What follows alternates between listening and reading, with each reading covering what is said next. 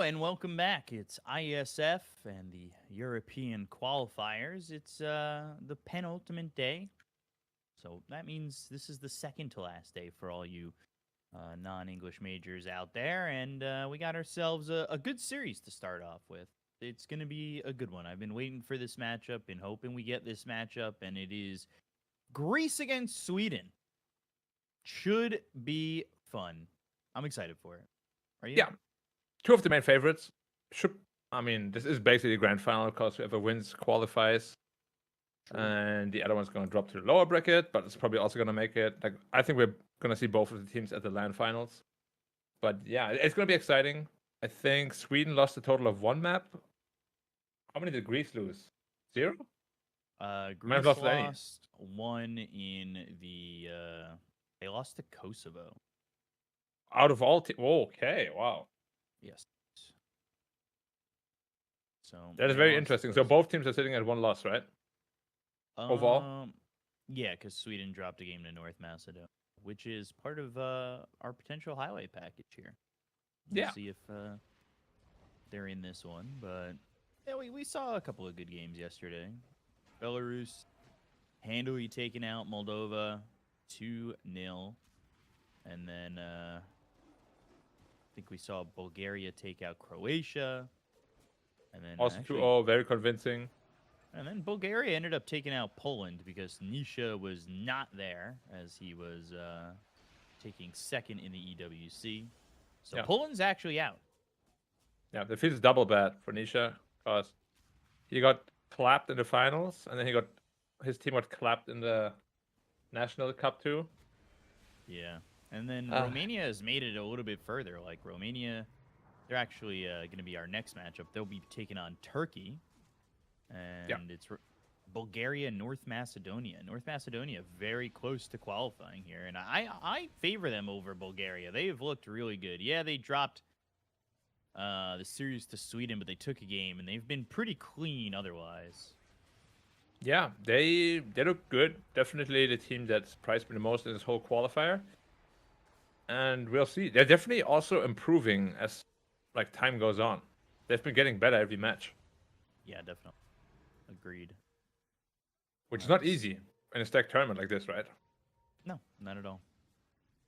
Not easy at all. And we'll have to see if they can continue their ways as, of course, qualifying here is not like the Asia qualifiers we had before where there's an Asia final. This, you qualify top 5, straight to the finals. Yeah, that means you're instantly in. Yeah, you're instantly in against Saudi Arabia, Mongolia, Egypt, and South Africa, right? Which, obviously, I mean, I wonder, obviously it's an advantage because, you know that you're in for sure. But if you make it out of the Asia qualifier, let's say like beat China or something, like you're gonna be feeling really good and really ready for the main event. That is not too long after that. And potentially, if you qualify now, the main event is not until like, what is it, 3.5 months later. Yeah, so how much real practice are you really going to get in? It could potentially be, for some teams, a disadvantage. For others, an advantage. Yeah, we'll have to see who they announce for the China roster. They still have yet to do that. Nothing's been decided for that just yet. It would be interesting to see who they put on that Chinese roster. Because from the Extreme Asia Gaming qualifiers, it could be them, yeah. I mean, from the Asia qualifiers, it's going to be the top 4 team. Yeah. Still strong competition. Not going to be easy at all. Yeah. Obviously, China, I think no matter who they field, probably going to be the favorite there. Yeah, I would say that. Not no matter who, but if it's people who are relevant in the scene, I think. Yeah, of course, which I'm expecting to happen. Yeah. Although I'm a little sad about Jure, obviously.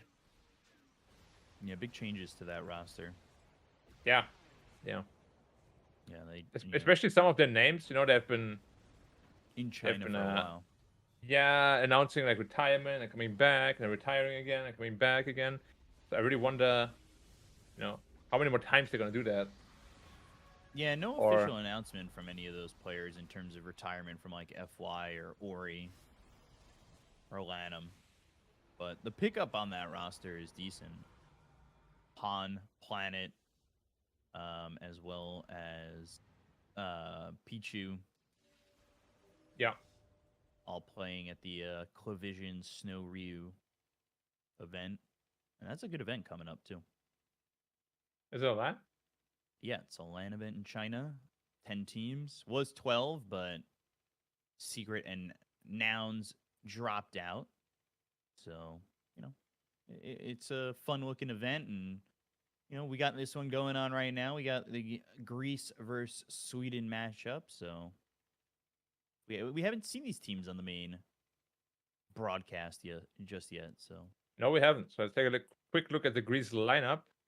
yeah. It's basically, well, almost full ad finum from back then.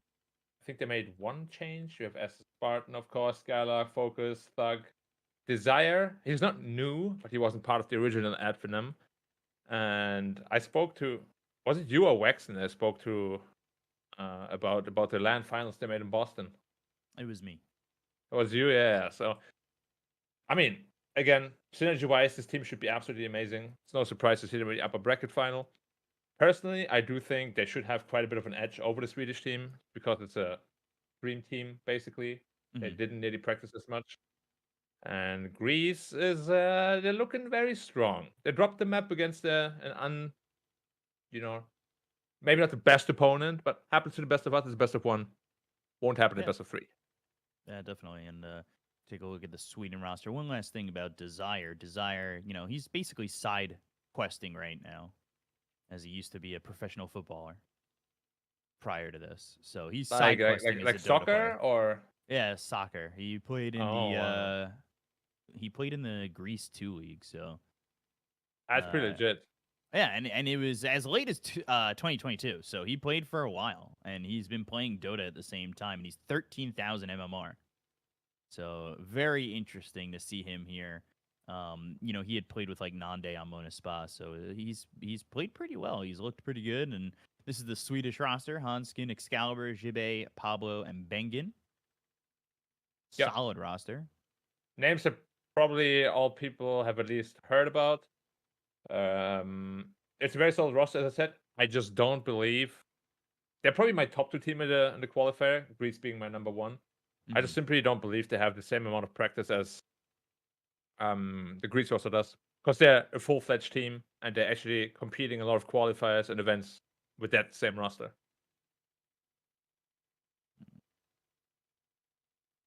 So Honestly, if I was Greece with a roster like this and I didn't make it out of the winner bracket, just like qualify in first place, I would be. It sounds a bit rough when I say ashamed, but like you have certain expectations, right? Like you're a full team coming into this. You obviously know that your enemies aren't full teams. Well, most of them anyway. And losing here, like, it just doesn't. At least a pretty sour note. Let's put it that way. mm-hmm. Yeah, it'll be interesting. You have two chances. I mean, you have two quick chances, right? So you're not, if you go down, you don't have to play two BO3s. You just play one more as well for a potential qualifying spot.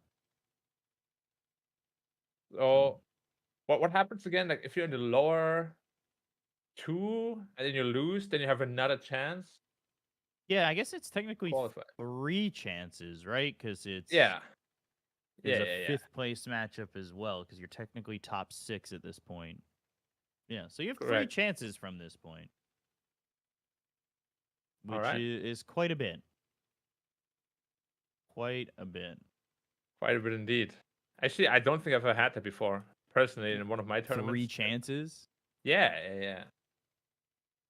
It's like makes you feel real alive, you know? First you're like super alive, and you're like, yeah, we're pretty alive, and then you're Yeah. still kind of a walking dead zombie, but you're still alive. Yeah. Well, I guess a zombie kind of implies you're dead. Well, I mean, re-dead, reanimated. Up to you. How you feel about it. Yeah, or you could be Tokyo Ghoul. True. I only watched a little bit of that anime. Yeah, it's not bad. but I don't think you would enjoy it. Actually, you watched Attack on Titan, right? Yeah, I never finished it though. Oh They kept wow. doing the last season, the last season, the last season part 3, the last season part 4, and I was just like, all right, enough. Hey, the last season had many last seasons. Yeah, That's how it goes exactly. nowadays, you know. I was just like, all right, this is enough. I'm done with this. I'm okay. I'm The, done. the last season, record open, real, record close. Was Yeah, it it's good? pretty interesting. Was the last season good? It was good, and it was actually a last season. I had like a proper finish to the whole thing. So maybe if you just want to see the conclusion, you can watch that. It's not bad. Okay. But yeah, I agree. It dragged on too long. Just like most good things in life, you know? They keep dragging, dragging, dragging. Like you can't ever leave on a good memory, you know? Like something always has to happen. They have to like bring it back after 20 years. We want to remake this series. And then you're like, no, don't do that to me. I watched it when I was like 5 or 6. I have such good memories of it. And now you butchered it. Screw you. All right. Basically. Rant over. Sorry about that. I'm just going to talk to my boys. Good luck, everyone. And we'll see. This is going to be a fun one. I don't expect it to be a 2-0, but it's always possible. I mean, I would say these are the two closest teams in like skill level. That sounds fair. I would say. Yeah, I think I'm going to have to agree with that.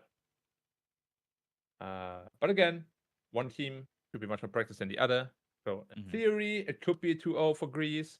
But seeing that they already dropped the series, and who was again? As I don't know the Kosovo. Greece Kosovo. dropped a game to Kosovo. It wasn't a series. It was one singular game. One single game. Well, I guess it was kind of a series in that sense, but To be fair, I need to go back to not even school. We don't learn this in German school. We don't learn about anything other than Europe. what are you trying to learn? Like everything about the entire like world. You Yeah, but know? Like what's the point of this? What are you trying to learn right now? Are you trying to oh, learn where Kosovo is? what I'm saying is, even in Europe, we only learn about like the big quote unquote countries that really like impacted Germany and stuff. You know, like we don't learn anything about Asia. Even East Europe is like super tiny subject that I don't really touch on. It's really just our neighboring countries, and I'm like, wow. You know, when I first left Germany, I was like, damn, the world is big. I didn't know that. Yeah. Definitely always interesting to see this stuff. And I'm looking at, a map of Europe right now with Copenhagen and Denmark, obviously north of you. And then you Yeah. can go right into Stockholm and Oslo and Norway and Finland. Finland. I don't know why I like saying it like that, but you can always get there like that. So we'll see. We should be starting in just a moment. Looks like things are going to be getting ready, and I look like you know that bug you get when you're in a lobby and it looks like somebody else. You're on like player perspective somehow. Oh yeah, yeah. Yeah, I Do you think have I that have right that. now? Oh yeah, because I have the mouse in the middle of my screen. I think that I'm on somebody's player perspective. Uh, how does that feel?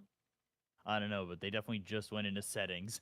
Watching the, I'm not. I don't know what settings they're changing, but I saw them go up to the cog and then like start to change some things. So I guess we'll find out who I'm spectating once we get there. But draft's gonna be underway in just a second. We'll get there and we'll see what they pick. It's been a lot of Windrunner, a lot of Snapfire, a lot of Hoodwink. Everything's been pretty standard. Been Yeah. very exciting to see the same thing game in, game out. These heroes are just too good right now, right? Um,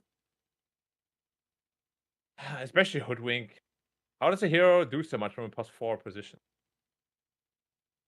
Um, good build up, good damage.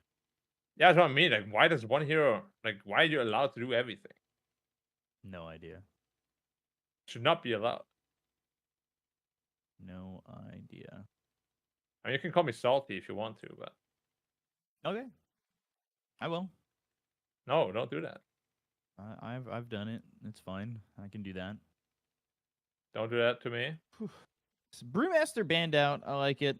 but obviously it's leaving everything that we expect. No Beastmaster. We'll probably see Snapfire in the Hoodwink. And somebody will try to pick Phoenix or something like that. Yeah. Force it to work. Pick Phoenix into a Snapfire, don't forget. Yeah. And a Marcy. Yeah. You have to make sure that you really hard counter yourself. Oh, yeah, we have the same microphone arm, I think. We might. It's a road one, right? Yeah. Yeah. I feel like everyone that I know has that one. Yeah, I mean, there's not many other options that I really care for. Yeah, and that one I've had just this thing has for a like while. you can do anything with it, right? Yeah, pretty You much. can put most mics on it. Oh, and Bruce Speed. First, Ember. Well, first pick Ember is kind of wild.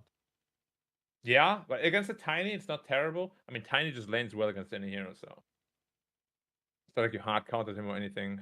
But yeah, well, at least it's something new, right? Yeah. I mean, it's not new, but not It's standard. not a Moo, that's for sure. That's League of Legends. So. League of Legends. Have you had any game time in leagues lately? Oh, a little bit. How is it Playing. nowadays? I think it's still the same. It's still you die in a heartbeat. Ah. But it's been fun. I've been playing with some of my Dota friends who are, semi pros. So they're really good. It forces me to play better. I actually feel like lately, League players play Dota more, and Dota players played League more. I'm quite happy about that. That they give each other's games a chance. Because they used to be just like hate. Well, it's definitely easier to play Dota or play League, come from Dota to play League than it is to go from League to Dota. Like League just does not have as many activatable items. It doesn't have any, no denying the mechanics are just way less. Yeah.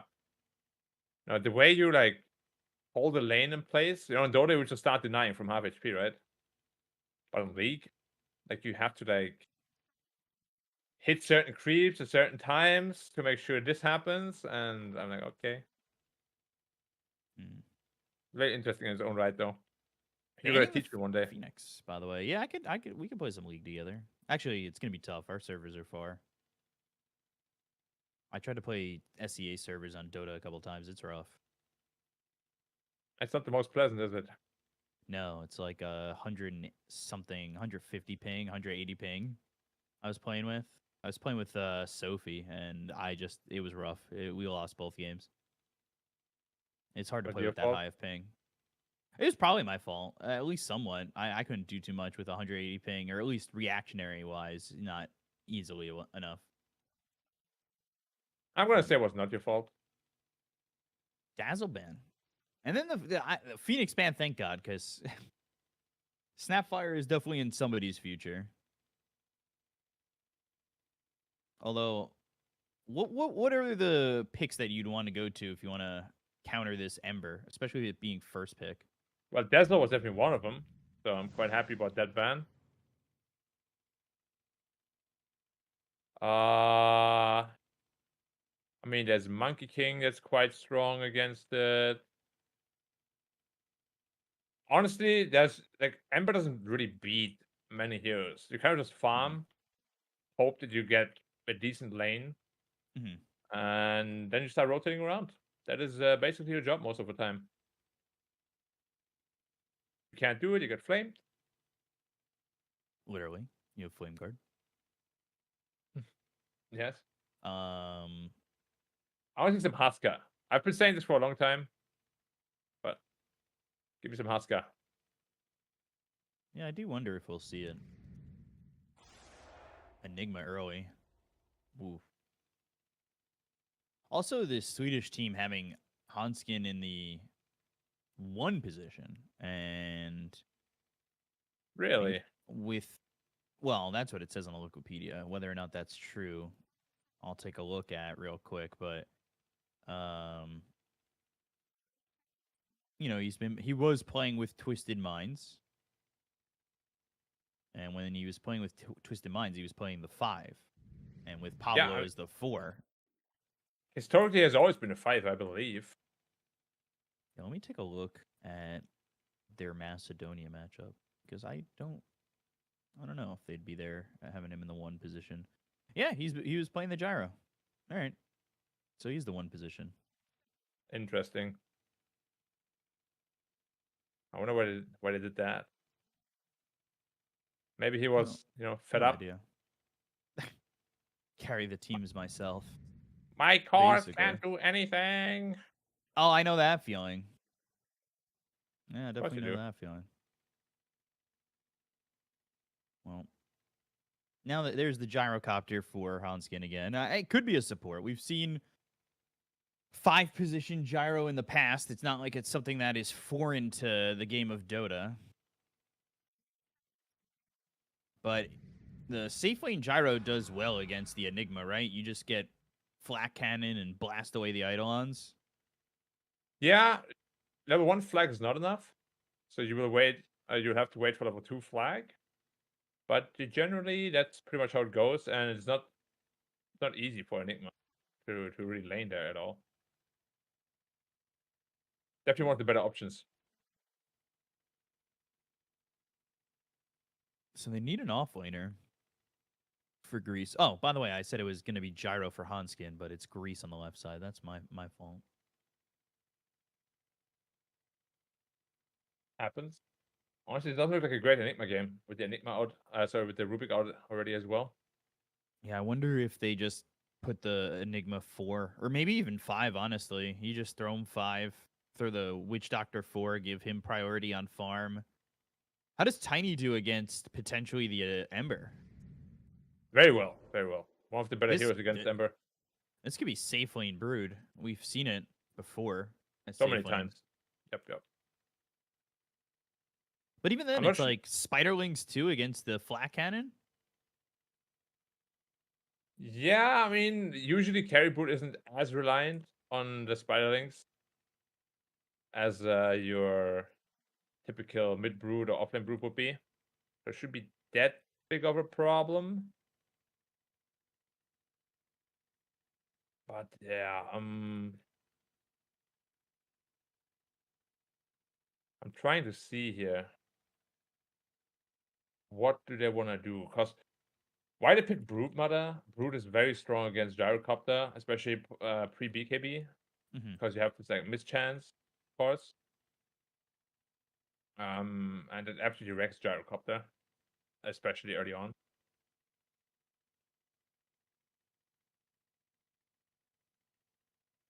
Mm.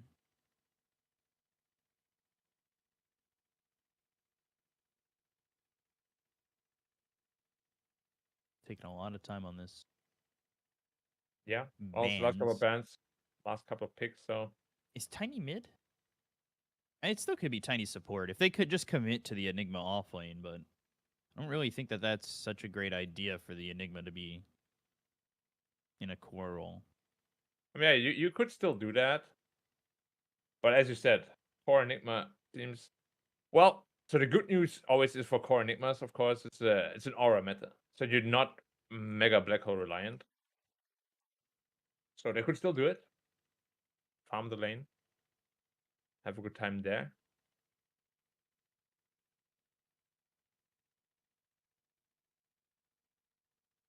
But pretty much no matter what, Enigma should always have at least a decent lane.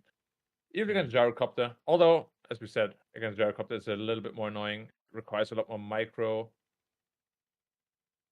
Yeah. I think put it support, pick another offlaner. Tiny middle does very well in this game. No need to make things too complicated. Well, they I banned think 2 carries, thinking that maybe it's going to be offlane Brood into mid Tiny, maybe. interesting. I mean, offlane brew could work too. Like Gyrocopter is not that good against it. I guess we have to see. The lineup is pretty open.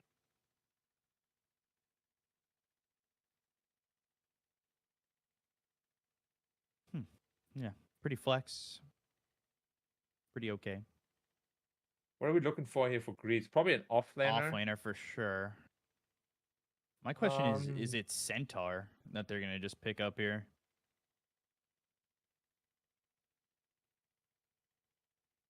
I feel like I would like Sand King. So they go Sven, and again, Sven doesn't necessarily give you all the answers, because you could still put Sven in a support role Yeah. and go safely in Brood, mid tiny, awfully in Enigma. I mean, Sven, honestly, just a hero in general, is so good against Gyrocopter. It gives you entitlement like 20 armor for over 10 seconds. So the flag cannon impact will be really, really limited. An offlaner can beat Sven, pressure him, maybe even a BKB stun if necessary. Not easy. And there aren't too many choices left. Sand King is a hero we've seen a lot lately. Maybe it's that. But it's, as I said, also not your prime choice in the offlane. I like it mid much more. Primal Beast. Primal, I Okay. guess the trample does well with Eidolons and Spiderlings. And Yeah, it will and be safely in Sven. you also have the BKB piercing the sail that we spoke about. So Yeah. overall decent pick. But Sven is not really afraid of Primal Beast at all. And it's gonna be commitment to the offlane Enigma, which worries me a little bit. It's definitely not easy. Does not But, seem like an easy lane. so it's a mid brood. Hmm. It's a mid brood support tiny. Okay. Tiny Enigma, the lane is absurdly strong though. Like the Avalanche stun, the tossback, the Malefice stun with the Eidolons hitting you. Gyrocopter might not even have the time to kill those Eidolons. Especially early on. So there is potential to be pressured a lot. You said it's Excalibur on the Brood? Yeah. Okay. Yeah. You know, I was looking at And Hanskin on the Sven. So yeah, he is playing the carry role. I was looking at Focus's win rate with Gyrocopter. It's actually only 37%. That's not very high. No, that's very low considering Like overall or this patch? overall in pro games. Oh wow. Yeah. That's Crazy. pretty low. Can you check It my is. anti-mage? No, I'll check your anti-mage later. I'm pretty sure it's Man. quite high, my anti-mage. It probably is. I wouldn't be shocked. Like I think it's above 60. Let's take a look at. I'm gonna take a look at Excalibur's pub history, just to see where his Brood is at, because he only had one pro game as Brood, and he only has 16 pub games as Brood. Yeah, well, get him out of here, filthy brood spammer. Well, I guess spammer is not really the right term. Player.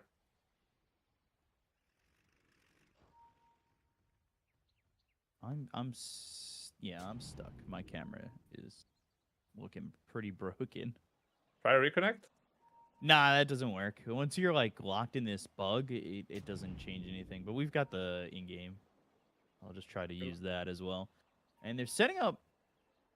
It doesn't matter. But they've set up webs bottom. But it's definitely Brood mid. There's no world where he goes offlane, right? On Caliber? No, I don't think so. I think he's pretty much the most locked in mid player in this entire tournament. Doesn't look like there's going to be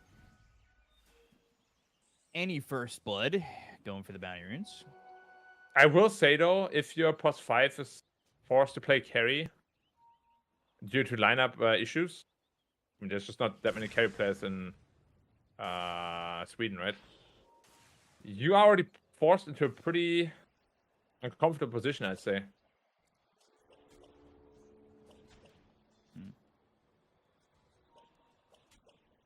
How's this mid gonna go?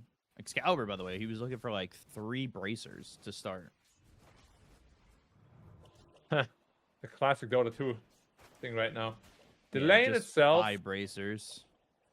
Yeah, like Brute can't really get bullied out of lane.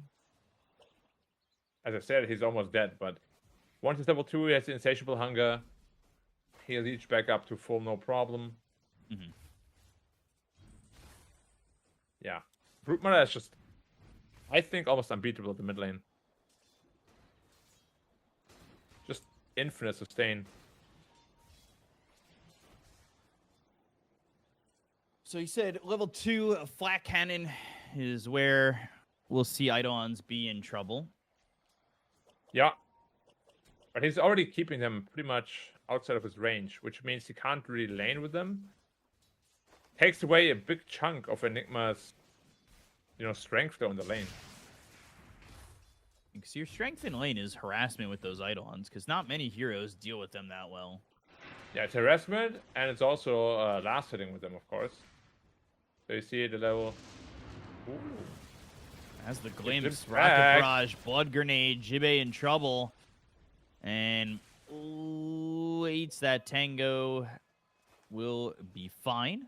Gets shared another tango, but again, another flat cannon, another rocket barrage with a glimpse, and he'll be dead. It's pretty rough. Spartan has glimpse in a second, so you definitely need to be careful if you're this Enigma. You do not have a lot of health. The flat cannons are hitting you, and you're down to 20 health. Yeah, he's definitely dancing around. He doesn't want to go back, of course. Wants the experience that comes here. But it might just be time, to let the Tiny get the experience, and you need to get a little refreshment. He actually got a healing salve, I think. Back to full, no problem. Well, that was the discussion, right? That was the surprise that shocked to, see this Enigma take a core roll. Yeah. Again, we are not entirely sure why it happened. But it did. What can you do? Sometimes it's life. Let's see how it goes from here. As mid is pretty even. Pretty even. Bengen in trouble. Trample on top of him. They are going to lose this Witch Doctor. It will be first blood. Jibe, they're going after Focus. But some damage here from Spartan. As both Pablo and Jibe sitting really low, and Spartan not afraid to just step up. They've got the glimpse on a Jibe. One more right click and they'll get the kill. And now they've got the flat cannon. If they can just get vision of Pablo. Tossed up, but Spartan doesn't die. Yeah, toss level 1 only. He went into the tree grab, which of course a lot of Tinies do. But your new combo is very weak. When both spells are just level 1. You really get online when you're like level 9, level 10 with the damage. And yeah, as we said, the Enigma just doesn't really have that much impact against Gyrocopter. Why did they do it? Who knows? Look at those Eidolons, all gone. Yeah. Focus already sitting at 35 CS. Well, of course, they're a little bit fake, but I mean, Eidolons are actually some of the summons that give quite decent amount of gold, almost a CS worth.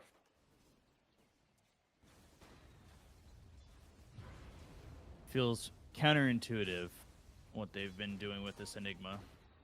Do you think Eidolons give too much money or no?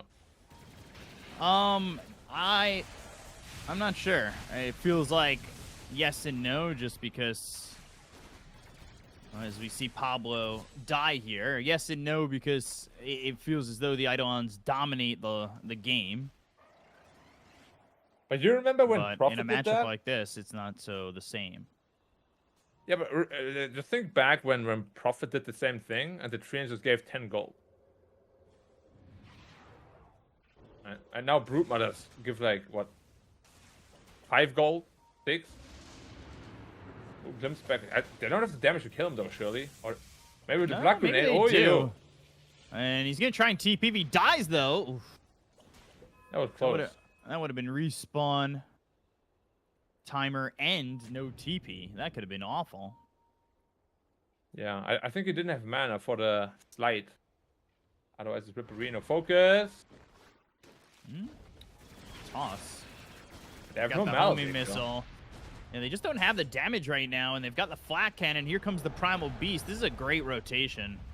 Knowing that these heroes aren't exactly strong, knowing you can get a kill out of this. It goes to Skylark. Enigma even walks up, but you make this TP, and then you just go through this gate back towards top, and I think you're in such a good spot. And this, this is the chemistry that we talked about with this team is, they've played together for quite some time.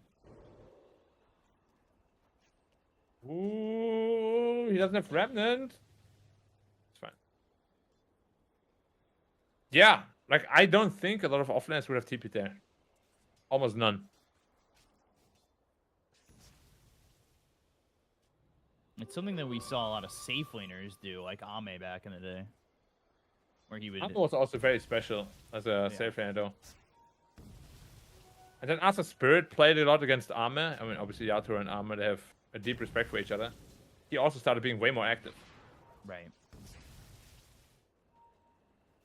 It's probably the best bromance we've had in a long time in Dota, the two of them. Definitely so. I don't know any others. Skylark also going to pick up the Wisdom Rune, so he wants to get 6 as quick as possible.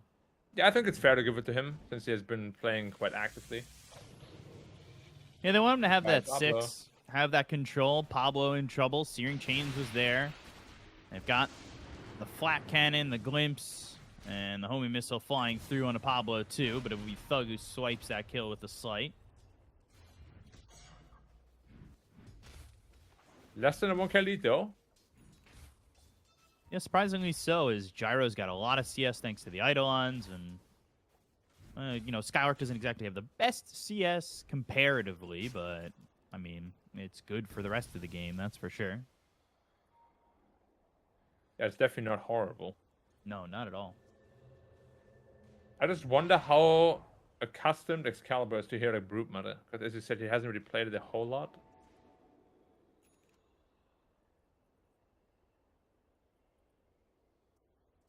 Especially in a more serious environment.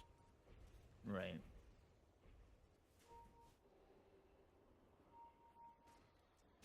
So, telekinesis. Thinking about even cliffing there. They've got the Maledict, but they use this glimpse. And they do have level 6 on this Gyro. Focus, though, getting really low. They use this black hole onto just the Disruptor, but with the Eidolon's damage, it will get 2 kills. Good job there by Sweden to turn this around. Works out in their favor.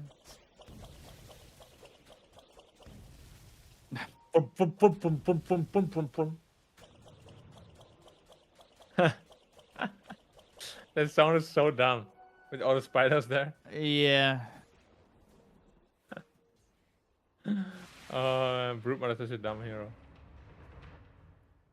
I wonder how many Brute fans are just offended. Well, screw you if you're a Brute fan. All of them. Good.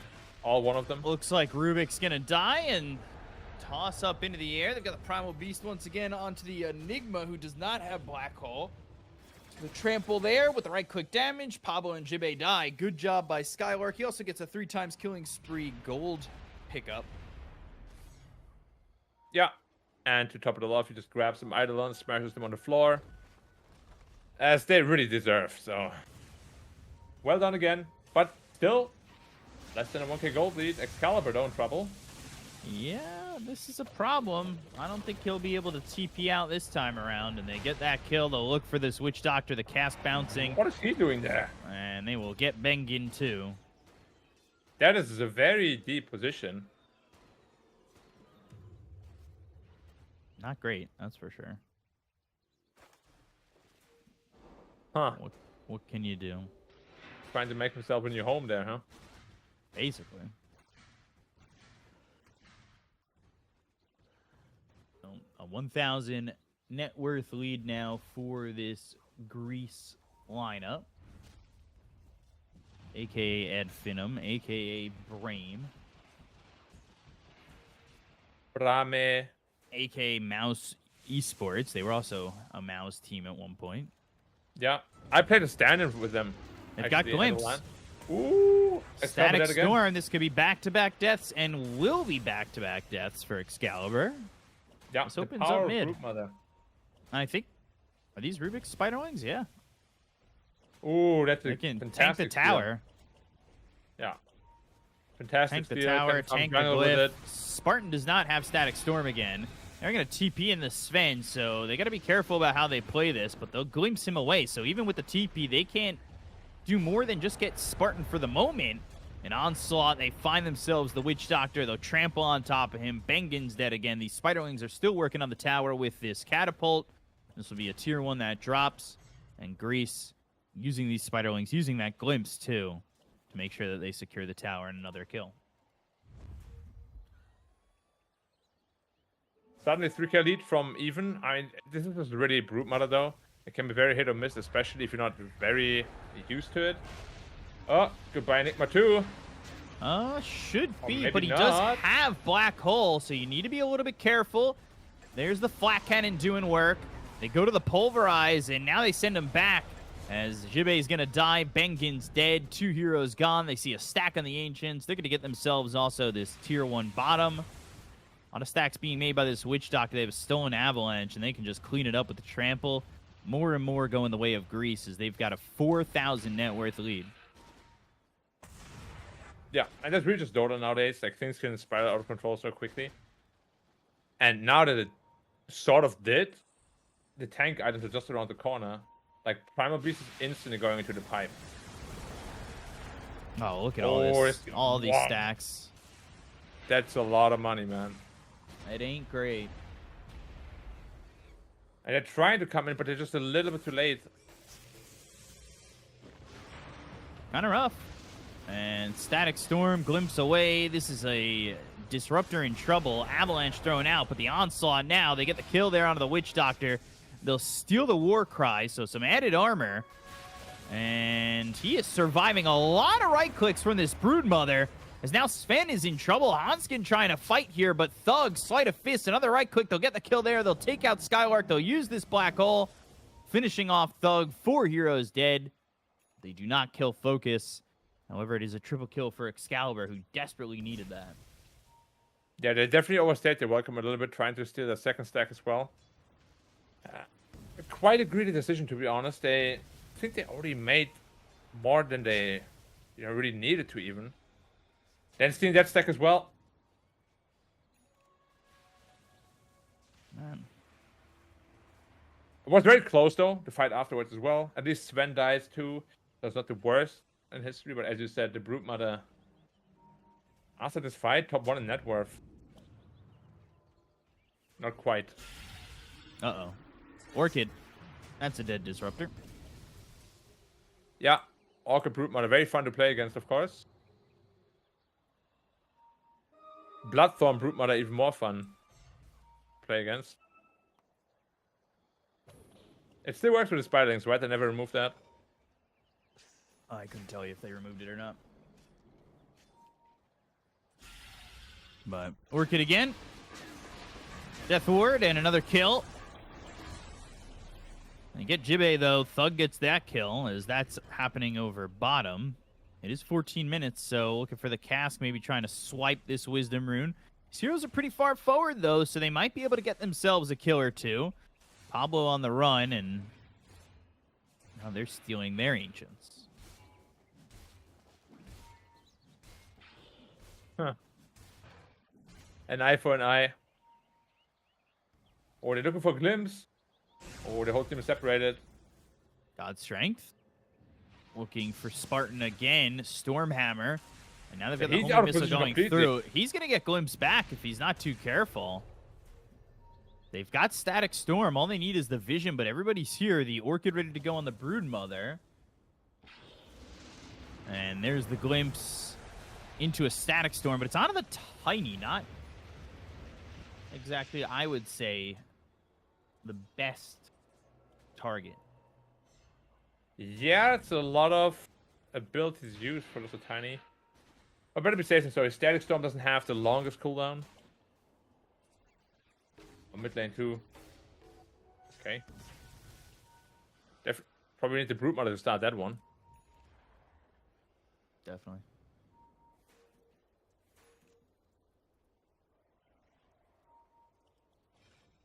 Yeah, it's looking good for Greece, but still pulling their way back is Sweden with this brood. Brood's got this Orchid working on a BKB. Sven getting his Echo Saber.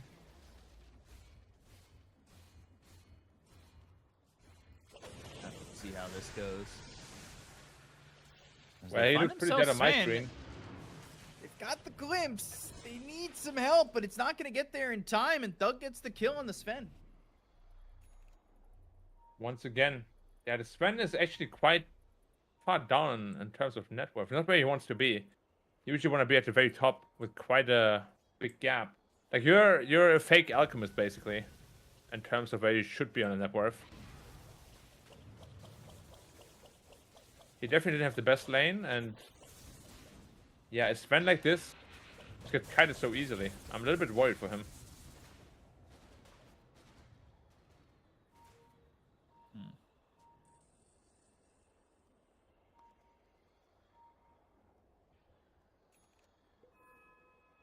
All together now, still a 5,000 net worth lead. Yeah, and Gyrocopter is getting huge. The answers to Gyrocopter without a big Sven and Brood aren't the best, especially post BKB. Black Hole won't really be one ever, just because Rubik's existence.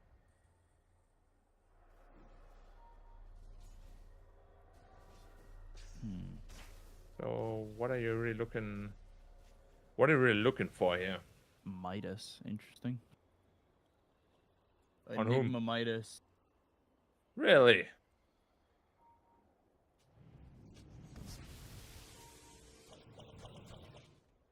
That is a very interesting choice.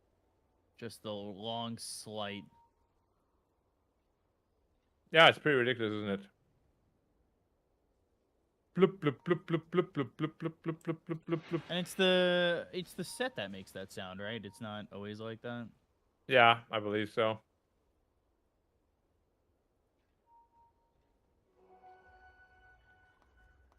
The little, what, whip sort of thing.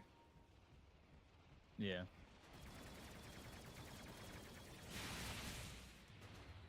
So you've got Well, it's not focus. as a vessel. Just continuing to farm. Yeah, has that vessel. Pretty farmed. Oh, for Gyrocopter this time. Yeah, they're Just looking to for support Gyro, them. but Benton is out. oh wow, no, he's Seriously. not. Pablo is able to TP out, but they'll end up losing the Witch Doctor. It was just the two supports showing up, and both tried to TP out right away. What was the plan there?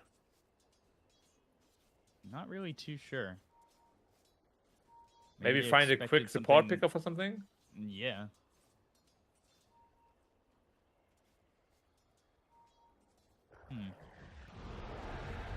Onslaught just towards the bottom lane, pushing it in towards the tier 2.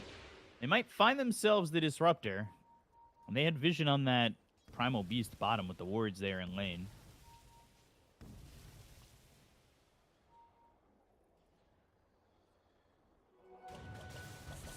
Nothing really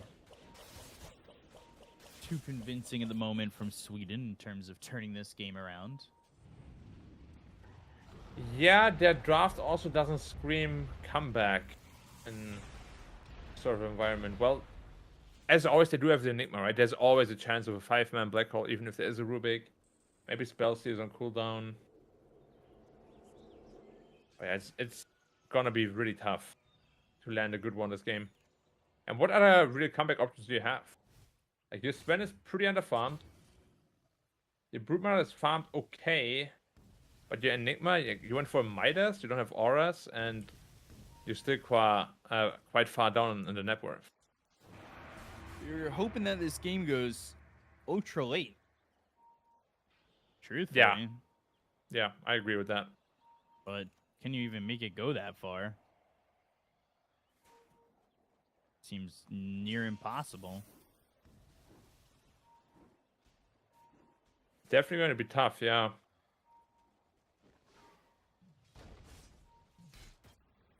probably what Greece is looking for. Roshan, take all the towers, potentially even end the game with the BKB. Gyrocopter sitting at almost 3k health. Why? Jesus, he's tanky, man. Very, very tanky.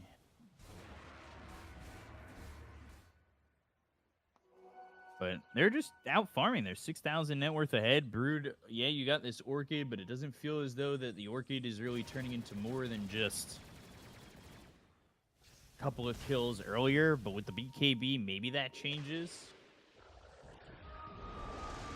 Onslaught, glimpse in.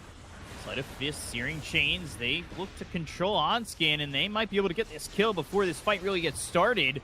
And the God Strength was used into an instant death. Black Hole comes in, but this isn't looking good for the side of Sweden. They can't even get the kill on the Skylark. They're losing 3, and Bengen looking next on the list. There's the glimpse over towards the Rubik. Make it a 4th, and Greece lose nothing. Yeah, he tried to get a good Black Hole off, but all that did was enable Rubik to get an even better one off. Well, you're just in an almost impossible situation, so you can't really do much about it. But there's the Roshan. I think with that Roshan, probably go the last hopes of Sweden as well to make a comeback in this game. I have to admit, the draft doesn't really scream Sweden to me. You know, like Excalibur is, in my head, not really a brute player. He's more of a spirit player.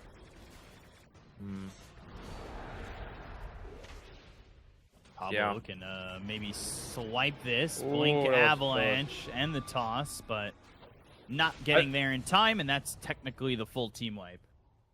Yeah, I think it was worth a try. Maybe something to, bring it back. I bring back the game in their favor. Yeah. What can you do? Chances of that happening are close to none.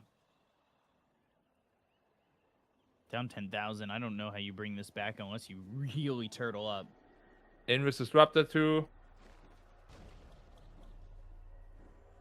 Gonna be a glimpse coming soon. What is there? Could just be a straight up static storm, but it was on cooldown for a split second. Now they've got the Gleipnir, and they'll get this kill anyway. Yeah, Ember's huge. Getting the top tier 2 at the same time.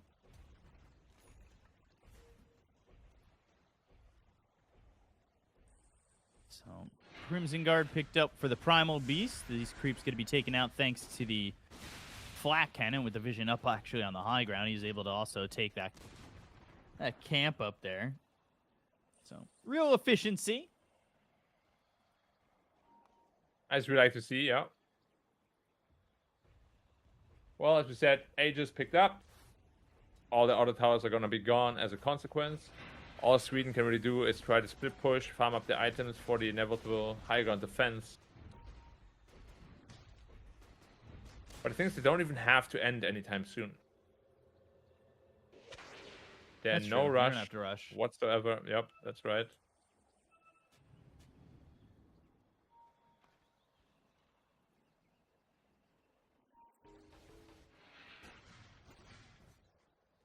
Focus just getting all this farm. No real fear of being caught.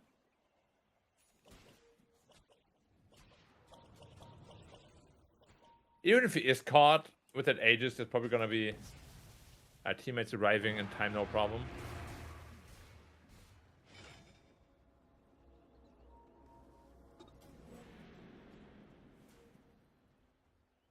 Oof. I think that was Rubik's courier. Died with that blink dagger on it.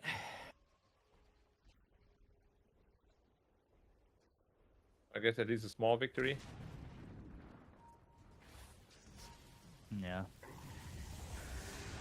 And they are going to go in and look for this kill into Pablo. Trampling on top of him, and even with the toss, he is still going to die. His focus, who is godlike, and now they will start this high ground siege. What do you got to stop him? You don't have any spam, really. So you can't rely on that. Once the cliff is gone. Well. I mean, they're back, but they're not really trying to defend. I really can't see how they mount the defense either. I mean, Guardian Greaves now picked up on Witch Doctor, but will that make the biggest difference? I guess we'll have to wait and see. Probably not. At some point, you're going to be forced to defend, and they haven't done any of that yet.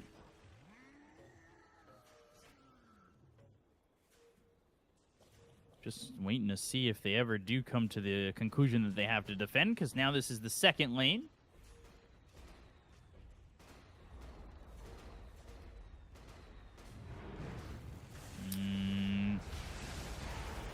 Here we go. You're going to go for the Pulverize, get the kill again onto Pablo, and they're going to try and get these kills with the BKBs being popped by the side of Sweden, but if it all fails, this could just be the end of it, and they get away from these heroes pretty easily. Avalanche on a 2, toss onto this Disruptor, and that's really just a consolation prize if they do in fact get it, but the Onslaught is in. That stunned up Bengen. They'll take out Spartan, they'll lose Pablo, he'll buy back. The attention is now on a Han skin, but the cask is there with a Death Ward from Bengen. The Orchid onto Skylark, Force Staff onto the low ground, Searing Chains hits onto the Sven. They'll get the kill on a Han skin, he doesn't have buyback. And if they lose this Brood of Excalibur, that should theoretically be it. As Bengen dies too, full team wipe, and GG is called. Yeah, you saw Nitma never even had a chance to get the Black Hole off. Or, well, he had chances, but he just didn't want to commit to it because it would have been a suboptimal one. Rubik was just waiting the entire time. It wasn't the best Enigma core game, as we have said pretty much straight away. They still chose to play it as a core. This was pretty much the beginning of the end already. Yeah. I mean, the draft in general, it wasn't the greatest, let's be real.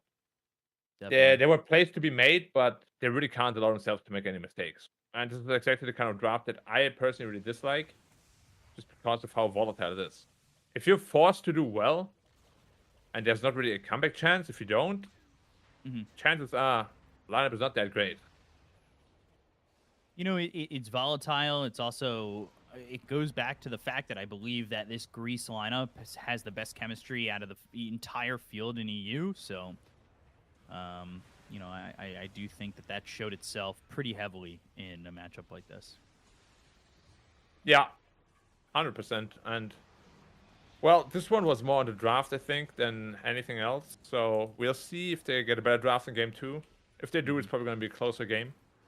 But, yeah, it looks like Greece is the heavy favorite, especially after a performance like this. Yeah, it does feel like that, for sure. You can just see they go straight up high ground. There was no stopping them. Yeah, they get this Aegis out, but it doesn't matter. Like, the BKBs pop, and then they're just able to run.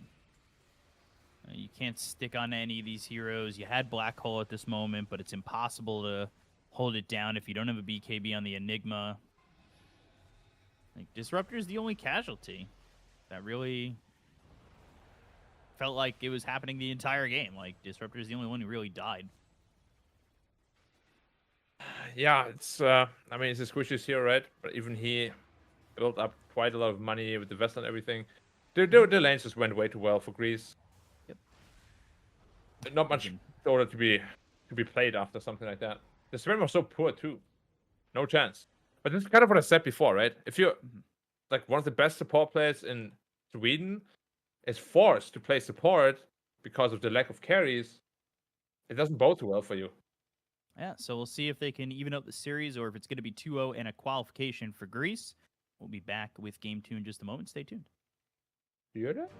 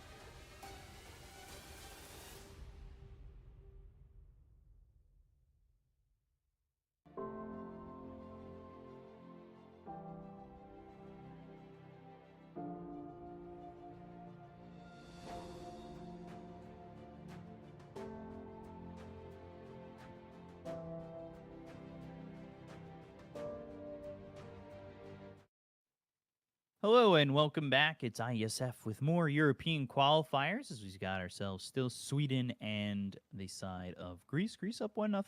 Looked pretty confident in doing so, winning in just 27 minutes, and it felt like a game that was all theirs the entire time. So we'll see. It looks like they're gonna 2-0 this personally based on game number one. Um, but Sweden, draft has to come. They have to draft a little bit better. They can't commit to just throwing Enigma in the 3 position, even though it gets completely countered. I don't think that picking it that early was that great, but I don't know. We'll see. Yeah, definitely. I think most of this loss came down to the draft, to be honest, and just the inability to adjust what Greece was picking. But Mhm. I mean, I don't want to just write it down to draft. I think Greece's team play also has been absolutely fantastic in his first game. Mhm. So yeah, so it's gonna be tough to come back from that, I think. But again, do they already have a triple life, or do they need to win one more game for their triple life? Who? Sweden? Yeah, or either of They these they teams. technically have a triple life no matter what. Okay, yeah. So lots of Dota to be played for all of them still. Yeah, they have that triple life no matter what, and it would put them at if they were to lose this against the winner of Romania and Turkey. So we'd have to see how that goes. Could be rough, Rom- but who knows? Romania and Ember Turkey, yeah. Ember getting banned early, Hoodwink as well. We didn't see Hoodwink or Snapfire in the last game. But Rubik or Snapfire. yeah, What it's is your really one favorite or the other. support hero nowadays this patch, other than A, of course? Um I think I fixed my game. I restarted. I'm trying to think. I mean, I like Hoodwink, but it feels a little overpowered just because of the fact that you naturally transition into a core. I feel like supports shouldn't really be able to do that and just get damage items like that. But thinking of supports that are good, It doesn't have to be good. It could just be something you really like. I mean, I like playing Sky or Venge. But Sky is pretty. I think Sky is super fun, but yeah, he's He's very so bad to dead. pick. Yeah. Yep, so dead. He works in lower brackets where I'm at. I mean, that's pretty much how it's always been. These heroes are available to be played in lower brackets when you just kind of, you know what I find in my bracket as well, and it's super frustrating. There's this trend among support players where it's like, okay, I just go first item Ags and we win, right? Yeah, Like the Ags picks and the Ags upgrades are just like for so many supports are good, but first item is so bad. I think it's so bad when players do that. I mean, I think any support that's not going for like Force Staff, Ghost Scepter, Glimmer Cape, something like that is kind of griefing. Blink Dagger. Like I know I go Rod of Atos on Ancient Apparition to start, but that's still supporting in the fact that like I'm giving more lockdown. I get Arcane Boots. You sometimes shift them into Greaves if the game calls for it. But it just feels like there's so many players at the lower level that are just like, okay, I'm picking a support that can carry the game. It's like, no, you don't need to do that. Help your carries carry the game. Help your cores do well. Getting an Ags on Warlock or getting an Ags on Witch Doctor first or getting an Ags on Lion first. Like, oh, I fingered 5 people. It's like, okay, cool, dude. You hit them with your ult. Now they don't die because your carry dies in 2 shots because he has no escape mechanism because you didn't buy one. Yeah, that's the biggest fault of a lot of Dota players, right? That they just kind of forget it's a team game and that they have to do their role because if they try to do someone else's role, nobody's doing their role, and you're not going to win the game that way. Not Yeah. many times, at least. So now this Phoenix gets picked for Sweden, and there are a lot of heroes that I find that can really rid this egg, and it does start with Brew, right? Like you could Cyclone anybody who's going to try and stop you from doing so. You could get Snapfire. We've seen Ursa as a counter to it. Windrunner has been picked up a lot against Phoenix as well. And once you've got that Cyclone basically controlling whoever is going to be able to really shut you down, I think you're in trouble as a Phoenix. Luckily, it's just a support. I don't think they're forcing or shoehorning this into an off lane position, which is good. Well, I personally think Brewmaster is a fantastic hero as well. He's very strong. I think. Yeah. And we've seen it a couple times. I kind of like Bat Brood as a lane, or Bat Brew, not Brood. Bat Brew as a lane. I find that lane to be very devastating. Cinder Brew with a Flame Break, and all of a sudden you're burning out real quick. Especially when you're a Phoenix that wants to use spells quite a bit, and obviously you use health for your spells. Like, you're just kind of asking to die. Wait, is there a limit on how much magic damage has to happen for the brew to trigger? The Cinder It's Brew? it gets activated. I don't think it's activated immediately, right? Or unless they change that. No, I thought you need to get hit by an instant of magic damage after it's applied to you, Yeah. and then you stop burning. Yep. Yeah, so is there like a threshold on that magic damage amount that has to happen, or? Oh, let me tell you. Because then by right, even sticky napalm could activate it.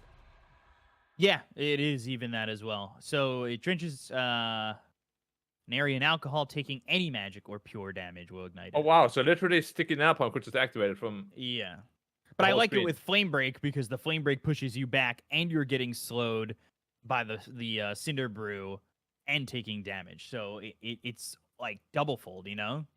Oh yeah, of course. And I was just talking about like the entire game.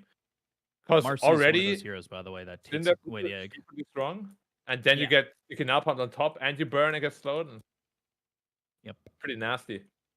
Yeah, Marcy is a. I had a conversation with Waxton yesterday. Too strong. said, Another one of those overpowered supports, I would say. yeah, way too strong. Way too strong.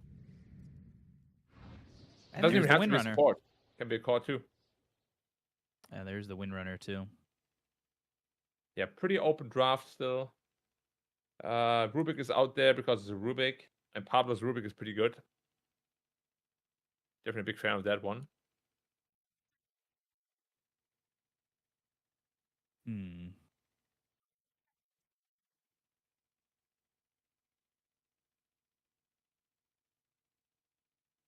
Wonder what they pick up to kind of counter this. The Rubik's always a good counter to some of these things. There's a lot of good spells here. Power Shot, we saw how strong that can be with the Rubik picking it up. This doesn't necessarily need to be a support Rubik.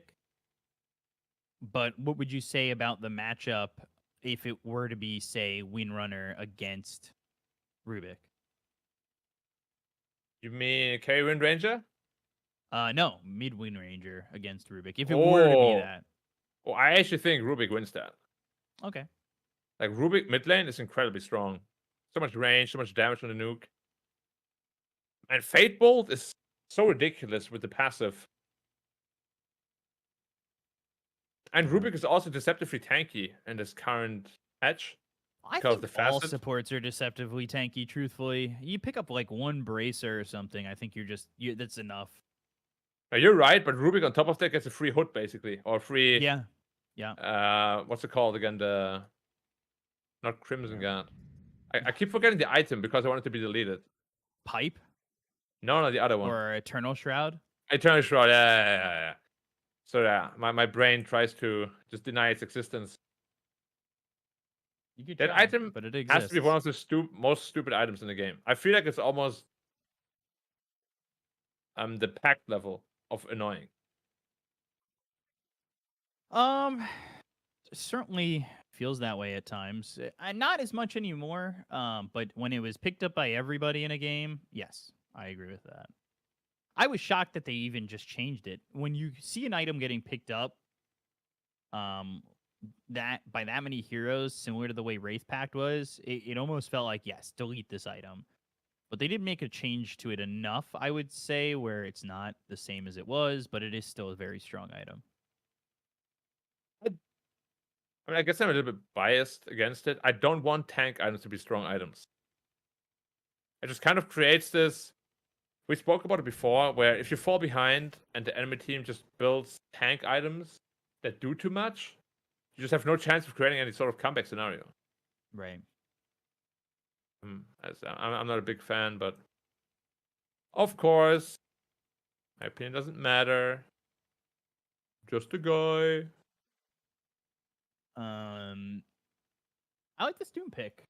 Somewhat. I like it somewhat. I'm not completely sold on it yet, but right now your only Doom target that I think has to be prioritized is the Brewmaster, and there's that Ursa. I mean, I am 3 for 3 technically because the Snapfire got banned, but I told you Windrunner and Ursa were the picks against this Phoenix. And Yeah. Ursa doesn't really care about getting doomed too much. No, especially not if you get the Enrage off first. Leaving them with a mid or a support. I guess this could be a support Windrunner. It doesn't necessarily have to be mid. Yeah. But They banned Dazzle. isn't Doom Okay. really good against Marcy? Because the psychic effect is if the Marcy basically was completely... if the Marcy went core. No, I mean, even like if you give the psychic to Ursa, right, he suddenly has 0 lifesteal. Causes that Doom. Yeah, I guess Yeah. it's all right against I mean, Marcy. I guess it's not like a hard counter, but it's like a nice interaction for him. Both teams banning support, so I guess the assumption from Greece is this is going to be a mid Rubik. Which wouldn't surprise me. Now, again, I don't know if Excalibur is like really a mid Rubik expert. I do believe mid Rubik needs to be, played by an expert. It really plays it a lot. Mm-hmm. But how hard can it be, right? Steal some spells, fate ball some people.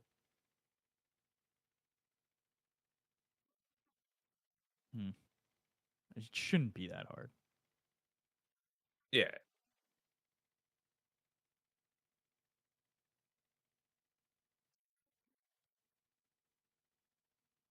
Well, again, we'll have to see. Banning the Shadow What do you Fiend. think of Doom this patch? I'm not sold on him. I think he's okay. I don't think he's that great. I think there are plenty of other offlane choices, but here the clear idea is, Doom Brewmaster and make sure that they don't get that split off. And now the Batrider comes out, so I'm happy. I've kind of called most of these picks here, and Pretty impressive.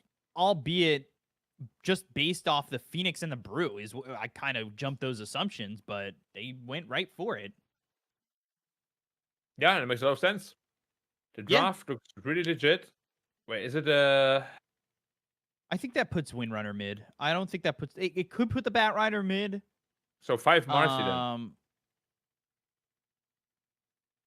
I mean, I guess you could can you? Hold on. I mean, you could run a 4 Marcy and just put a top lane. It also works. Yeah, hold, let me check something though real quick. I want to check because you could go Marcy with the Brew because rebound is magical damage. Yeah, it's just a little bit harder to hit. And it's not as effective of a Earth Spirit combo. mid. That's good against Wind Ranger. It's a vessel builder. It's mobile early. Yeah, I think it's a very good pick, to be honest. So it is 4 Marcy, 1 Ursa, 2 Windrunner, 3 Brew, 5 Batrider. But they could lane it differently. They don't have to lane it naturally. Yeah, I would like to see the Bat and Brew together. It just makes the most sense. No reason not to do it.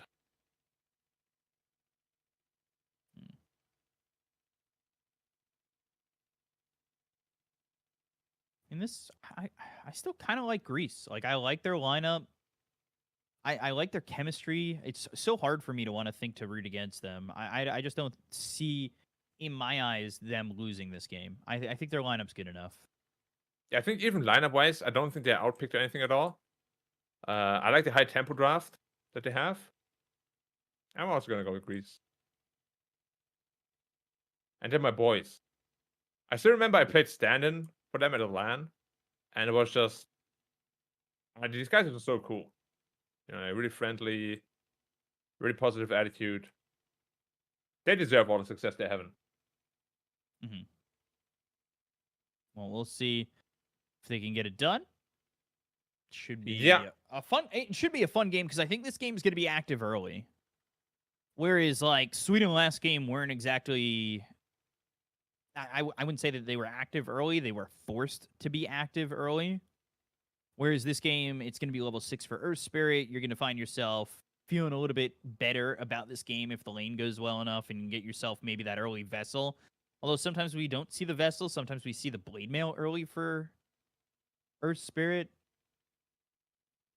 Yeah, both builds are He's- very viable And he's got blade mail queued up. So, already before the game starts. So yeah. he's pretty set on his ideas, obviously.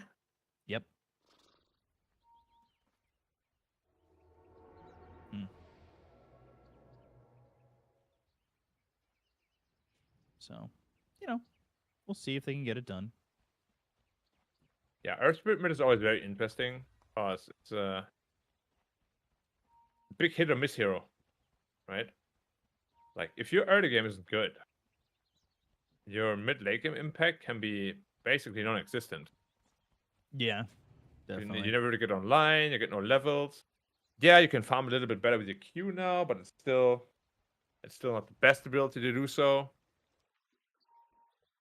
But then again, if Earth Spirit has a great game, he can definitely snowball really hard too.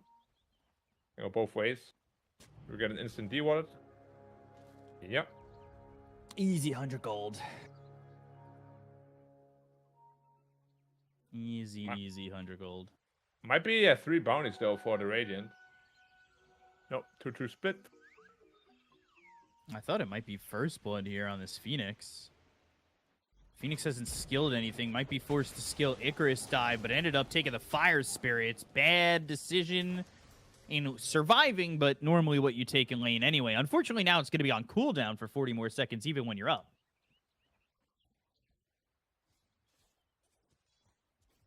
I think you would have been better off just letting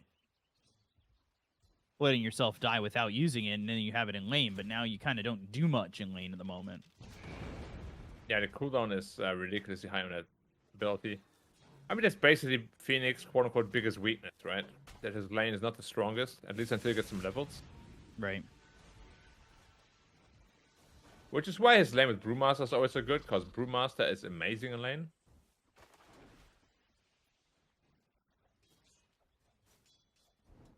We'll see how this Brewmaster combo goes.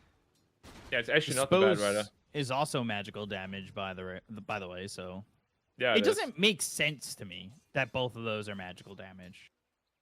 No, They seem as physical as they get. Yeah, exactly. She's literally doing like a backflip, or she throws you behind her. Yeah. Somebody tell Kurt Angle he was magical. Or Chris Masters. Yeah. Oh god, the Master Lock! And then they pass out. Okay, you watch a lot of wrestling, yeah. right? Here's another kill on Bengen. He just doesn't get away from this. Like, yeah, Flat Cannon's gonna do some damage. Oh, he got level 2 in the middle of that. He does get away. That was very close. Probably also a bit lucky. I'm not gonna say it was calculated. It wasn't calculated, but the Flat Cannon ended up getting enough creeps where he's able to survive. I didn't think that was gonna happen. Maybe it was planned play. A little bit calculated. By his teammate, actually. That could have been. But I need to probe your mind on something. As we see the bad rider maybe die, actually. Yeah, Spartan, Fairy Fire, one more right click, and Focus might also die. Both heroes getting low, both heroes surviving it. Okay. I need to probe your mind a bit on WWE. Sure. I've been wondering for years, why do they pass out in like these submission moves that obviously don't make them pass out, like the Master Lock, for example? What was the question? Why do they pass out when they're in submission moves, like the Master Lock, where he just holds them from behind, basically? Yeah, all the oxygen. From the arms? Yeah. Leaking out? Exactly. Oh, it's so funny. I love WWE. It's great acting, honestly. It's very hard to do.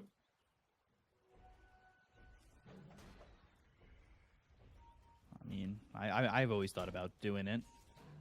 I'm just, Oh, you know, dude, I'd have it to, would be I'd have to amazing. get Please, man. shredded. I can help you with that. No I problem. gotta get on the juice. I'll give you a different type of juice. Don't worry. Focus is not having a fun time. This is a different kind of build for a Doom. Usually we'll see a lot of Devour early on if you want to just grab that gold, but the Infernal Blade and the Double Scorched Earth here is to play aggressively. Meanwhile, bottom, they're under the tower. Bengen is low. Bengen glyph the creep so he doesn't get hit with that tower shot, and he's able to get back towards his own gyro. Right now, the lanes are going really well for Sweden. Mid is the best lane for the Dire. Cinder Brew, rebound. Onskin's under the tier 1 and 2. If anybody were to TP over, maybe they could get some help to get this kill. Even Phoenix is here. All you need is one TP, but Bat Rider doesn't have one, and Windrunner doesn't exactly want to leave lane.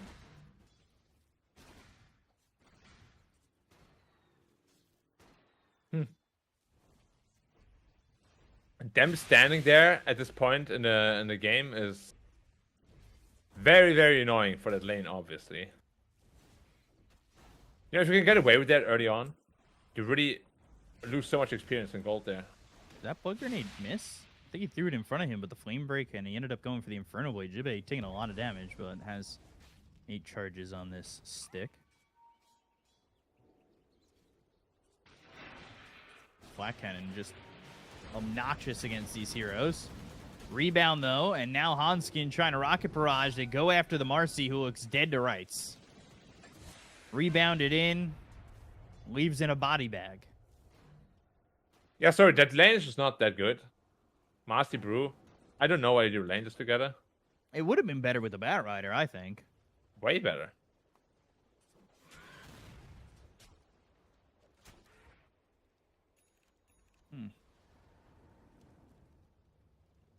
Not great. There's the urn for the brew. So a different build for the Brewmaster. We've seen Radiance quick builds from brews before, but we'll see this from time to time. The Spirit Vessel, especially if the lane's not going nearly as well. You get that Spirit Vessel, you feel like you can activate a little bit earlier and maybe get a couple of kills to where you get that Radiance. Dispose off the Flame Break, a little bit of an alley-oop. Pablo, he'll end up dying here, but Bengen makes the rotation. Icarus dive and some right clicks onto Spartan to get the trade. And right now it's a 1,000 net worth lead-ish for the side of Sweden. Yep, and Sibbe, very much like MC. MC played Doom yesterday, had a very similar sort of performance. You know, I didn't think too highly of the new Doom, but maybe I'll have to eat my words soon. It's doing well. I think the lane it's got is pretty manageable. It's about what happens after the laning phase, like when we see Wind Rangers start to move around a lot, right? If you're able to survive. Because didn't we see in a Doom game where Wind Ranger was just focus fire killing Doom on cooldown? Yes. Very true. So you do need to be careful. Skylark halfway to level 6.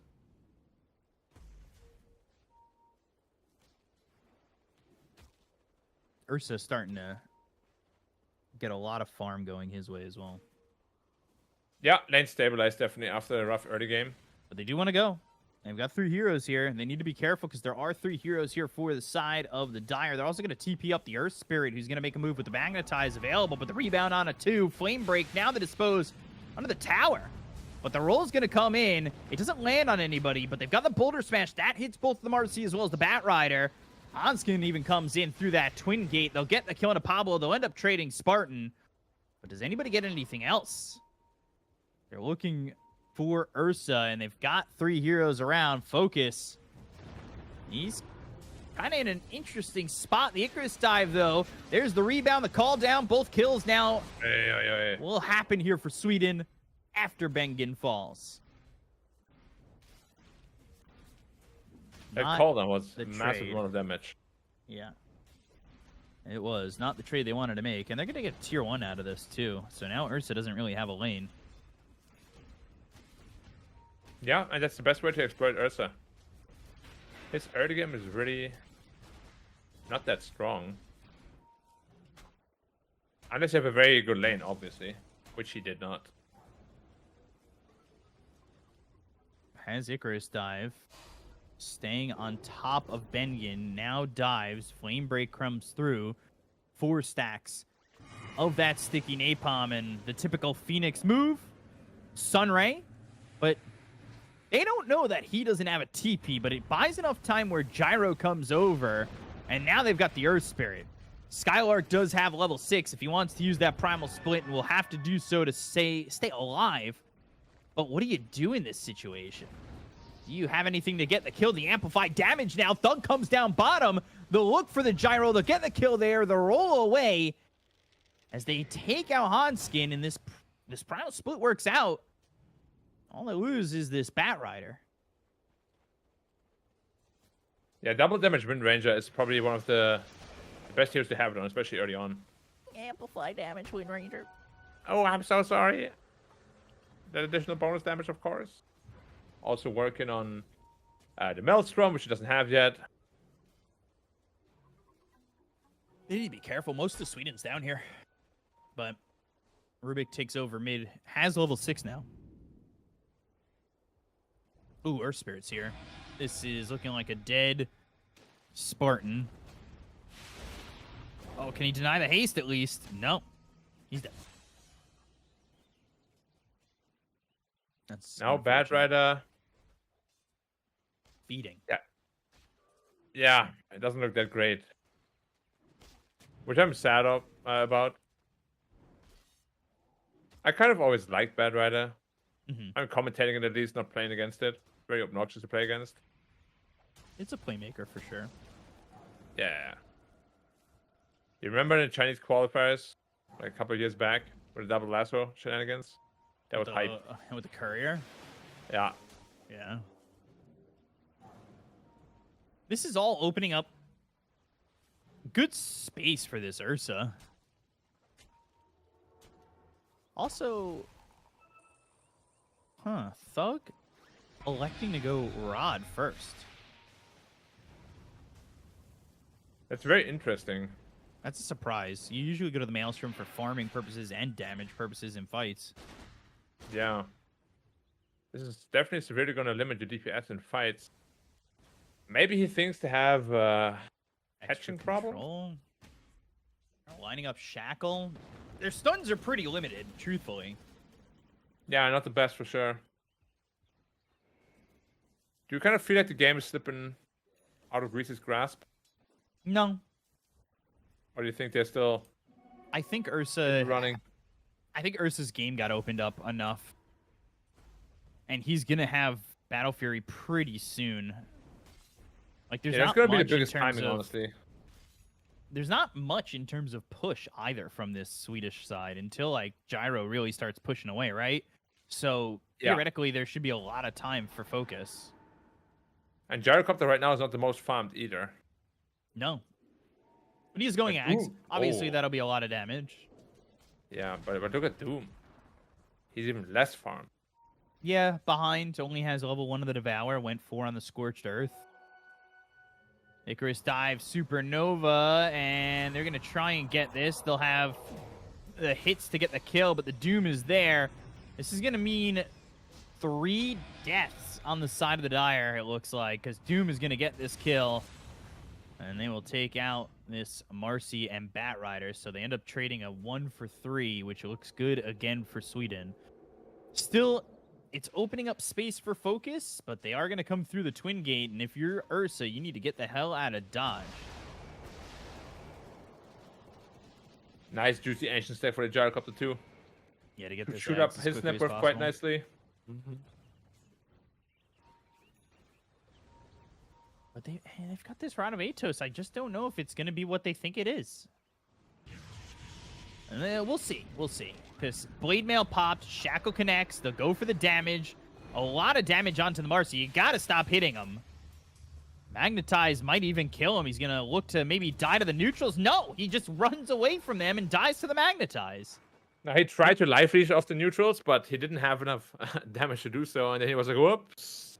He should have just stayed there then to get killed. Yeah. Should have, but panicked just a little bit.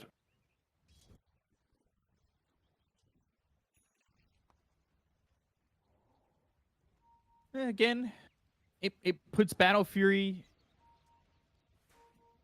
into Ursa's hands when this courier gets delivered. And not committing the split, not having the stop on that, but Wisdom Rune picked up here by Pablo. This might force the split from Skylark. He's got 2 charges on that Spirit Vessel. The Sunray doing an immense amount of damage. Now the turnaround, the Primal Split, the Icarus dive away, the Flame Break with his Vessel on him. And they're going to get this egg, and it looks like they're going to get the Rubik as well. He'll steal the Cinder Brew, or will they? No, the egg goes off. They had 1 hit on it for so long. They don't get the egg. They've got the lasso onto the Earth Spirit. That at least is a positive here for this Greece lineup. As they lose Pablo 2, they will get the Rubik, and they need to start to leave. The TPs out are successful, and they lose Marcy down bottom, but now Focus Fire was used. The damage on Ajibe, he doesn't have Doom. Yeah, they should not. This should be a kill. They should not have lost. I mean, they should have definitely lost to Phoenix as well. Should not have gotten away there. So Marcy was the one who ended up getting doomed. That leaves the Focus Fire and the availability there for the Wind Ranger to get that kill. So basically, Phoenix only lived because they thought he was dead, right? I would hope that that was what happened, because that was absurd that he had 1 hit for the latter half of that entire ult and then got it off still. I mean, nobody hit it. Nobody hit it, yeah. You're very right on that. Yeah, it's one of the silly things in Dota. Sometimes you think something happens, or rather you think your teammates will do something, and they think you will do the same thing, and then nobody does it, and you're like, oh well, maybe next time. You know, what can you do? Exactly. So they'll go. They'll lose this Marcy. That's 1 at least. Boulder Smash lands onto the Bat Rider. This should be a 2nd. It will. Both for Jibe there. Getting a good chunk of gold. But again, Ursa, he's going to have this blink soon. They've given him so much space and time to just get all of it going.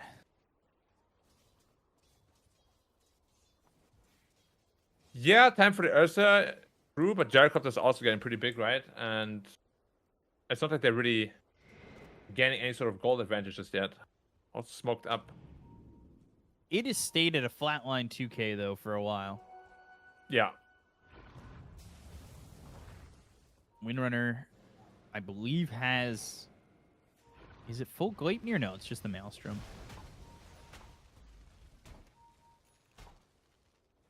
So has the 2 components, just needs the recipe. We'll have that Gleipnir. These heroes on the side of Greece are bottom with focus. Pick up a mech, pick up a blink on the side of Sweden. And they take the tier 1 bottom. Lasso used. They catch this Rubik. Blood Grenade steals the sticky napalm. Telekinesis throws him up into the air. They have the mechanism. Sunray keeping him alive for now. They even throw the Doom out. It's on a Skylark. That means no Primal Split. They'll trade the Marcy for this Rubik. Ursa's coming in. Blink. And now maybe Skylark can turn this around. Jimmy might not even need to be split on for them to get this kill. Cinder Brew's there. Down goes Jimmy. They're still trying to get Spartan. The Magnetize reactivated. This time it goes on to Skylark. Skylark still has this Primal Split. Boulder Smash and the roll. Can't get in front of it. Now slowed up. And Excalibur gets away. They do not commit with that split, but they don't get the kill on a Spartan. They don't get the kill on anybody but the Marcy. Yeah, nice turnaround. this is really the power of the Ursa. You come into the fight late, gets the damage done. Fat Ursa this game could be very scary. I think they will have to get the Doom off onto that Ursa in those team fights. Problem is, you picked the Doom. You picked the Doom to Doom Skylark. So yeah, yeah. Well, you'll have to live with one problem, right? You're gonna live with Skylark, or you're gonna live with the Ursa. I feel like Ursa is just gonna be too big of a problem. But if you can Doom him, pre Enrage and pre BKB, like you should be able to kill him in that time window.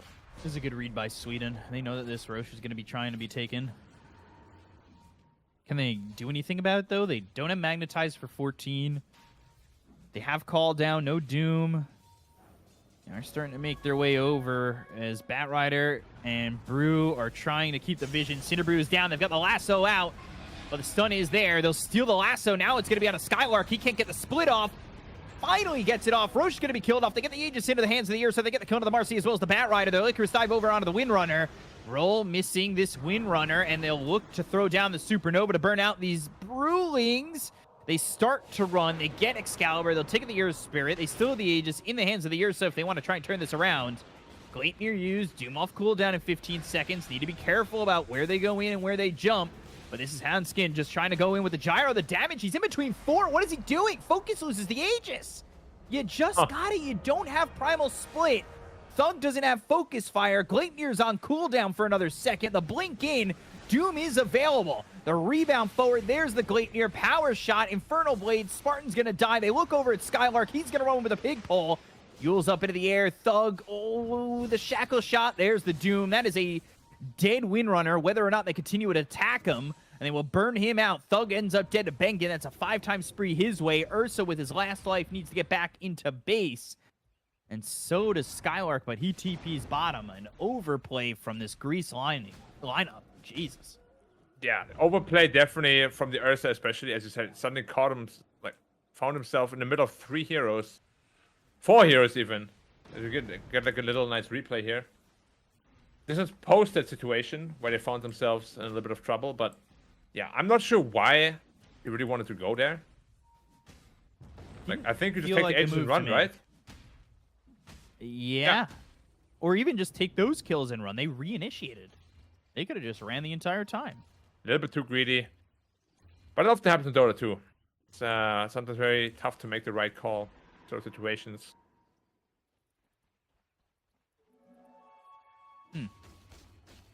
When Marcy gets a BKB, at least I could say that they'll have that 4th-ish core.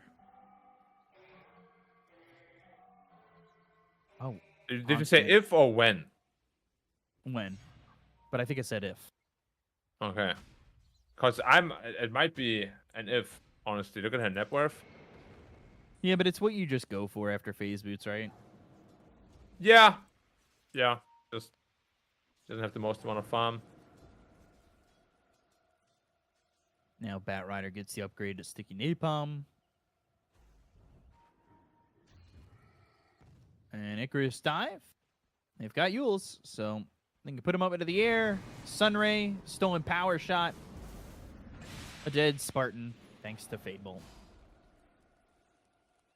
Good night, Spartan. Game is still very even, though. Could go either way. I like this, obviously, a lot better than the first one. Big stack as well, yeah. And easy farm too with the Marcy. The lifesteal is just a little bit ridiculous.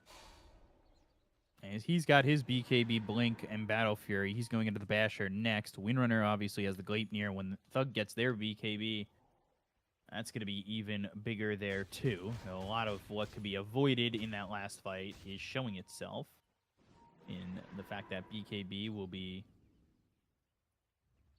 changed. BKB is a huge pickup, but again, like if the Doom comes out early enough and you don't get the Enrage out, even if you do get the BKB off, Gyrocopter will just kill you during that BKB duration. Although, that being said, he's still not very farmed on a Gyrocopter.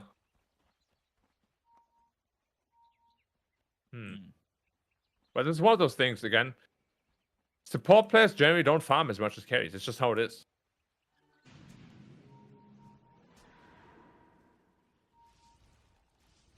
Like they like to be more active. Yeah. They like to fight more. I'm sure you know, like sometimes you have to play a core, and you're definitely much more fighty than you should be, right? Yeah. Yeah, I think it's just a very normal thing.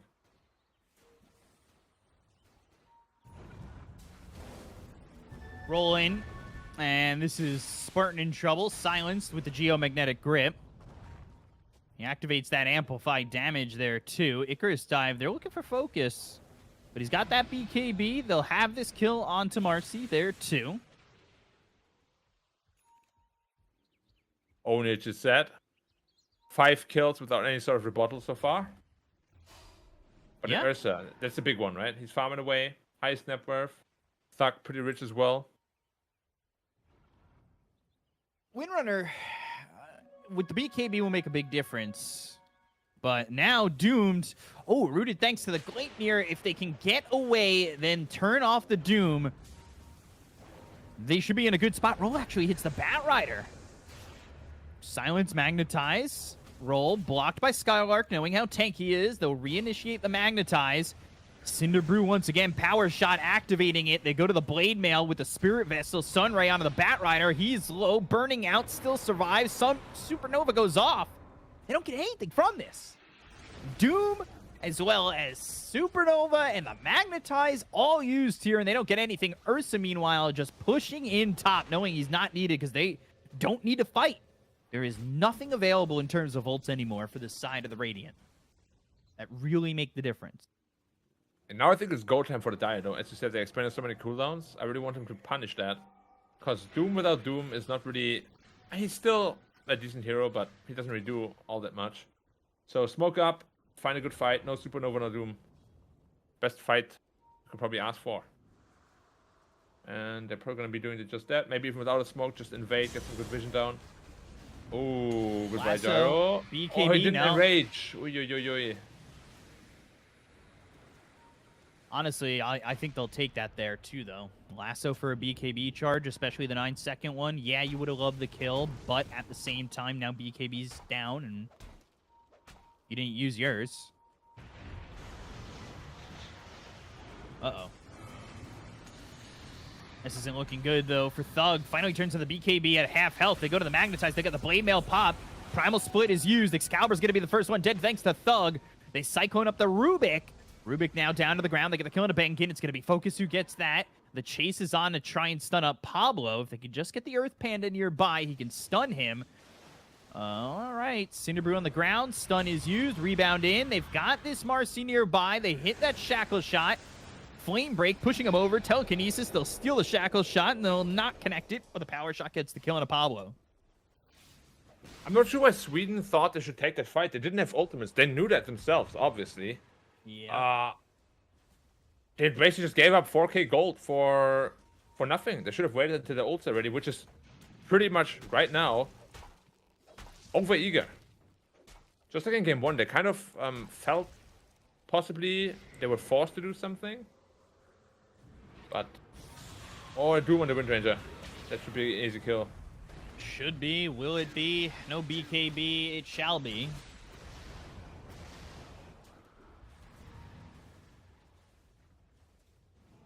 Look Time at where to Ursa is disengage. net worth-wise now.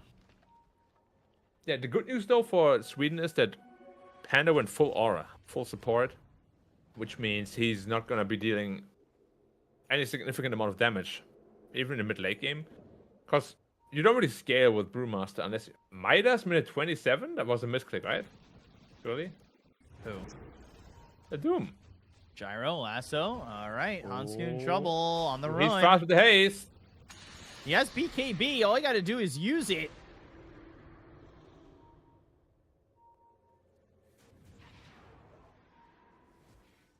Man. He needed an MKB on the Ursa. Because Gyro is building up into the butterfly, of course. Geomagnetic grip. Focus. Gets the kill on a Hansuke. They go after Spartan. Came back into it. And just TP's all by away. himself. Easy. Wow. Good play there.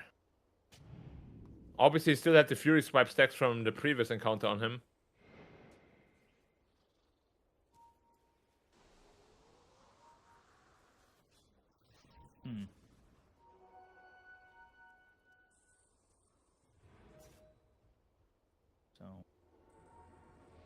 25 to 18, and now the net worth lead shifting towards the Dire. Ag's next for Thug.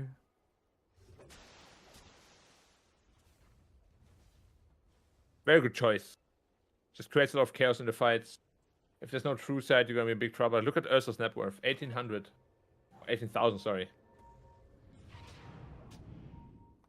Ooh, they saw the Phoenix. No lasso. Oh, they actually do have lasso again. Roche is up in a minute. So they They're just looking for it. lasso. Okay, they just lasso the Earth Spirit. Now they jump in. The Ursa goes. BKB's gonna be pop by Excalibur. They'll go to the Magnetize. They've got the Sunray on them, but now they'll go to the Doom. It's gonna be through on to this Windrunner, who's trying to run us. 12 charges on the wand, but needs to survive the Doom first. Oh boy, Magnetize gets the kill. They'll even reapply it. These heroes are running with Roche up in a moment. This is going to be nothing gained here for the side of Greece. And they're going after Skylark, who does have Primal Split. There's the call down. He'll even use the Split. Does the Ursa want to jump back in? It looks like Focus is staying off to the side to make the jump. These heroes are pretty close where the cleave could do damage. The BKB is used. Jimmy ends up dead. The rebound on a 3. The damage onto all these heroes with that cleave damage. They'll start to run on this brew. They're going to keep the Earth Panda alive, so he ends up close to the Gyro. But now Gyro hit with the Spirit Vessel. They might even jump back in with the Blink Dagger. They've got the right clicks in. There's the Telekinesis. They'll rebound forward. They've got the roll coming out from the Earth Spirit. They look over at the Marcy. They get the kill there. And now they hit that bash. It's on a Pablo. Another roll with the Blade Mail. Pop by Excalibur. Ghost Scepter. He's trying to survive. Focus trying to get a kill, but he ends up getting kited enough where Bengen takes out the Ursa. Wow. If that bash that went on the Rubik went onto the gyrocopter, he's just dead. Slight misclick there by him. But I don't even think they needed to reinitiate there again, right? Like 3v5. Obviously, we see this every time. Every team, but from now on, you just get doomed as the Wind Ranger. I think you probably have to stay back, actually, until the fight really breaks out, so you're not the free doom target. Because your damage and your disable in those team fights is very, very needed. You can just see without him, they're pretty much completely helpless in terms of disable and lockdown. And then here, did they have to reinitiate? I like this one, but then after, I think you just get out. Yeah, they tried for too much more. Yeah, like right now is where you say, okay, done.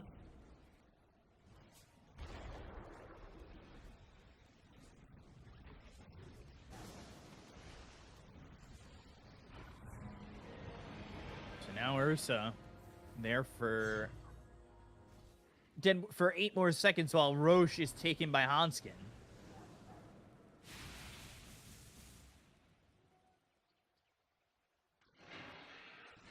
That is tough times. Yeah, now they're in a lot of trouble, that side. Golded isn't that much, but Aegis on Gyrocopter has won so many games in the past already. Very strong Aegis carrier, of course.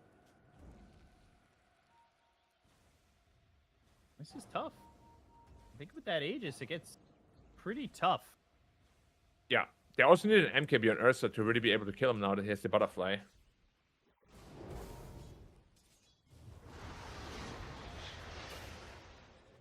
Oh, Yules into TP. Oh, okay, okay. Forcing some TPs, I like that. Mm-hmm. Fake aggression.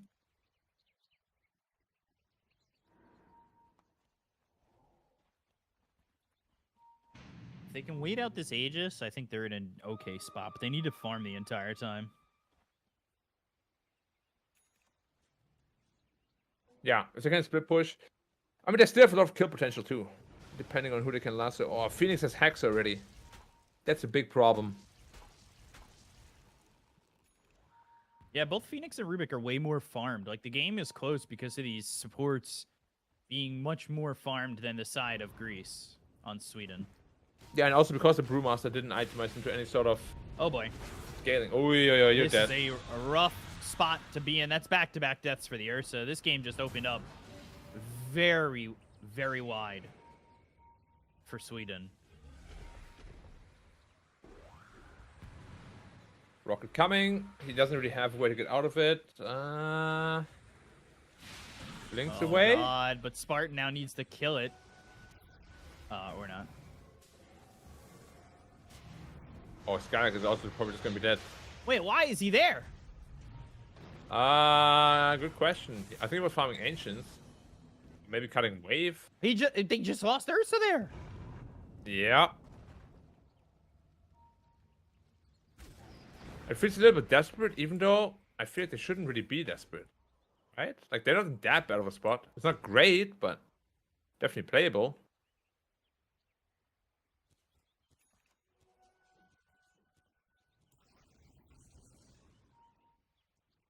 Man, that's crazy. Now, Gyrocopter's Omega Ridge. Even with the Ursa and the Windrunner both having more farm, it doesn't feel as though they're enough. And I think that has to do in part with the fact that these supports have so much farm. Guardian Greaves for the Rubik with the 4-staff. And like you said, the Hex there for the Phoenix. Yeah, they're way too rich on the supports. Never sure how they got that much net worth. Literally the same as the Brewmaster, who had a pretty decent game himself. I think what's actually costing Grease here is his items decision making. Yeah, I know it's the aura meta, but Brewmaster, you always need to be able to scale into the mid late game. Otherwise you just become dead weight. And also, it's not like the Radiant's chance is miss, right? It's bad against the Radiant lineup. It's so good against Gyrocopter.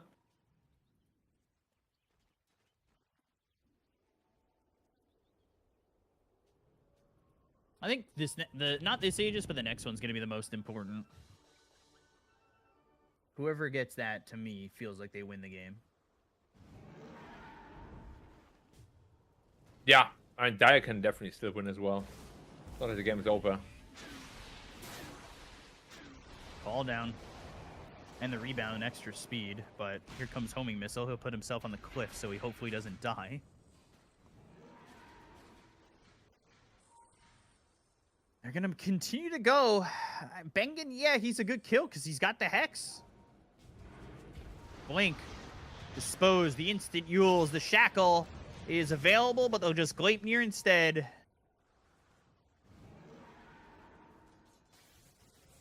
Like I said, good kill to get, and they just have to play around this Aegis. Don't get caught.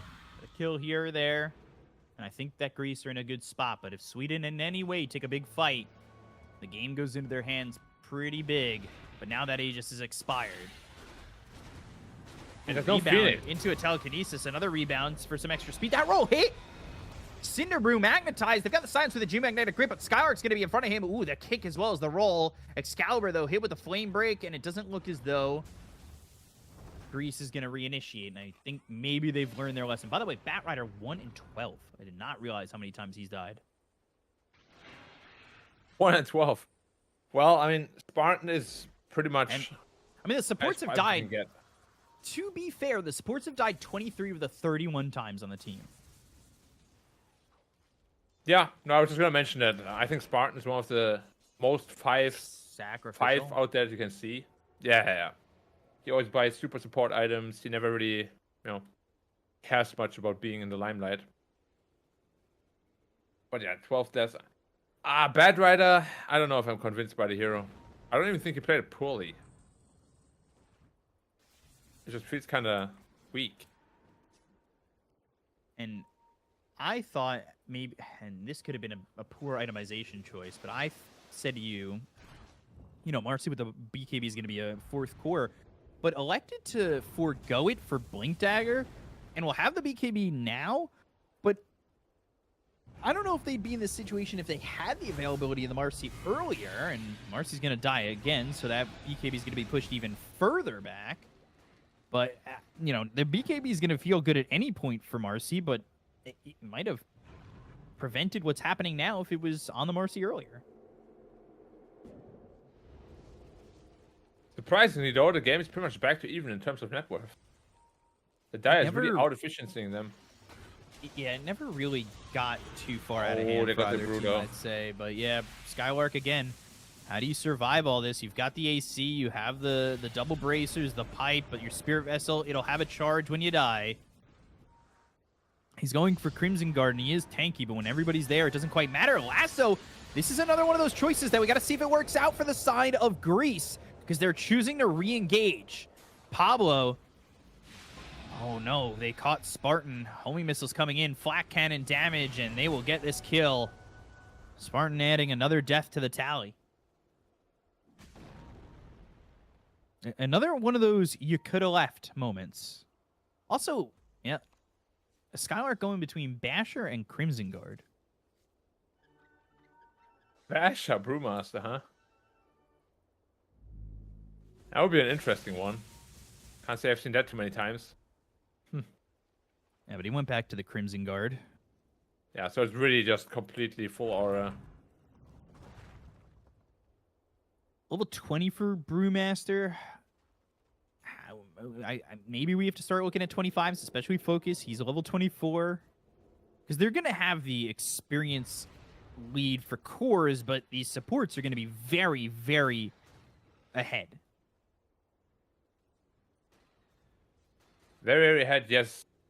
But at the same time, that also means they're worth a lot more gold, right? So every time they die... Yes. That's where it says Sweden's up 5 levels, but those levels come from the supports.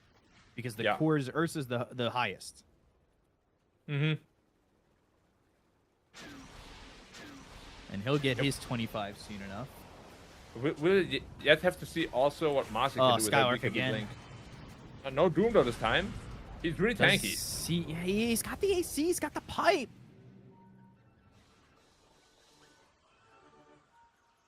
And 31 armor. On this Aegis, or on this Roche. Yeah, he's ridiculously tanky. Especially if he gets the green Bruling off, the Earth. I think he's gonna have like, what, 60 armor with that? Like a ridiculous amount. It's a lot.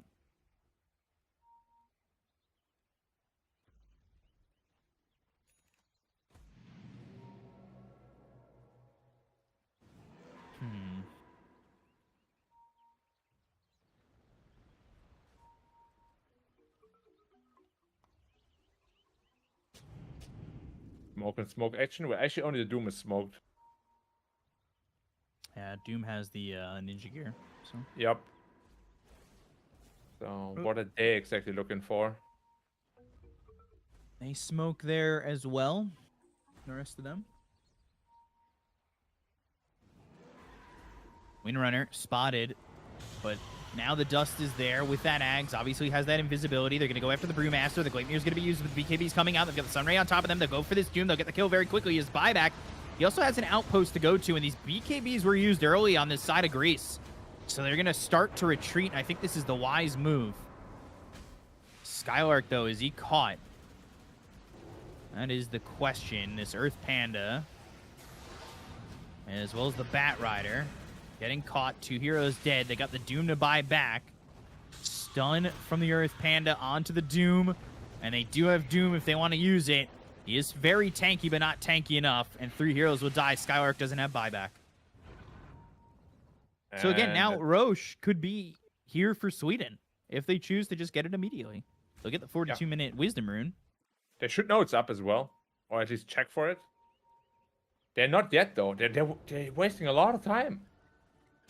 Yeah, still 60 seconds without Skylark. Yeah. Still have the Doom also in case they find focus.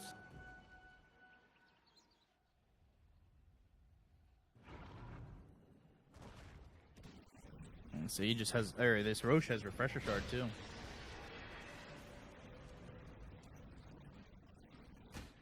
Yeah, it's getting tougher and tougher. Free Refresher for Doom is obviously going to be a huge deal.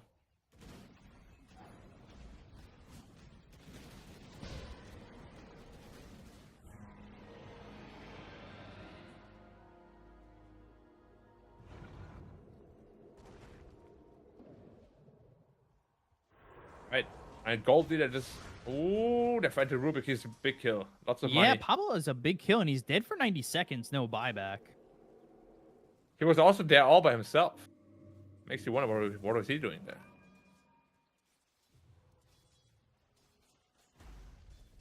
Also gives Ursa the 25 now. He's very strong. Oh, Phoenix next on chopping block, maybe? BKB by Doom, and the jump in, but that allows now Doom to be used on the Ursa. Though, with no real repercussions. They get the kill on Ajibe, they'll take out a third. He doesn't have buyback either. He's dead for 2 minutes because he bought back in that bottom fight. They'll look for the gyro. They're trying to force out this BKB. If a Shackle hit, ooh, beautiful. Shackle does land. Gleipnir is there. Abyssal Blade on the Earth Spirit. Oh, his BKB, the Magnetize comes through. They've got the last one. They get the kill on a 2, though. They turn this around with a flat cannon. Buyback from the Phoenix, but Excalibur has no buyback. These 3 heroes are dead for so long. Shouldn't really be able to get too much, though, because they are also super low. They don't have really any cooldowns available. Oh, a quick Abyssal Blade could potentially kill someone else, so they have to be careful still. Oh, now suddenly 5 KD to the dire side.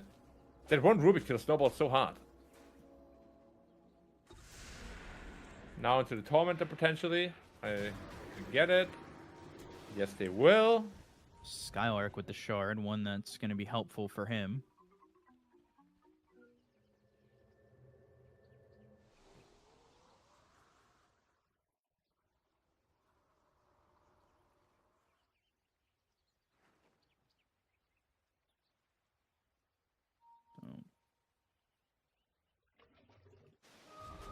We shall see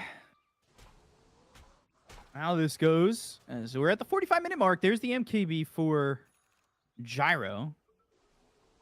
That'll help quite a bit.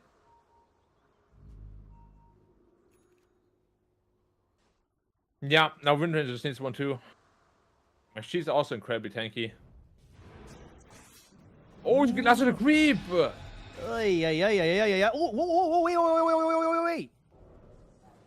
They just killed the courier with the full MKB on it. Yeah, Skylark killed it, snapped it somewhere. That's massive.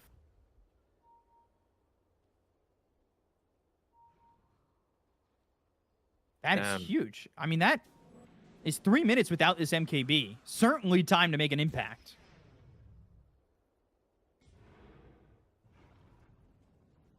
I think Sweden feel the need to have to go high ground, and that could be problematic. I mean, they don't have bad riders, so it's not a terrible decision, right? They also have the Aegis. As long as they're careful with it. Ace just delay them a bit.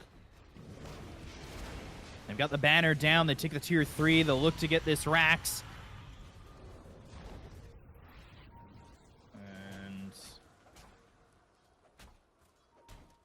get the tower, but it's all I can get because Bedra is about to respawn. Where? Where's Ursa hiding? Oh, okay. Ursa's in the base. He got doomed. Right, of course.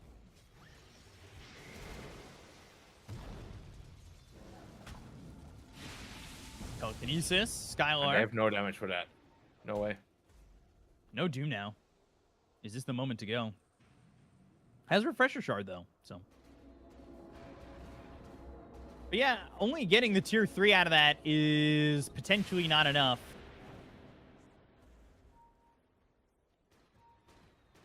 Windrunner level 26. Focus Fire kills advance the cooldown by 18 seconds. If they can get that, obviously it's going to be a little bit tough.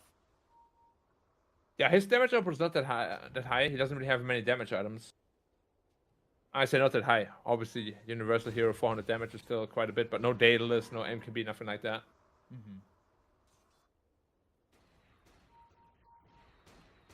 Looking on the high ground again. Or they're looking for a lasso potentially. Farmed. Dude, A just runs out in 10, man. They don't have TP yet on the Ursa. Now he's got it. Now he's going to be forced back. They've got the Flame Break. 5 the seconds. Missile coming through. Skylark in these trees in an interesting spot. They've got themselves the Bash. But the Stolen Lasso, that's going to be through onto the Ursa. They've got the control. They have the silence. They're going to use the Doom with the Refresher Shard. They go to the Supernova. They look for the damage. And no, that was actually Doom without Refresher Shard. They refreshed and have Doom again. They need to be careful. Lincoln's pop Doom once more. They'll buy back on the Ursa. They don't have the Aegis anymore. There's going to be Windrunner being chased. The roll's going to come through. It hits onto the Batrider. They've got the Marcy over here with this Brewmaster. They'll use the Abyssal Blade. It controls up Excalibur, who's going to lose that BKB in just a second. Do they have the damage with the Blade Mail being used? Telekinesis onto the Marcy with the Unleash, but they'll get the kill there. Has buyback as well. This could be sweet in locking up the game if they force more buybacks and get these kills. But they start to retreat, and they've lost nothing yet. Yeah, they're basically, what do they use? One refresher shot, and that's it. They're still ready to fight. Still up on the high ground. They do not have Doom anymore, though, so without that Doom, Skylark is very tanky. He still has Primal Split. They don't have an Aegis here, but they do have a Satanic on Gyro, so theoretically has a second life in that. But those buybacks used, the game rolls back to even. Excalibur spotted, Blink, Lasso, Geomagnetic Grip's not going to be in time. They go to the Blink as well as the Abyssal Blade. They've got themselves the Lotus over as well as the Ghost Scepter, but the Flame Break, they'll get a kill. The Gleipnir is going to be used there onto the Earth Spirit, so they don't have the catch for Hanskin as well as Pablo. The chase is on, though. Thug has a Shackle shot. TP's right by a tree. Oh, instead it's going to be the Phoenix who has the Aeon Disc. This is a Yule's. Should be into an Icarus dive, but the Flame Break is well timed. They'll stop that dead for 2 minutes. Very nice back and forth game. As you said, no buyback on the Phoenix. It's a huge time window for them. There won't be any Roshan anytime soon, so they should probably just try to fight 4v5. Phoenix is a huge pick-off. He obviously is the Hex carrier. Also the one that has the Yules. Maybe we can even force out the buyback of the Earth Spirit.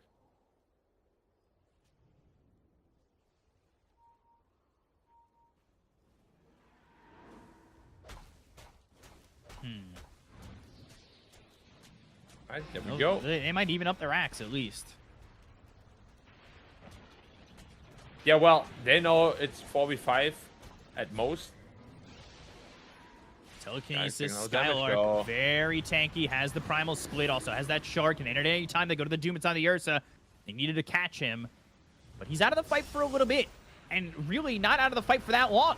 Doom's already off of him. He got the Enrage off, so he's fine. Jimmy's dead for 100 seconds. That's buyback, but no Doom. Yeah. I'm not sure why they felt the need to go in there again.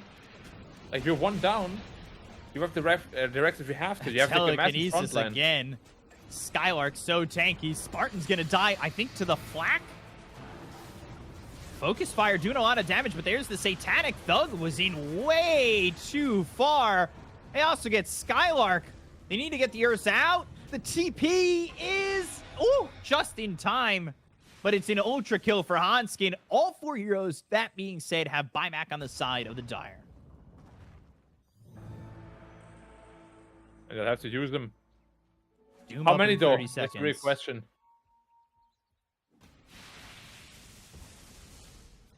Doom is up in 30 seconds. Yeah, it's a quick one. Now they're going to try to force high ground again. But there's no bad right to drag out of position immediately. So, not that scary. I actually would have liked it if Bad Rider bought back first, just so they have the threat.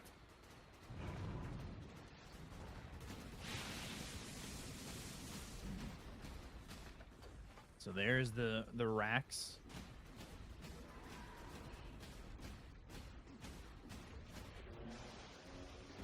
Even looking towards tier 4s, I think they're just trying to really force these buybacks. That's the best thing you can do right now. Force the buybacks. Because at this point, gold doesn't really matter that much anymore. Can they hold out is the real question. Doom is back up. Skylark doesn't have Primal Split for 2 more seconds. And they've got the silences out there. The Doom's going to be placed on a Skylark. He's dead. He bought back. They don't have Primal Split. They get the kill to the Gyro. They take out Hanskin. They're going to have that, but the throne's going to be exposed. They go to the Supernova, and Gyro's just going to TP in. They don't have a glyph. They have nothing to control this game up, and I think Sweden might win it, but they have to get the kill to the Gyrocopter. You've got the Abyssal Blade. They look for the right click, so they get the kill on the Spartan. They'll take out Hanskin. No, he doesn't have buyback anymore. Sweden might have thrown it away with this kill. Oh, Jibe dies. They'll go after the rest. The Telekinesis up in the air. Bengen's going to be next on the list. They get 4 heroes. Then they'll look over at the Earth Spirit. They'll buy back on Phoenix as well as the Rubik. Hanskin died so quickly. Oh, thought he had the survivability, but the Abyssal Blade was there. Yeah, I mean, all he found was his death. Man, brutal. Like, if they lose the game off that, actually, can they hold off without them? Both of them, no buyback. It's gonna be very tough. They have no really way to clear waves either. Yeah. They might just go straight tier 4s themselves. They've got the lasso. It's onto your spirit. Oh, geez. No buyback. All 3 cores are dead. It's up to your supports. What can they really do? They have hacks. This is Greece holding on to their throne, holding on to qualify for IESF finals, and they are going to put it together and end this one 2-0 over Sweden after this glyph expires. There is nothing they can do to stop it. They've already called GG, and Greece, the turnaround at the throne to win this entire series 2-0. Wow. Actually clutching it out towards the end there. I thought, honestly, Sweden had that one for sure. Like, it looked so good for them. And then they were just way too over-eager to rush to the throne. They didn't have to do that. But again, Dota is a game of split-second decisions. Yeah. So, they felt the need that they had to. Late game Dota, man. Anything can happen, really. He died in like 2 seconds, even though he's like full solid. Yeah. He felt the need to try and make it happen, and this was a close game. This is really what we wanted in game number 1, and we ended up getting it here in game number 2, close to where both thrones end up exposed. I mean, the throne on the side of Greece was down to about half health. If Gyro was able to maybe have a BKB or something to just hold on, then they would have been able to do it. But yeah, it was definitely a much more fun game than game 1. Yeah. That's kind of what we wanted, right, from the 2 teams. I'm actually surprised that Sweden managed to put up a fight as much as they have. I thought Greece was going to be stronger than that. Well, they don't have to worry about that anymore because Greece is through. They will not be facing them, well, until the finals, potentially. That is facts, and it looked so close for Sweden, and you could see this hold right here.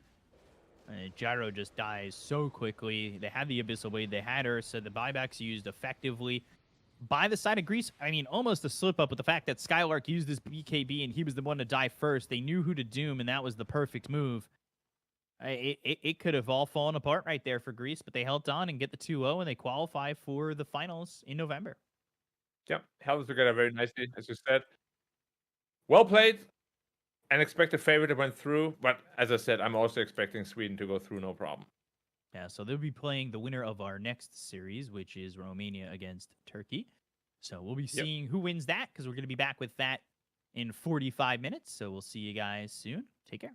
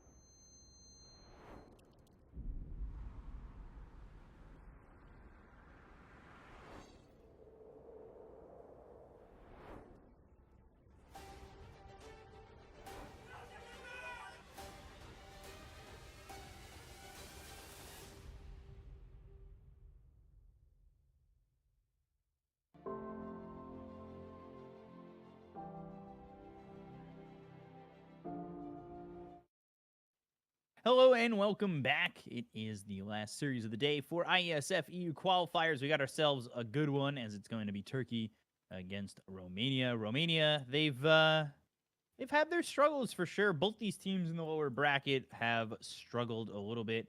Turkey losing to the Ukraine 2-0, and it was the side of Romania who ended up in the lower bracket after a very difficult group stage. And it was not really what they expected. Romania, too, with what seemed to be a very solid roster with Cancel, Weeha, Flash, Bone 7 all on there. But now Bone 7's been replaced. It is still Cancel and Weeha, as well as Flash with Michael and Akim. And it's looked good since the change. They beat France 2-0. They beat Moldova 2-0. You know, Moldova, who came second in Group B, as well as France, who, you know, did okay. They came third in Group D. It feels like they've turned over a new leaf for Romania, right? Yeah, definitely. Initially, as you said, very disappointing performance. Not what any of us would have expected, I think. A Yeah. team with those names should definitely make it through. The fact that they even ended up in the lower bracket is less than satisfactory. But as you said, since they made that change, they've been looking very solid. Very, very solid, in fact. Haven't lost a single game since then. Yeah, so let's take a look at the other roster here for their opponents, Turkey, and let's see what they've got. It is Dingo, GTI, Stoich, Jeezy, and Hurricane Kele, I think is how that one last one's going to be said. But, you I'm know, no Turkey, expert. I trust you on that one. I've given it a shot. I've tried. I don't even know if it's Stoic or Stoich, but who knows? You know, it's interesting to see where both these teams are now. They're one game away from going to a qualifying match against Sweden. So technically, if you win this, you've gotten a one up, right? Because you've given yourself 2 tries to qualify. Yeah. The triple life format, as we said before. I think we both expect Romania to probably take it. I mean, Turkey, another surprise they've done surprisingly well. I Mhm. personally only know one of their players really well, which is Dingo. Played with him a Right. couple of times. Yeah, I mean they could definitely do it. As we said, Romania had their struggles. It just feels like they've kind of found themselves, and the Romania that found themselves should, in theory, be the better team. Yeah, and this is what we've seen so far, and hopefully we see something a little bit closer than what we saw in the last series. But even that was very close. Yeah, So second we'll game at see. least. Yeah, we'll have to see how this goes. You know, last time I think I got to cast Cancel's games was back at WESG's Europe finals. He was playing with Romania at that time with Bone 7 and Weeha. Weeha in the 4 position at that point with Buffney, who I don't know if he's in our. There is a Buffney in our channel or in I think it's our him. lobby, but I don't know if that's the same Buffney who played at WESG. I think it is him. Hmm. I don't want to say it, of course. I don't want to confirm it. Saying what I think, of course. It's Yeah. it's not a name that a lot of people would choose. I think pretty Right. unique one. Right. And I don't believe anybody who is on this Turkish roster at the moment was at that event either. That WESG event. So they did not participate at that one. So That it's a sounds about newer right. roster, Yeah. but I mean, as I said, the only person I know is Dingo, the carry mhm. player. He's very solid, but that's oftentimes the case, right? With these national teams, that you have some quote unquote star players from the region. Mhm. But yeah, Dota's a team game. You can't really rely on one person unless you're Poland and Nisha Mhm. to carry you through. Nisha's a different specimen, so it doesn't count, right? Yeah, you know, I guess so if that's how you want to be. But yeah, I think we'll see how all this goes. If Weeha can kind of pull it in, right? Be the niche for them that they need. Yeah, which he very well could be. But I mean, Weeha, obviously his MMR is super high. He's been playing a lot of Dota. I'm expecting great things from him. He was the face of IESF last year. Yeah, Do you remember and the rightfully so. you The remember Rubik the ad? Yeah, the Rubik ad, because I asked Yeah. Vlad or Waxen and he didn't know. Really? Yeah, he said he We've seen hadn't it so many seen it. times and talked about it. Maybe his long-term memory is not that good. Yeah, he So, didn't seem to remember. yeah, we have to probe him a bit more on that. But definitely, it was super funny. Of course, we have so many different esports titles, but of course, Dota had to win. Yeah, and he got to sit on the throne in Yash, and of course, maybe being the face because he is Romanian. Romanian, and it was in Yash, and it was in Romania. So And he's super successful. yeah, and he is a very decorated player. He's got a long list of teams on his Wikipedia. I will say that. It sounds very similar to me. I almost think on Wikipedia, it's way more than what you show. But that's always the thing, though. Like, does And you show a everybody lot. have all the information? You know, You I do. do show a lot. I do show a lot. To be fair, he's got a couple of repeats here. You know, Balkan Bears twice, Pain Gaming twice, technically yeah. Nigma Gaming twice, Mm-hmm. or Nigma Galaxy. Nigma 3 times here because Nigma, then Nigma Galaxy inactive, and then he's got Nigma Galaxy currently, but he's a streamer for them. So that one doesn't exactly count as like a team, but well, and we'll see if he can't pull out the Meepo right now, unfortunately, but he's been playing a lot of Wind Ranger. Why can't I pull out the Meepo? It is inactive right now. It's deactivated. Oh, seriously? Yeah, Meepo's not available at the moment. Oh wow, I didn't actually know why. I think there was a bug. Because the Mantastar bug? I think so. Wait, they still haven't fixed that? It was like 2 weeks ago. Yeah, I don't know why. It's not available at the moment. But they It disabled was literally Meepo. fixed.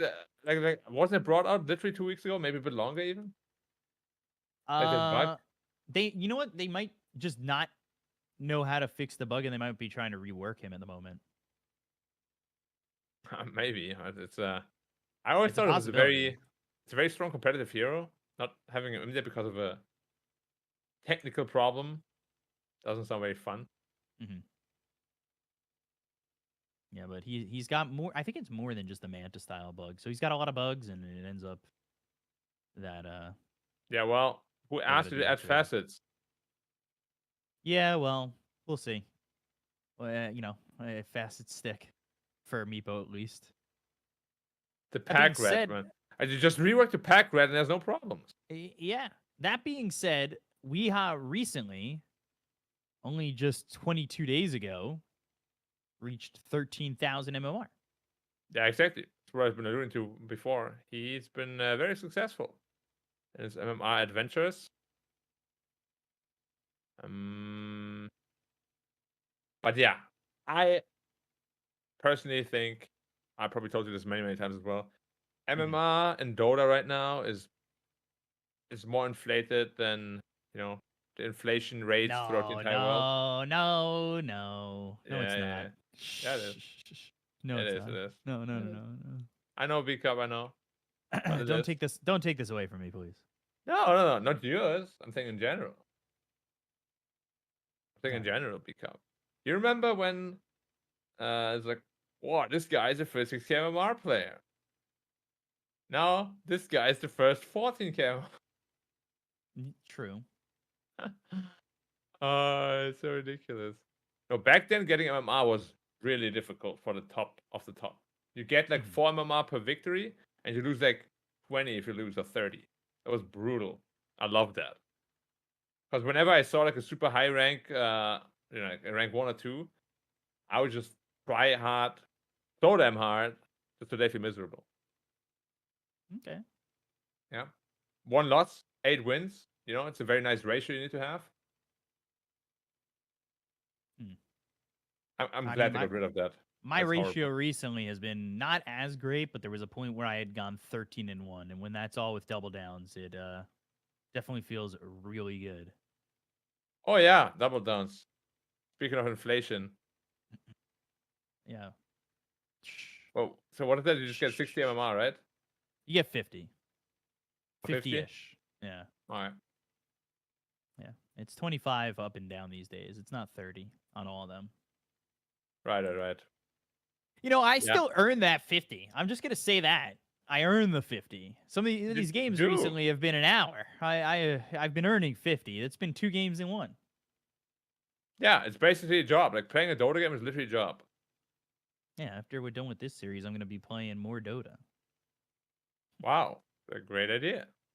Just more and more Dota. Constantly, never stopping. I mean, you fit right in there with all the community, obviously.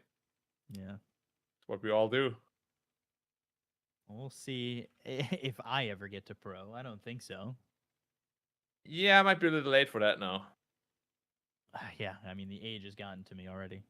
Nah, it's not the age. It's more like the amount of time you would have to invest. That's true. Yeah, All right. huge time investment. I mean, even I couldn't really do it anymore now. It's just You could. tough. I think you could. I mean, I also think I could. I just want to downplay myself, so I don't destroy the dreams of all the young players aspiring to be pros. I think you can do it. I definitely Okay. could. Yeah, Yeah, I think the way that you do it is you'd probably have to start your own team though. yeah, I would have to. Which You is so got it. risky nowadays. Yeah, but you could do it. I I still think so think you too. could do it. I'm not going to say no. We'll see if either of these teams can do it. Well, one of them And has to. if it's going to be another 2-0, I know the other series that was in the upper bracket went 3 games. It's Belarus against the Ukraine, and they're at their 3rd game right now. So Belarus took game 1, Ukraine took game 2. But will this Romania-Turkey series stay the trend of what all their series have been? Romania took 2-0 over France and Moldova. Turkey took the 2-0 over Serbia. They also lost 2-0 over Ukraine. There have not been many 3-game series. There's only been 3 out of all the series we've had so far in this bracket. Yeah, I think this happens a lot in national tournaments though, because the power level can be quite imbalanced throughout the entire tournament. Mm-hmm.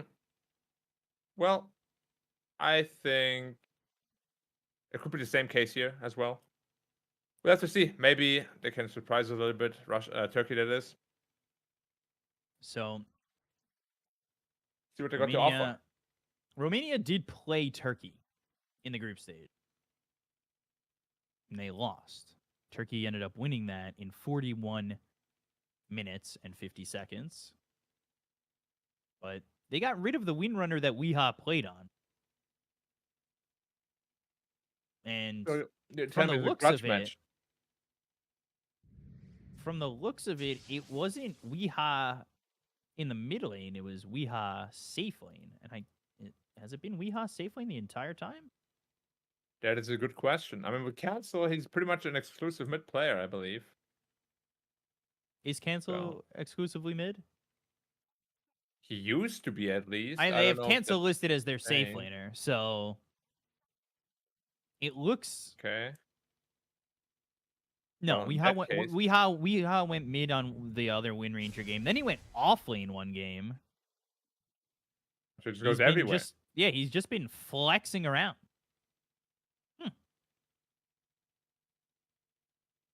That's interesting. Could also be a reason why they didn't do so well initially. Is the major flexes? Yeah, I think keep it simple. I mean, that's usually the way to get it done, right? Keep it simple, stupid. Yeah, exactly. So, you know what the problem is with a lot of things? Like, that's the boring part, right? Like, keeping it strict and simple. But it's usually the easiest to pull off. Mm-hmm. Yeah, but nobody wants to be boring, thing. And people that are boring, like AUIS teams, for example, they always get flamed on Reddit for being boring. Not that you should care about Reddit, of course. Yeah, well. You know.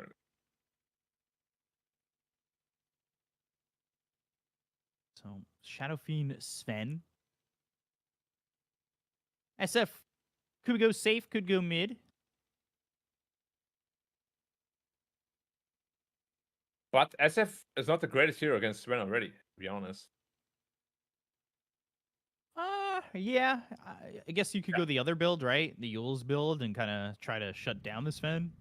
Yeah, which makes me believe it's probably going to be mid one. And there's that Oracle. And by the way, you are asking for Huskar pickers. Romania picked Huskar in their last series. Good. Do it again. I think Huskar's an amazing hero. Even beyond just being a very niche pick, I think he has a place. He crushes lane and just makes enemies feel really uncomfortable. Mm-hmm. It's just a lot of people, when they play Huskar, free coaching right now, they get too overeager to do things. Again, keep it simple. Win your lane, farm items, make your advantage bigger. No need to dive tower, no need to push tower. All that is too much. So Oracle's solid here against the Sven, but another hero here that just shuts down a lot of heroes is this Marcy. And then immediately into the Dark Willow. So control, as well as burst damage and high DPS.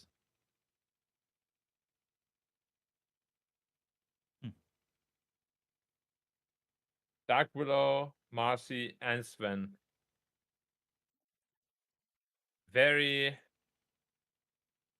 interesting lineup. Could be Marcy carry, could be Sven support, or vice versa. What would you prefer, sir? Hmm. I don't know. I'm thinking about it. Actually, Marcy or Sven in the support role. Probably Marcy support in the 4. You just get BKB. You do pretty much the same. They've been playing a lot of Clockwork, by the way. You have? No, they've been playing. Romania's been playing a lot of Clockwork. Oh yeah, your hero is super strong. One of the strongest hero in the game right now. Does so many things for you.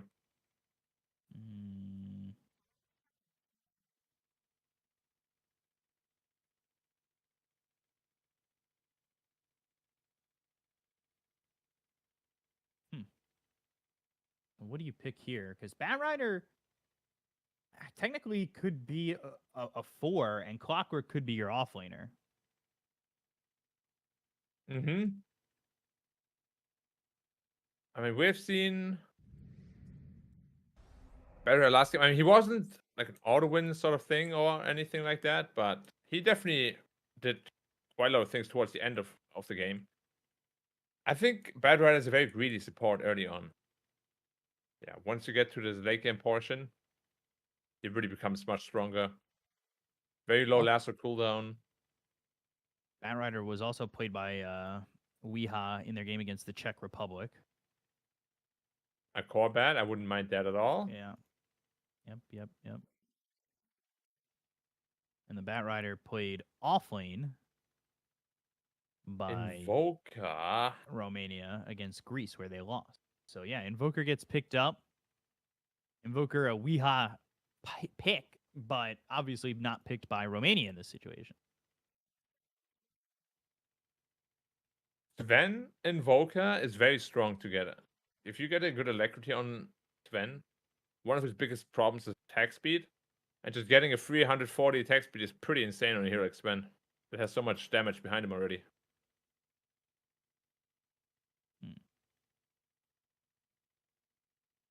Doesn't lane... I mean, Invoker honestly lanes pretty well against almost everything nowadays. Especially with that deny facet he has. Or in it, rather. Okay. Ban out the Husker again. They could still do. What else does we have like? I mean, he loves SF as well, so it might just be mid SF. Honestly, I think you could pick an offlaner here for Romania. Go safe lane, Shadow Fiend, mid Batrider, and go to a different offlaner. Like, why not, right? Centaur, maybe, to disengage from Sven. That definitely could work. 100%. Yeah, the lamp is pretty flexible still. They have a lot of options. The question, what do you feel most comfortable with? Because Invoker mid lane against SF can be very strong when you find like rotation openings, which can be very easy through Tornado and Cold Snap. SF hates being cold snapped. Mm-hmm.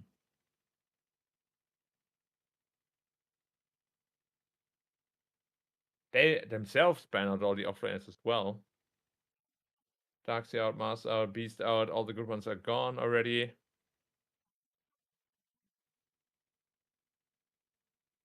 Yeah, Beastmaster not being left in the pool is no shock, but the fact that Darkseer made it so far down, it was a little bit of a shocker. Yeah, surprisingly, nobody picked him up. Oh yeah, they have Oracle. Now they know where the rune is gonna spawn like all the time. Ah, so it's offlane support Sven, offlane Marcy maybe? Offlane Morphlane. The That could strength work too. morph. Yeah. The flow. I'm just gonna say, when Ice and I teamed together, we were way ahead of the meta because we did that when you didn't have Facet. Okay, I just want to say, you guys are not cool if you play offlane Morphling as strength. We Did have it done work it years though? ago. Of course, it did. Yeah, we did super well. Because it was really toxic. Like a 4-second stun on a 10-second cooldown was stupidly strong. And then it actually got nerfed after. And we were like, shit. So they're thinking about mids to get rid of, and it ends up being Venge. I mean, Venge again could be a support. We'll see. It'll be played by 77. I think it's offlane. I would love it to be offlane. It's not honestly the best hero against Morphling. I don't really pressure him too much. Well, none of the heroes can pressure Morphling, to be honest. Right. So 77 was their mid before Weeha was there. Yeah. And then Weeha said, get out of here. Now I'm here. Yeah, they've just played so many different rotations. Yeah, all of them have, right? Yeah, it's hard to say. Because they played safe lane Venge in one game against Moldova, played off lane Venge in the other game against Moldova. Doing whatever they want. Yeah, we have seen it. Many teams try to do that, and oftentimes it has been more of a detriment than a benefit, really. Mm-hmm. Like, it's just too many variables already in Dota. There's no need to make it any more complicated than it has to be. I'm hoping offlane Venge, carry SF, mid Batrider, keep it simple. Although mid Batrider, honestly, I don't know how strong it is nowadays. You don't really get to see this hero a lot. I want Weeha to show me the power. So I guess we'll see who will be where. Clock support and Oracle support is the obvious answer, but is it going to be cancel mid with Weeha offlane and Venge safe lane? That is also an option. Not my preferred one, though. Also, I believe it's Stoich 5, as he's got the wards and a 5 build here, and he places a deep observer. And then, I mean, that leaves Invoker mid. Who's your offlaner here? Marcy. Unless your Marcy's safe lane or mid. I mean, there's a lot of options. Cogs around 2. Fortunes end on both. Blood Grenade hits them both, too. The raises are there. The EMP is down. The Battery Assault is not available because the cogs were there. So it doesn't matter. They had the chase anyway. Easy double. And they get 2 kills for the side of Romania. Yeah. I feel like these rune shenanigans are working out way too well. Like, these are all plays that everybody should be very accustomed to, you know? If we have been on this map for how long now? Close to a year, is it? Definitely a while. Yeah, so as I said, people should kind of know what's coming. Yeah, these devs are not very pretty. So now we get a look at what the lanes will be. It'll be cancel mid. Batrider safe lane. Okay, we have Batrider safe lane, off lane vent. We'll see how much the quote positions really matter in terms of farm priority, right? Huh. Yeah, it's interesting to put Batrider in a safe lane. I mean, it's pretty good against Marcy, I think. We'll see. As I said, haven't seen a core bat in a while. Show me that way. Is that we, huh? Yeah, Sticky Napalm level 1. I don't really think that this duo can be that aggressive. Not until it gets up some levels, at least. So, I doubt we'll see really too much aggression from the bottom lane. Flash, he's got Fortune's End. Oracle doesn't actually have a courier at the moment. Mid lane, we'll see how this SF does because it's 6-2 to the 4-0. Yeah, early levels are always a bit tough. I'm mostly worried about the top lane, to be honest, because Morphling will super free farm there. Well, should super free farm there. Yeah, should and will are 2 different things.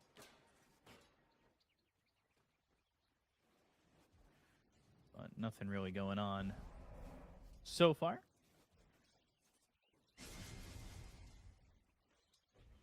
Not really seeing any changes in terms of aggression or anything like that. How the Invoker is going to do, we'll see. It's not a Sunstrike Invoker. It's a Quas Wex Invoker. Pretty much the norm nowadays. Nobody goes Exort anymore, which is a shame. I love Exort Invokers. I do like the little mastermind if you can get the denies. Only 3 denies here for the Shadow Fiend, though. You're definitely in a matchup where Shadow Fiend does really care about the denies as well. So he's not going to just let them go for free. Rambo Maze is down. Flash just right-clicking away at this Dark Willow. Doesn't want to back up into a Bramble, but does. And backs up into a second Bramble. Granted, he does have Purifying Flames, which I believe he'll take a second level in. Because you can get kills that way if you're looking to play aggressive. Stormhammer top lane. But they're just trying to get this Lotus. They kill cancel mid. Meanwhile, Magic Missile thrown out on a Dingo. Cogs around 2. Battery Assault's over. And that was Jeezy coming in to get this kill with another set of Brambles over mid. Yeah, that's pretty much what I alluded to, though. Like, putting SF middle against Invoker can be very scary. Because once there's a Tornado, Cold Snap, you don't have any options out of there as an SF. Right. And you can die super, super easily. And I want Turkey to definitely abuse that. Yeah, well, good way to shut down the Shadow Fiend is to make sure he gets no souls and isn't able to use these raises. And you can see 1 Tornado EMP. He's down to half mana. Yeah, there was only level 2 Wax.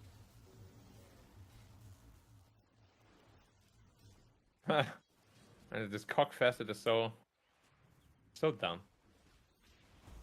Yeah. The larger radius. Dude, look at Marcy. She has no last hits at all. Yeah, only 9. She basically It's doesn't hard- exist in this game.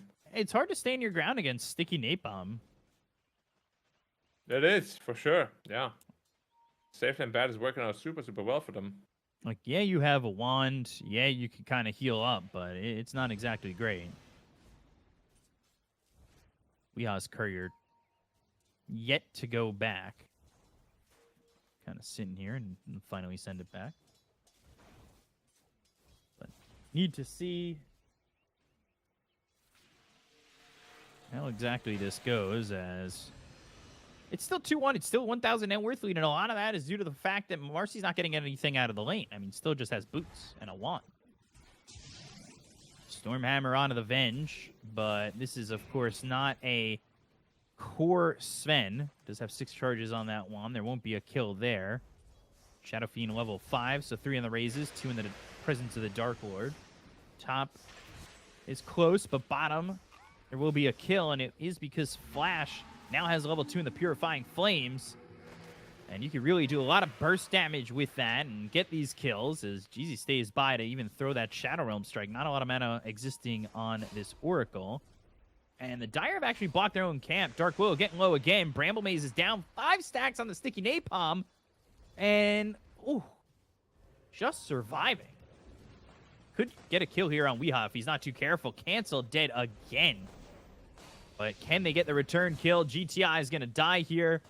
They at least get a return, but it's another death on Cancel. That's a huge kill for Clockwork. It's almost level 5 at minute 6. That's super fast. And if fat Clockwork like that, like once you get to level 6, the hook shot, you can set up so many kills for your team. Weehaw's low, and they've got this vision down. So into the Shadow Realm, Marcy just has to rebound in and maybe get a punch or two. There's the rebound with Flame Break. That keeps him from dying. And now another stack on the Sticky Napalm onto this Dark Willow. They dispose. And Weehaw, he gets baited by himself and dies. If they could just keep the vision, though, they should be able to get themselves a Purifying Flames kill, but can't see it. Weehaw pinging out that there must be some vision there. Yeah, of course, there must be vision after that play. That's the only explanation. So interesting. Like, not sure what he was thinking. Of course, he wanted to, test limits, but as with always in life, there are times to test limits and there are times to not. Stormhammer onto this Venge, and nothing. Not a lot of damage for a Venge that can, with treads on strength, have 1,200 health. Magic Missile. Way too much. Oh, yeah. Ooh, the cogs pushed. Well done. Stoich not able to respond quickly enough with the Stormhammer, so they get that kill. Bottom lane, though, dispose onto the Batrider. Flame Break lands, and Purifying Flames again to get this kill onto the Dark Willow, and that's the power coming through. Yeah, things are going a little awry for them. The Morphling is not doing as well as he should. That's for sure. The only real good game on the side of Dire is the Invoker. Which, maybe they get another kill on the SF. He's pretty tanky, don't know. Yeah, Cancel able to turn around. They've got the help from Flash. They'll turn this. If they get both kills, this is a huge issue. And with the hook shot for this level 6 Clockwork, they can. And Sven disconnects immediately. Yeah, he's done. Oh, I don't know about that. Of course not. He's a 5 Sven. You can die.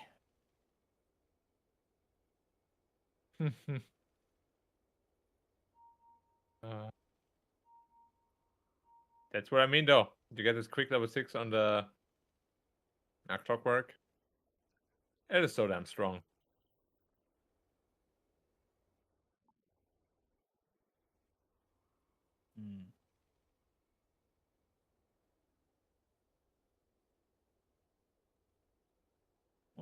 Looks good for Romania, truth be told, even with the lanes looking so interesting. It does look very good for them, yeah. Their lanes actually, in hindsight, make quite a bit of sense.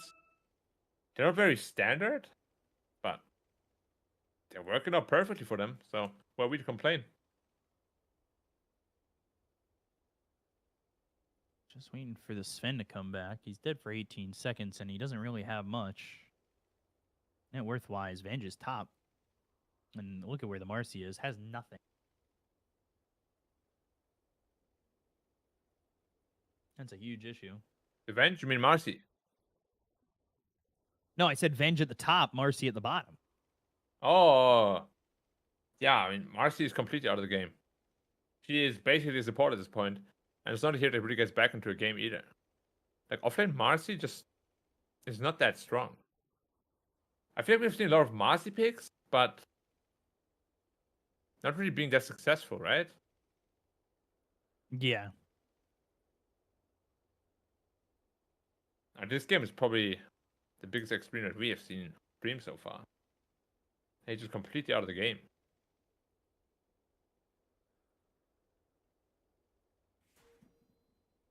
Hmm.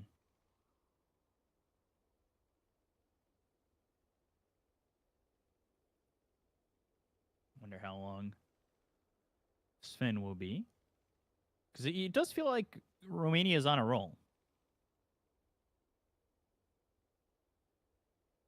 Yeah, the early game is actually way too good. Especially Clockwork, just having the game of his life. It can get really, really, really scary.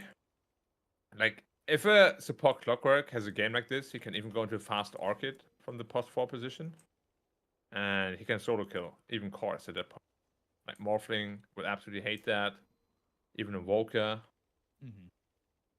So I wonder what item build he's going to go for. Of course, the CS is basically non-existent. But yeah, we'll see what kind of plans he has. And Clockwork being 6 so quickly.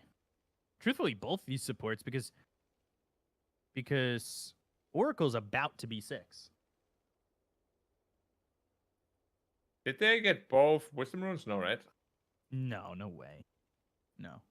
There was no one there. So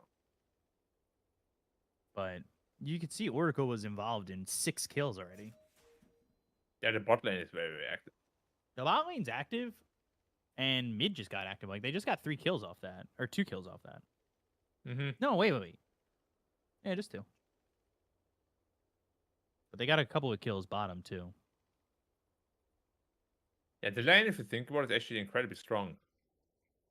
Bad Rider, Oracle. Like, they can't really leave. They can't really fight because they have so much nuke damage.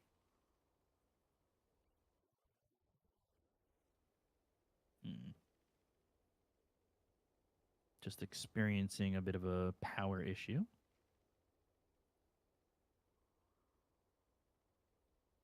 Hopefully back soon.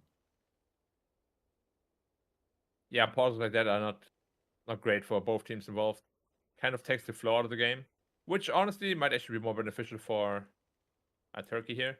Take a little bit of a breather, because they've been getting mauled the last couple of minutes.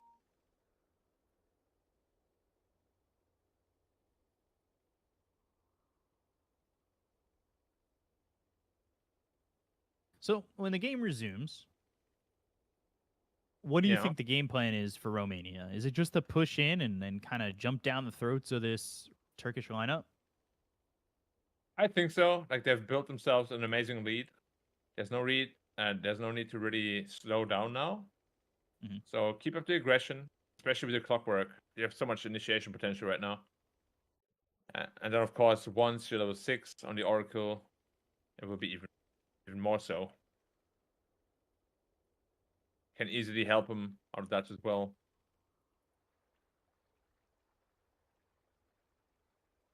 I'm not even too sure, to be honest, how they respond on the dire side. Cause, I mean, their supports are very underleveled. They have a support Sven, who to begin with is not, going to do that much. It's a tough spot there already.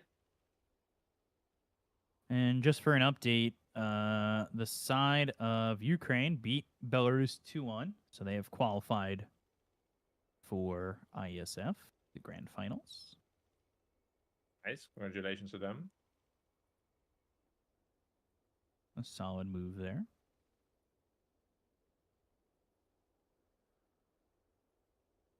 So, just a 3K lead and nothing too crazy, but like you said, Marcy doesn't really farm back into the game that well. Neither really does Invoker. Yeah. Honestly, do any of these heroes really farm that well on the side of the Dire? No. Back into a deficit? They're all pretty reliant on having a decent game.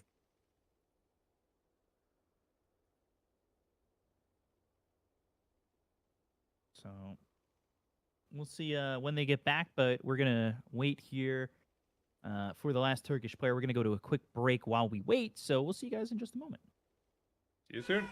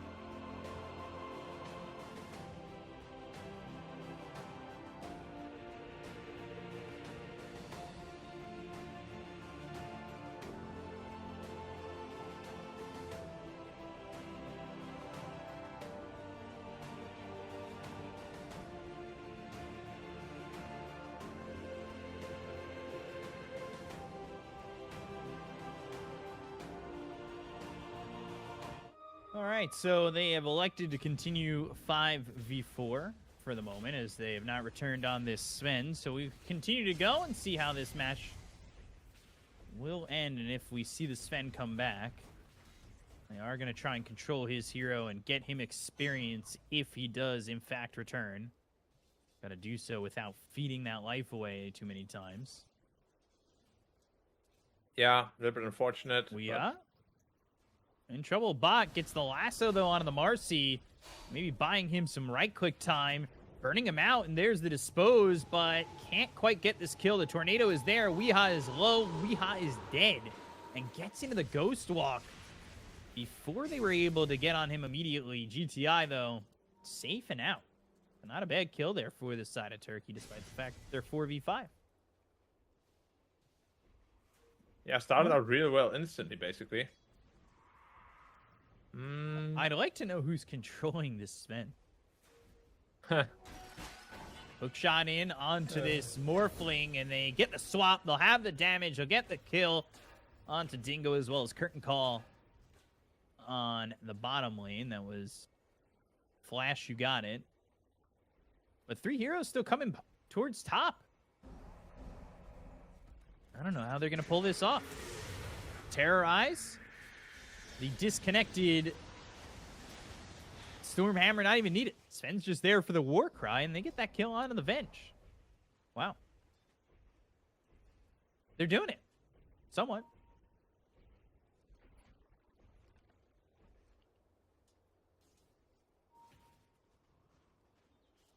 I don't know what else you can do.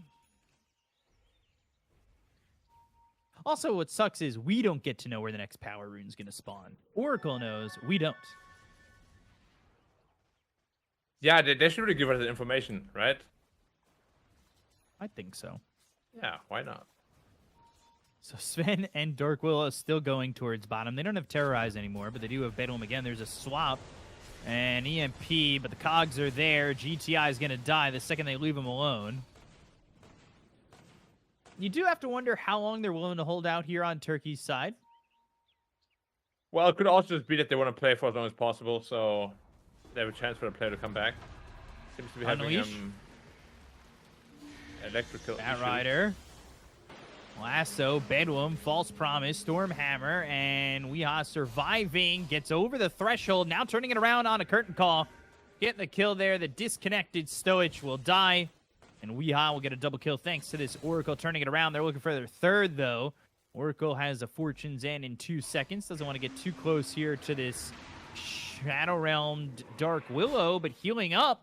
Hook shot's there. Doesn't get the Shadow Realm shot off thanks to the hook shot.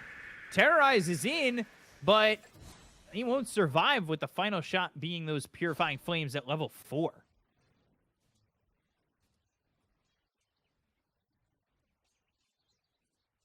So, they continue to hold down.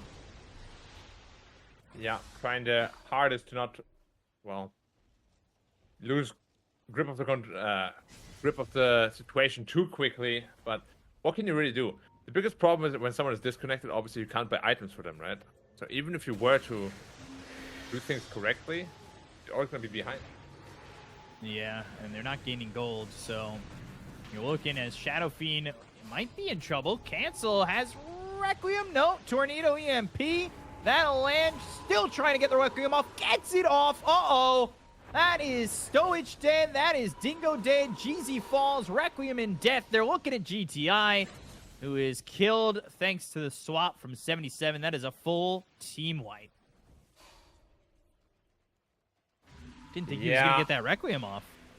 It was very close. If he didn't, the fight could actually look pretty decent for them. But yeah, how it obviously played out. I think somewhat Romania understand the situation, whereas game 2, you know, if you don't have a full roster, it might be in trouble in defaulting on the game, right? So Yeah, they're looking to push as quickly as possible. And honestly, fortunately, Weeha's got that Arsonist. So they're able to take the tier 2 tower very quickly with the additional sticky napalm damage. it's actually pretty. I didn't know he pushes that fast. Yeah. There's a lot of damage coming out from him. They have lasso available. Hook shot as well. Looking for Or the an Invoker. opportunity. They just need to position the clockwork correctly. Reads it properly though. Avoids certain death. They've got the obs that sees the clockwork and the bat rider. They have to figure out whether or not they want to go here. And now they've got the vision, so clockwork. At the moment, this is a blind hook shot if he goes for it, but decides not to. Yeah. So obviously now the confirmation is also there that Dark Willow is controlling the clockwork. They're always running around as a pair. Yeah. Ag's finished for Venge, by the way. Mm-hmm. And they will steal the opponent's Wisdom Rune. They scan on their side, knowing that theirs isn't being taken. This is a 9,000 net worth lead. You're just trying to hold out as long as you can. Quest for survival at this point more than anything. Swap. Magic Missile. Cancel not showing himself yet. Thinking about the Requiem. EMP, Terrorize, not amazing, but it does hit onto his clockwork, but he has help from the Oracle, so they just don't have the damage to get that kill. And they use the hook shot. They don't have swap, but they're going to get another tower. It's so rare to see Avenge that is not level 12 but has an axe already. He's so farmed on his Avenge.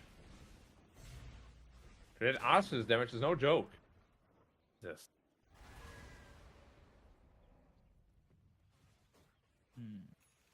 You know when you see heroes so little, like Bat Rider, Right. that fast it could be. Honestly, like if you win a fight, it's just gone. He suddenly becomes one of the fastest pushers. And it's still early game. Obviously, the more attack speed he gets. Got Shard coming out. That's the last who can auto attack one, right?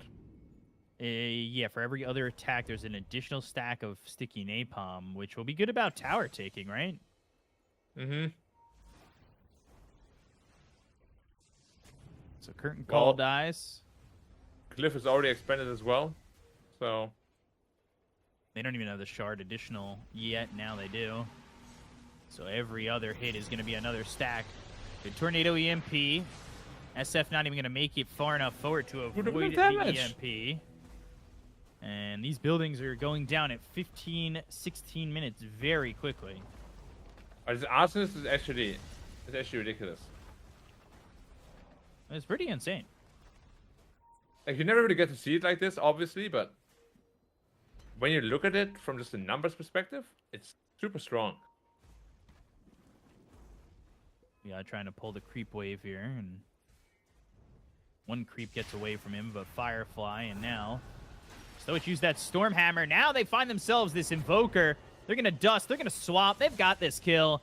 They're trying to TP to the tier. I don't know what that TP was, but either way, it doesn't even matter.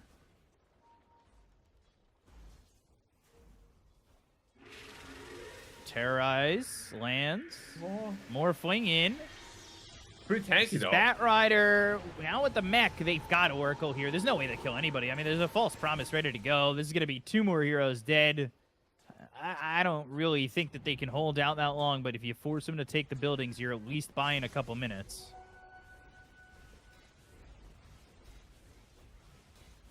Yeah. It's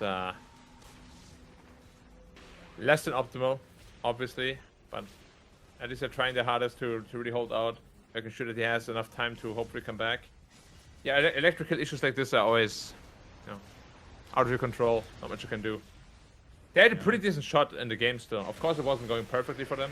They were 3k behind at that point, but definitely playable. They have one last attack in them. That's their last glyph. They'll look over at Weehaw. Again, they've got themselves the false promise to work with. Stormhammer already thrown out. Hook shot in on the Morphling. They've got the Cogs. He'll waveform out, but they're going to lose Stoich here. They've got the swap. That lands onto the Invoker. He's probably your second strongest, but they'll unleash. Look for the Shadow Fiend. Cancel doesn't really have any mana to play with here, but it doesn't look like it matters as Jeezy's next on the list for Weehaw to get the kill on. They've got the Cogs again around on this Morph. They'll get themselves a 4th. They'll look over at the tier 4, and again, they're going to make them take the buildings, buy as much time as they can. And they'll call GG once the throne gets exposed, as it will be game 1 going the way of Romania. Of course, nobody wanted to see it that way, but again, issues happen sometimes, nothing you can do about it. Hopefully, he'll be able to return for the next round. Or the One next up. game. Yeah. Next game, yeah, sorry. 1-0 Romania. We'll see what happens in the second one. I actually still really like the draft, and yes, the DC did happen, but even in that position they were already in a fantastic position. None of the Dire Heroes really catches back up from being behind, and they were all behind. Yeah, so Especially at Marcy. How many CS did you have? Like 15? 14? Yeah, had nothing in that lane. It was a very easy Bat Rider lane for him against Marcy, not really able to do anything. And it's going to be a couple of highlights here. We'll see pretty much just this. Then this is the fight mid before the pause. And then everything after this is going to be 4v5. Is it? Yep. Yeah. This is Easy your time dream shattering. for Romania overall. Once that disconnect had happened, they try to get the SF here. And they do eventually get the kill in the SF, but they lose everything for it. You know, you think that this ulti is not going to get off. Good tornado. EMP is, I think, off the mark there, so you just clean up everybody. Honestly, if that ult doesn't go off, they have a realistic chance of actually winning that fight. It's just so tough to control 2 heroes all the time, and as you spoke about, you can never buy items on him. So you don't gain gold. You said Yeah. that you can't buy items. I said that you don't gain gold, so yeah, same thing. yeah. Yeah, your gold basically goes to your allies. Yeah. Which honestly, we've seen some situations where that actually works out nicely, like a minute 60 disconnect, and suddenly the carry gets like 20k gold infusion. You're like, "Ooh, super rich," but not a minute 10. Yeah, it's very tough, and we'll see if we get a game 2, if we get the return of the full squad for Turkey. But right now, Romania's up 1-0. We're going to take a break, and we'll be back in a moment.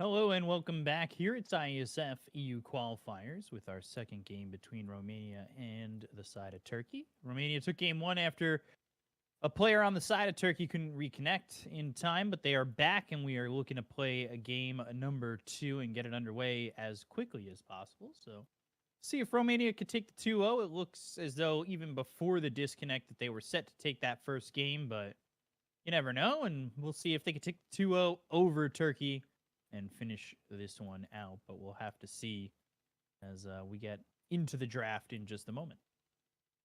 Yeah, draft is going to be very important for Turkey. First one wasn't that great. I mean, just in general, it feels like the master that we always see now is really underwhelming. I don't know if it's a hero problem, to be honest, or if they just don't utilize it properly. But yeah, every time we see Marcy, it doesn't really seem very effective at all. Right. So, Bat Rider, Windrunner, of course, that Romania have been playing a lot, banned out. Weaver getting banned. We'll see if it's Beastmaster maybe getting banned by the side of Romania. They do have first pick, so they may not be so inclined to banning it. Yeah, Beastmaster is one of the most ridiculous patches for him. I mean, that was such a long time ago that they added Drums of Slum. Yeah, but I mean, the map was reworked, right, with the double ancients that he can stack by himself. The new mana boots are amazing for him. That makes it super easy to just farm super fast. Right. Yeah, this entire meta is just great for Beastmaster anyways. Tank meta, push meta, takes Roche easily.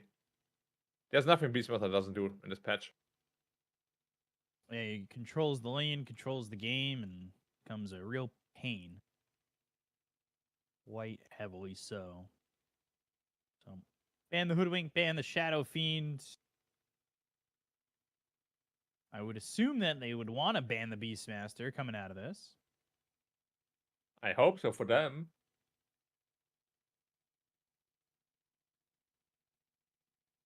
Going into reserve time and banning the Tiny. And Tiny's also pretty broken.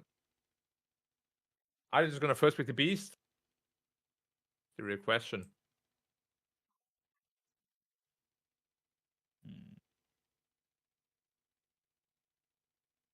You could just go first pick Beastmaster, or honestly, first pick Darkseer. Both are going to be available. Yeah, and obviously both of them are super strong. We're probably gonna... Well, we might end up seeing both of them in one game.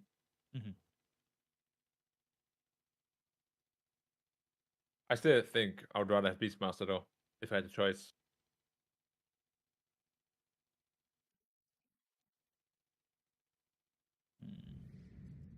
So, Monkey King? going to the Monkey King, which you said is S tier. Pretty damn strong, yeah.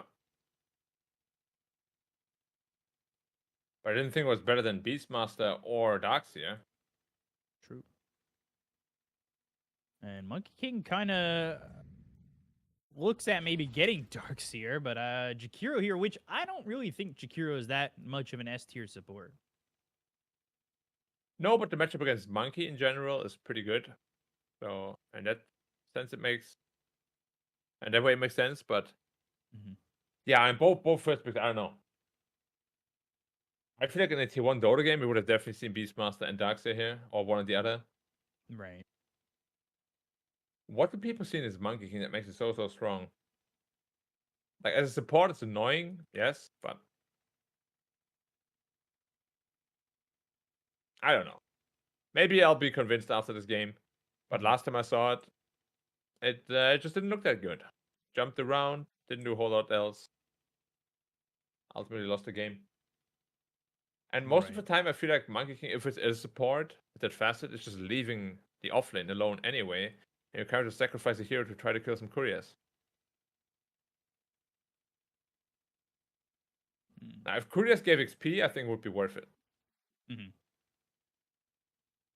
Still no ban on Beast or Darkseer.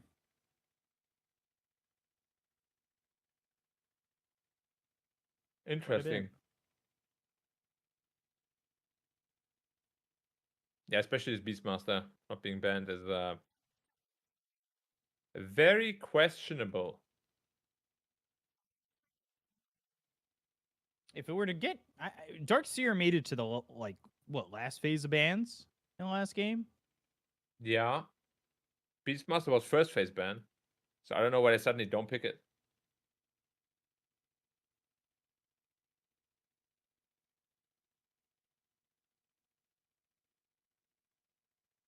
Oh yeah, taking some time here on this ban, but if it comes down to not wanting to give up Dark Seer or Beastmaster and maybe take one of them, honestly, Beastmaster seems pretty solid here against Monkey King of your own. Probably be quite nice. And they take Coddle. So could be Coddle mid. Probably signaling more so towards the fact that it is Coddle mid. Coddle. Good hero against Monkey King. We have seen a successful one yesterday. Although Wexon always says he absolutely hates that hero. What is your stance on him with Coddle? It carried me to a win. So, positive? Yeah, I positive. assume? Yeah, definitely, Good. definitely positive. I think it has a lot of potential too. Obviously, heal damage. Io Gyro. Okay. IO Gyro. I mean, we are just not Dark Seer and Beastmaster be damned, man. Yeah, screw those heroes. Worthless. I still think Dark Seer works for Turkey. It does. So does Beast. I would say Coddle Beast is not. perfect for Beastmaster. I would say Beast not as much, only just because if you roar, there is that chance to just relocate away, right? Yeah, but can you ever really fight into the Beastmaster as a thing as a gyrocopter? Well, they end up going with the Ursa, who we've seen earlier shred the gyrocopter. One of the better matchups, carry to carry. But this time, Gyro is protected by a Wukong's potentially. Yeah, I mean, most of the time we see a support monkey, and you need to have a really good early game in order to be a core later on. But I mean, Ursa is even good against Monkey King too, right? He's one of the few heroes that can actually fight Monkey King in the Wukongs. And you have Coddle to blast the Monkey King out of Wukongs potentially. Beastmaster still a perfect pick for either team. They go Mars instead. So Mars your offlaner, Ursa your carry, and Kato could be your mid.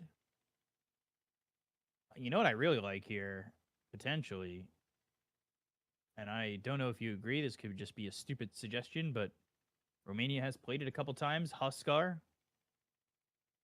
I like it. I think it's super good against Ursa in general. Very annoying against Coddle though, potentially, because you get outranged and then kited. If the Coddle's mid. But they are. Turkey is the one with the final pick, so.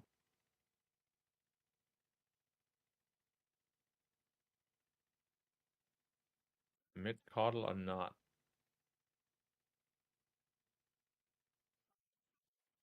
I like mid Coddle. I want to see it. Although the Venge kind of makes it a little bit scarier, because level 18 Venge is a full screen swap. Heroes like Coddle are so afraid of that. Truthfully, I'm also surprised we don't see any Storm Spirits. Like Storm right now for Dire looks insanely good. Weeha loves Storm Spirit. You gotta remember, Weeha didn't play the mid lane last game. He did not. But Kansas also loves Storm Spirit, so. I mean, what mid doesn't love Storm Spirit? Such a strong hero. Yeah. I will say, I think the fact that they are good enough to succeed with players playing in a lot of different positions makes them hard to read.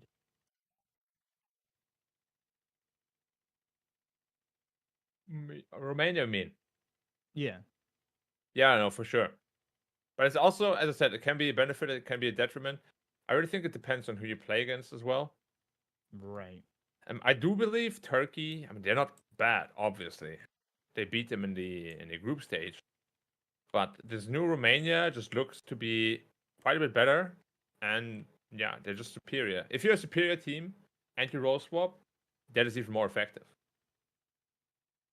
Because then on top of being better, they have no clue what you're going to do. Like that Bad Rider carry, I never expected that one. Mm-hmm.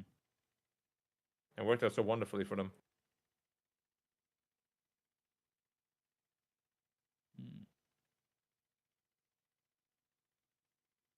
So a lot of time being taken.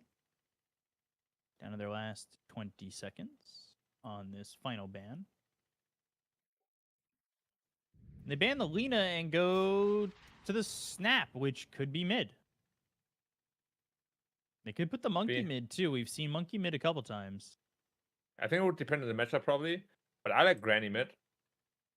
It's strong. We've seen it win many times. Mm-hmm. Good overall here. I like that it makes a comeback in the mid lane. Honestly, that facet is so insanely OP on that hero. The full bore? No, the glancing blows on the core. Oh. Because you get a double hit, and people like to go Maelstrom. They get the proc for sure. Because full bore is strong as well, in my opinion. It is. It's super strong. But I feel like if you're a core, you're always going to transition to right clicker eventually. So you really want to have that split shot. So what does it mean when Snapfire glances? So you know her in it. She deals like bonus damage, but she has a chance to glance her shot when she then deals less damage, and that's basically that interaction. Okay, yeah, because it was like it glances or misses a shot, and I'm like, other than Snapfire, I haven't really heard of, nope, glancing. just her. You just look their way and you shoot twice. But yeah, Snapfire deals 25% more damage with her auto attacks, but has a 25% chance of a glancing shot. And that in itself is pretty broken if you think about it. Like once you get the talent that the Shredder uses your attack damage plus 25% for free, it's pretty crazy. And then if you don't get the bonus damage, you get instead a split shot on 2 different targets. Right. So overall, the right click snap is super strong. So they're gonna go mid primal. We've seen this before. Nothing to say was a big fan of it. It gets active early. It's one of those heroes that can rotate well with Onslaught. Tanky. It's going to be Ursa, Jakiro, and it could be mid Monkey King. Again, we don't know where everybody goes, but it could be safe lane, Monkey King, mid Gyro. And this is full bore support Snap. Aw. Yep. I'm a lot less excited now. Well, we'll see what the lanes end up being. I think Primal Beast does pretty well against most of the heroes. Monkey King middle does also well against Primal Beast, of course. So who is on what exactly? Check it out once the game starts. Yeah, we'll see what's where, who's where everybody ends up going, because it's up in the air for Romania.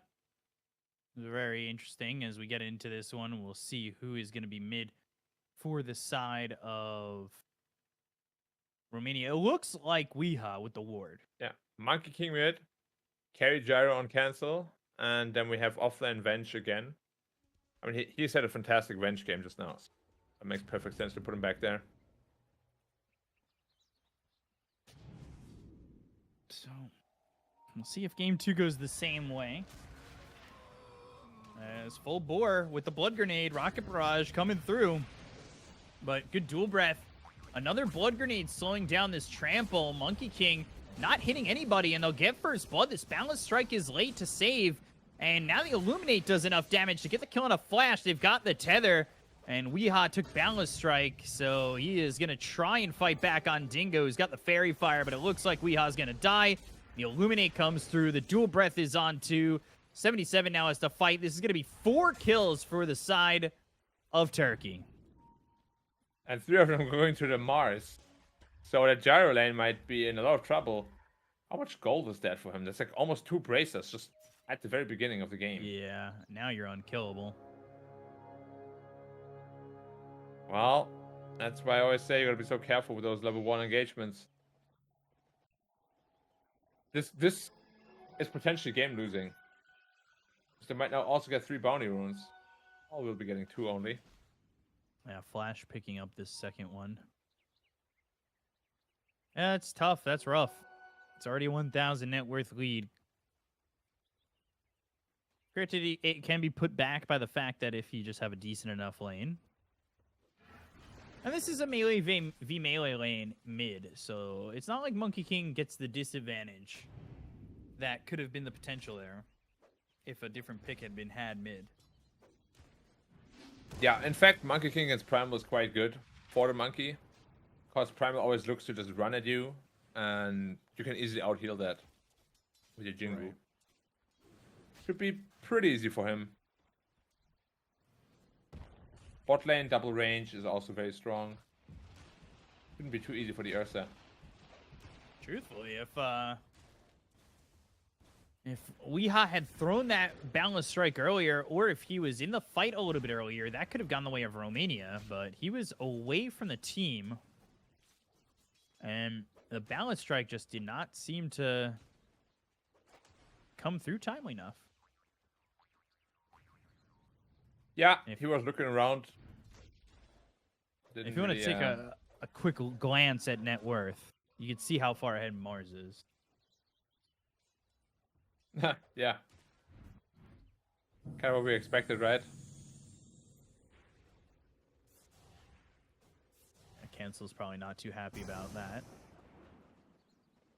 No, I don't imagine he is. Mid Thanks for giving a guy 2 braces, guys. Yeah, seriously. This trample, it's rough, but at the same time, like, you've got Onslaught, but if he waits on balance strike, he can just hit you with the balance strike as you start your Onslaught. Doesn't even have to wait. Yeah, easy for the health. Throws it there. Now the Onslaught going towards the creeps. And that will help him get a water rune. Fill up that bottle. Bottom lane. Some liquid frost as the Snapfire just trying to keep him back. Has that full bore, of course. And that's going to be the IO losing their courier.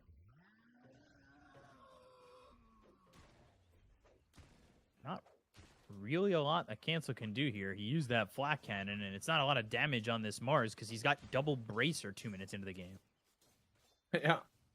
Ton of armor thanks to that ring as well.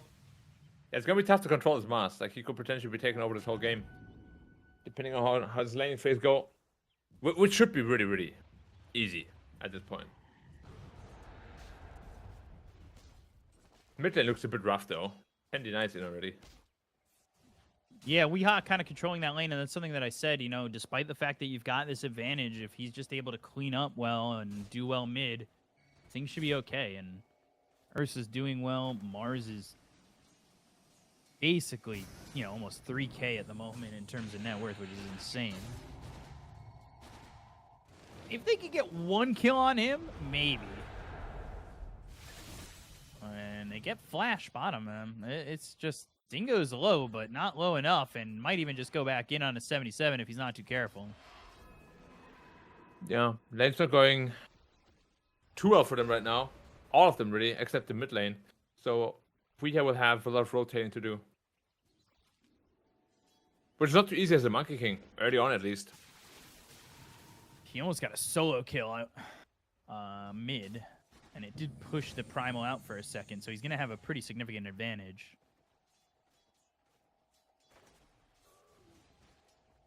Venge is doing okay, all things considered. I wonder what his item build is too on Monkey King. Whether it's going to be an old school Radiance build or more Echo Saber sort of focused build. Nice glyph to be annoying. Yeah, not give up any of those creeps with that Onslaught and the Trample combo. And it really is just Weeha dominating because you want to look at the net worth again. He's catching up to this Mars. considering the lead that this Mars has. But that being said, Ursa's doing the same. Ursa having a bit of a free game. These are massive stacks here that, if spotted, could be huge to steal, but I'm not sure who would even steal them. Well, Gyrocopter can't really do it yet. Well, Gyrocopter need can't. a couple else for that. Yeah, ooh, 77's gonna die here. Giving Ursa even more. The TP out, and Flash is going to the tier 1 only. Yeah, that lane is incredibly strong. You get the double slow from the Jakiro, and that's basically all that Ursa needs. He'll put in all the damage for you. Dude, those stacks. Who's gonna farm them on the Radiant? I guess they'll do it together. They'd have to. Ice Path down, and there goes Weeha's advantage, 7-1, 2,000 net worth lead. Weeha feeling like the saving grace of this game, and now that he's died, the Ursa surpasses him. But that being said, Primal's still not exactly having that great of a game, and it's another couple of stacks made here by the Coddle. Man. That is way too many stacks.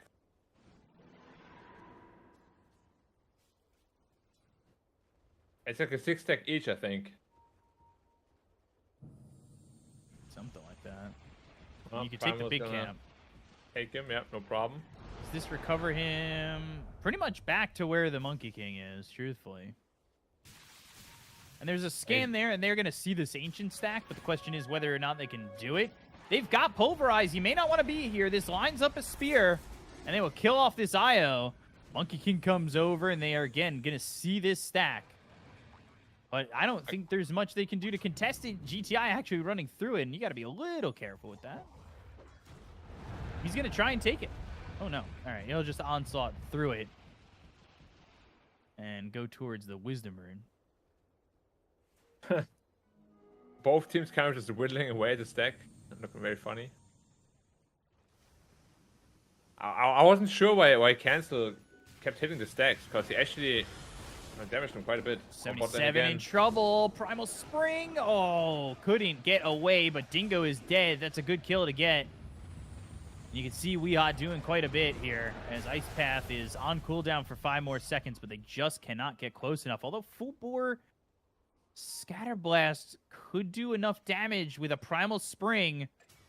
And there's the Boundless Strike, and they do it. And that's a 4-time spree going to Weeha, so now he jumps up to same net worth as the Mars. Which, in turn, kind of means that Mars isn't getting as much as he would like in this lane.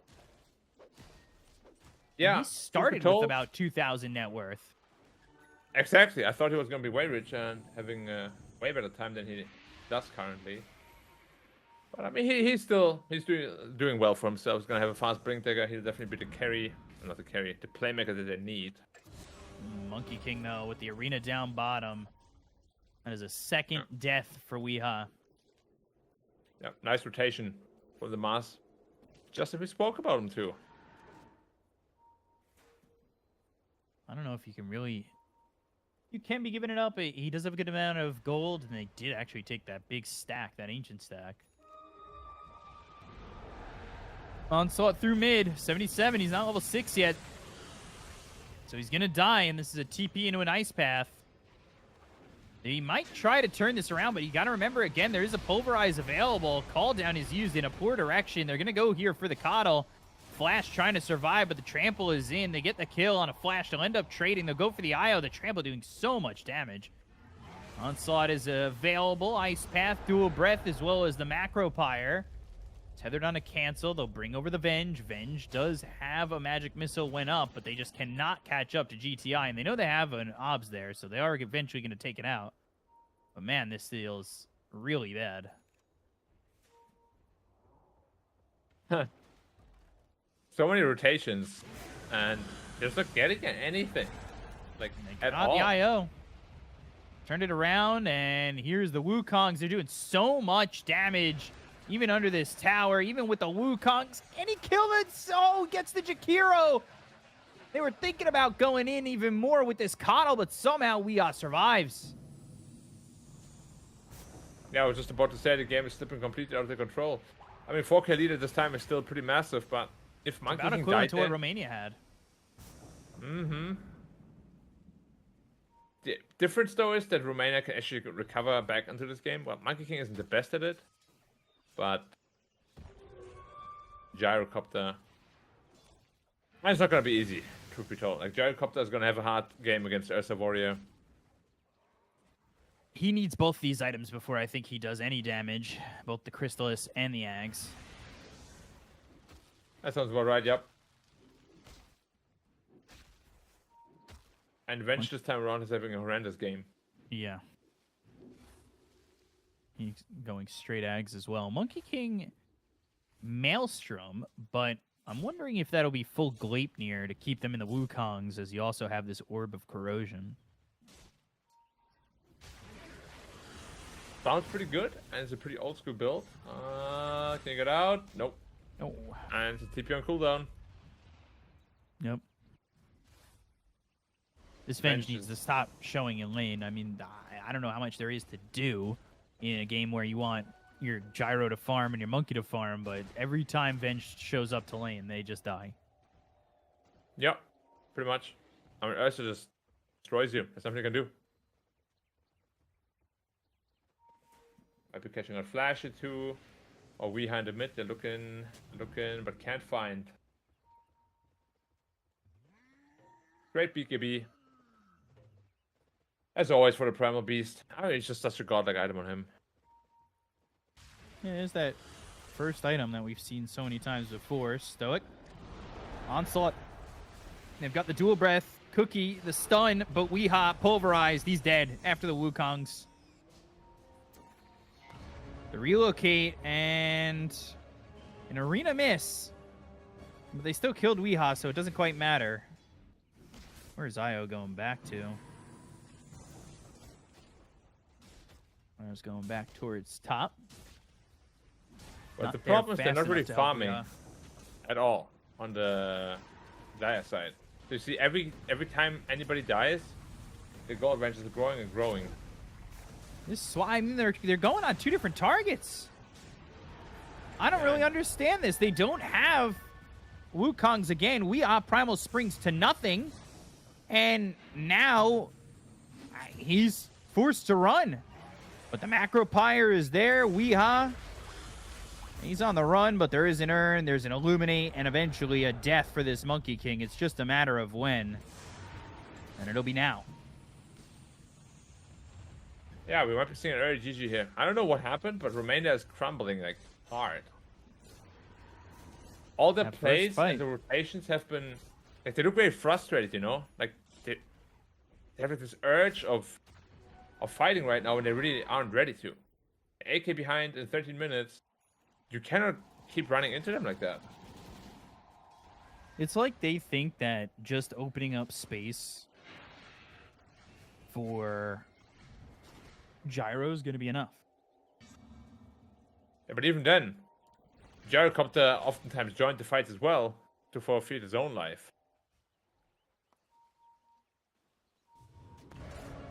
Arena. This is a dead Weeha again. Maybe not. No, he's dead. And now Gyro's come over, but Io's already dead. If Gyro dies, I think you call it. You have nothing coming out of this game. That is a triple kill for Dingo, and you lose nothing on the side of Turkey. Oh, no. And it's a full team wipe with that onslaught kill. They're coming for revenge. I have to admit, I do think Romania is a very emotions-based team. I don't want him to stay in here for too long. If it's gonna be going like this. Right. I mean, they still do have another life, right? Was it them? Or did they have to win one more to get there? No, they'd have to win one more to have two chances. Oh, wow. So actually, loser here is completely out, yeah? Yep. Okay. I mean, 12K in roughly 50 minutes, that has... It's a pretty big stomp. Not like the 5-minute GG that we saw, but... It's tough. How do you recover from this? Not It's sure. very difficult. You don't even have team fight.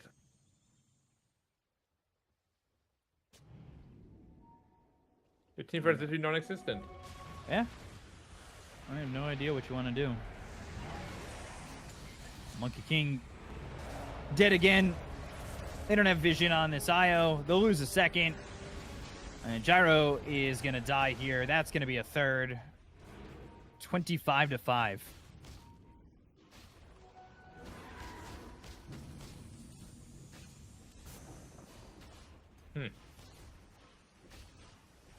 Still a sign to stay in it. So obviously they still see a chance. But just looking from an observer's POV, I don't really know what they can do to come back into the game. Yeah, I really don't know either. It doesn't feel possible at all. Look at both the supports. They're almost the same network as the monkey. And now the two cores are taking farm from each other.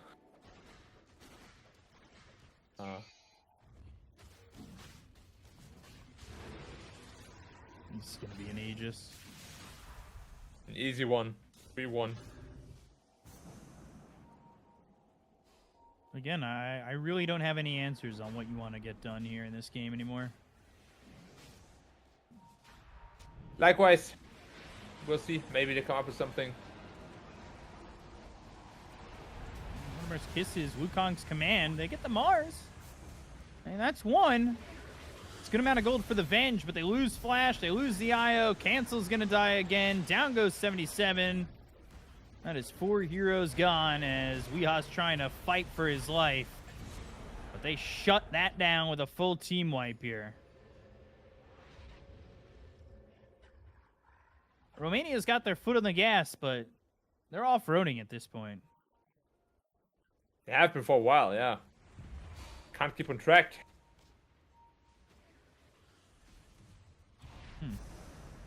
Yeah, see a little bit of replay here. I mean, I call it the replay. It's really just a slaughter. There's so much AoE damage coming out from the Radiant side. There's, if you have children or an upset tummy, do not watch. That is a bloodbath, currently. So Jakiro is initiating onto an IO Gyro. Okay. Now I've seen it all. Yeah. That seems to be IO, relocate. Nope. Ice path. Kill on it too. How many times are they going to just allow themselves to get killed? I mean, this is... I don't know why they're staying in it. At what point is it a detriment to you and fueling the enemy? You know, like they're definitely feeling themselves right now. Turkey is.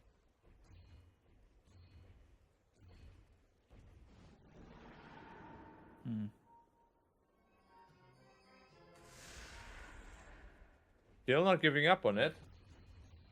Oh, Weeha will get a kill on the Jakiro, maybe. But they're not afraid to come in. They're not afraid to go throw down this arena. Spear actually still connects, even with the swap.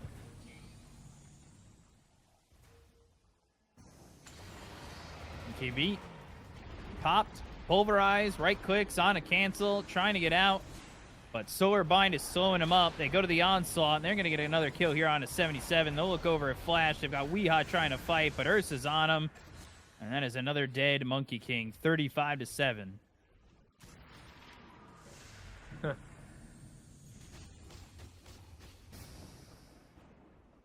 Yeah, I mean, they're trying to fight back. They're trying to find opportunities. It's just, when you're just far behind it, every enemy's so tanky. I mean, even the Jakiro, he only died because he went in there with, like, what, 500 HP? Sort of. He had he had enough HP, but, you know, Monkey King was going for it. It's not even truly that bad of a move. Yeah, playing with the food a little bit too much, perhaps. But, you know, when you're down one game and you're having a good game like this, feel yourself all you have to, man. BKB for the Ursa. Yeah. We already exceeded the 1k advantage per minute mark. Mm-hmm. That's usually when a game is classified as a storm pitch. And not early either, because they did technically have a 1k lead. Wow. Before that. Flash died to Ursa hitting the Tormentor. Yep. Oh, that's so funny. Like, he couldn't even do anything. He died, literally died instantly.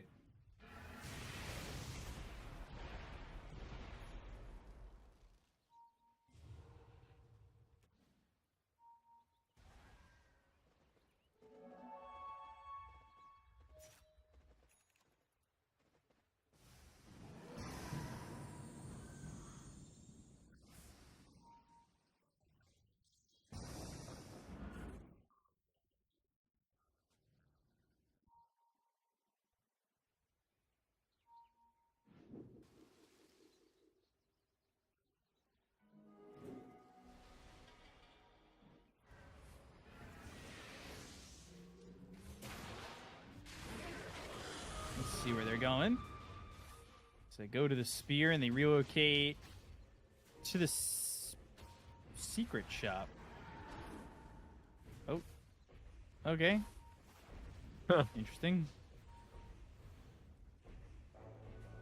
And he just is going to expire, blink over, and they're searching. They've got Cancel, who will die again, as that is going to be the 7th death for this Gyro. 13, 1, and 10 for this Primal Beast. The Ice Path lands, they'll rip apart Flash. That's going to be godlike for the Ursa. They'll find 77. And get yet another kill on this Venge. Has the Ags, but you can call it a double. Illusion No, I dies. can't call it a double. No. Not how it works. It should, though. Now then the Ags wouldn't be worth it. True.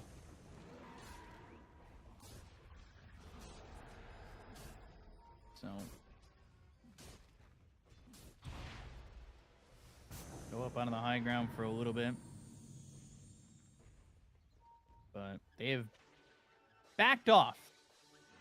Up 26,000.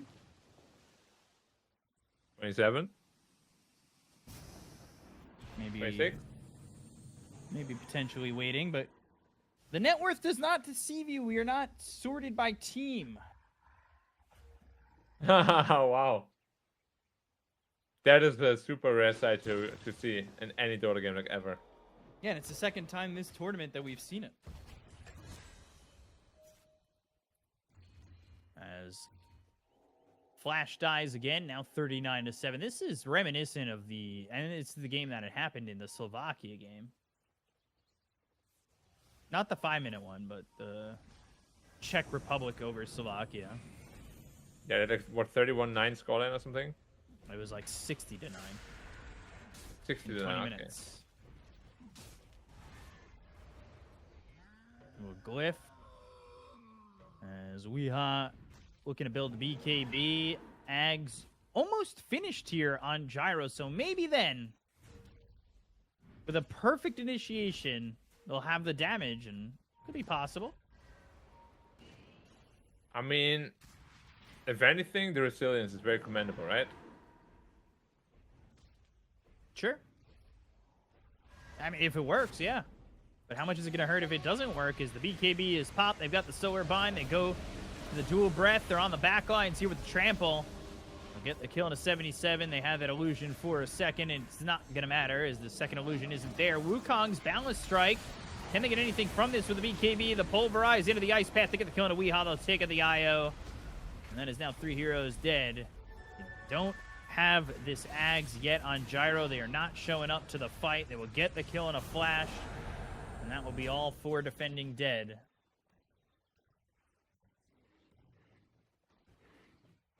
Cancel didn't want to defend.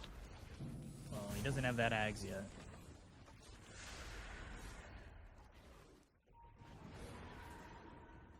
Wait, he had a DD, right? Yeah, but he doesn't have anything for the He needs the Ags. Otherwise, you're just shooting one target. It doesn't really matter. Yeah, but I mean, if the team wants to defend, you gotta be there. Venge dead again. Illusion also dead again. So now Gyro comes back, pops that flak cannon, and they've got the homing missile going through, but it'll die before it gets there. They can reinitiate if they want to. They've got Blink and Arena in 12 seconds. Yeah, Carly's seeing them all up.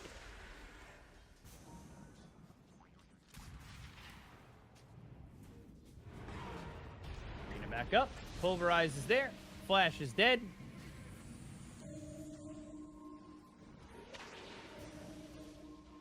Top set of racks are in trouble, and they've got this tier 3 low, but they'll use their last glyph.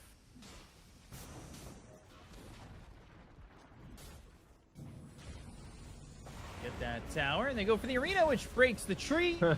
They get the kill on the 77. That's going to be Weeha looking very dead. He's got the Spirit Vessel on the Jingu won't matter. They've got themselves the kill. Gyro is next, tethered up, killed off, gone. Ags doesn't matter. Down goes the IO. And Weeha buys back to Wukongs to try and get this kill on a Dingo, but they just cannot get it. And he gets pushed all the way out of that Wukong. He's gonna stand his ground with the Wukong Built stack. flash. Boundless strike, jumping to the other side, trying to get the Mars. Mars finally dies. Weeha's dead with the buyback used. The Mars was 1700 gold. Yeah. Avenge bot back and dead again. And dead again. As the illusion, Will-O-Wisp is down. Swap comes through. Maybe they could kill this Jakiro. Magic missile, but the Illuminate keeps him alive. Pulverize again. And Flash dies. They do not get the Jakiro. GG is finally called. 53-8, 27 minutes into the game. And they're going to a game 3. Yeah, I think that took way too long, and I really hope it didn't hurt Romania in the long run, because you could see how discombobulated they were. Yeah. Cancel literally refused to defend at the very end there. The entire team goes in, he's farming Ancients. Not the best look. Hopefully, yeah, they'll get things back on track for game 3, because this was not pretty at all. No, not at all. I'm not sure what happened. Like, they looked, they were completely crumbling. Yeah. TPs in, like rainbow TPs in, you know, one by one. You die, okay, I die, okay, he dies. And yeah, it's just not a good look. No, Yeah. no, The no. draft wasn't that good, but still very playable. But yeah, they were just not in the right mood. No, a complete turnaround from game 1 to 2, of course, with the DC. But even before that, it looked like Romania was winning in game number 1. Game 2, though, completely Turkey, and now one win away from being in a qualifying BO3 and having 2 lives to qualify. You could see in these highlights that it's just all Turkey the entire time. Yeah, it as we said, it turned into a bloodbath halfway through the game. Yeah. Brutal. Absolutely wrecked. What else can we say? You're done. Not much. It is, I mean, every fight is just, can we get one kill out of it? Can we get anything out of it? And they just can't the entire time, so it doesn't end up working anyway. And what can you do? I mean, this is just, I agree they should have GG'd out a little bit earlier, but they unfortunately didn't, and it ended up that Turkey, you know, continued to just dominate, and they take it to a game 3. So we'll be back with game 3 in just a moment. Stay tuned. We'll see you in a bit.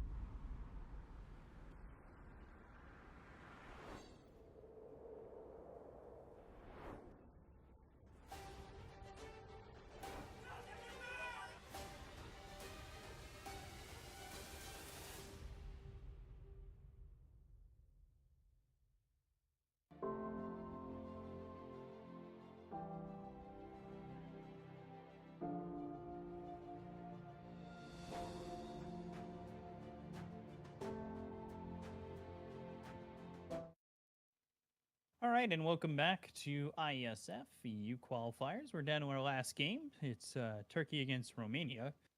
As it's 1-1. First game was Romania, as they won 5v4, but were winning in the beginning. And now the second game, it was all Turkey. So game 3, we'll see what goes on, what happens, and who ends up winning. I mean, based on game two, it feels like it was all Turkey and might even be enough mental damage to go into game three and just dominate. Yeah, I think it will highly depend on the draft, but what you're saying is very right. Yeah. I think they stayed in the game a little bit too long. Hopefully not too long for their own sake, but we'll see what comes out of the draft. And then from there, we have a pretty good idea how Romania will perform. Because honestly, the draft in game 2 was not that good. I don't know why they wanted to pick the Monkey King mid lane. You had so many options to pick good heroes. You know, Beastmaster in there for so long. I really don't know why nobody picked that. Mm-hmm. Very strange that the hero prioritization. Yeah, it felt like I liked the Romanian draft, but they just did not get out of lanes well enough. I think that beginning in that fight where they ended up giving up 4 heroes, 4 kills, yeah. you know, and 3 to the Mars just shut it all down. Yeah, it could have been the beginning of the, end for them. Yeah. Because, as I said, in that game in particular, they look pretty checked out, unfortunately. Yeah, and it almost felt like they were checked out after that all happened, right? Yeah, pretty much. Yeah. We'll see. New game, new life. And it comes down to a BO1 to try and make things happen. Which, is how they've been playing, but BO1 style. Technically, right now, it is 2-1 Romania. Or 2-1 Turkey. So they won the BO1. Mm-hmm. We'll have to see if we do see the ability to kind of make something happen for either team. Yeah, I mean, if you're just looking at pure the games, then also Turkey definitely, stomped them much harder than Romania stomped them in game 1. So we'll see. Honestly, I don't know how strong Turkey really is. Game 1 and 2 were pretty bad ways of gauging each team's strength. I feel like it was too one-sided. Hopefully, game 3 is a more even game, so we can really get a clear picture of where both teams actually stand. Yep, and it is going to be priority for Romania as we're doing the coin toss right now. And second priority is going to be for Turkey, of course, with that first priority with the coin flip being won there by the side of Romania. Yeah. What would you take? What were you a fan of taking back in the day? I am definitely a last picker. Mm-hmm. It didn't matter to me, honestly, because my heroes were usually first picked. But just having that option of having the ultimate last pick, the gotcha, or the solution to problems, always makes drafting a lot easier. When you have first pick, you need to be really, really good at picking a well-rounded draft throughout the entire game, which is where a lot of people fall short. I mean, both in game 1 and 2, we have seen Turkey game 1 draft was pretty bad. Mm-hmm. Game 2 draft for Romania, it wasn't awful, but I would also say not great. It was very risky. I don't like risky drafts like that at all.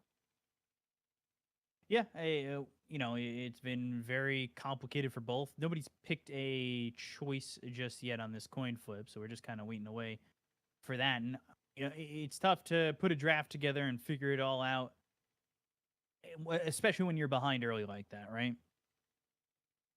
Yeah. Just having like a way back into the game is so important.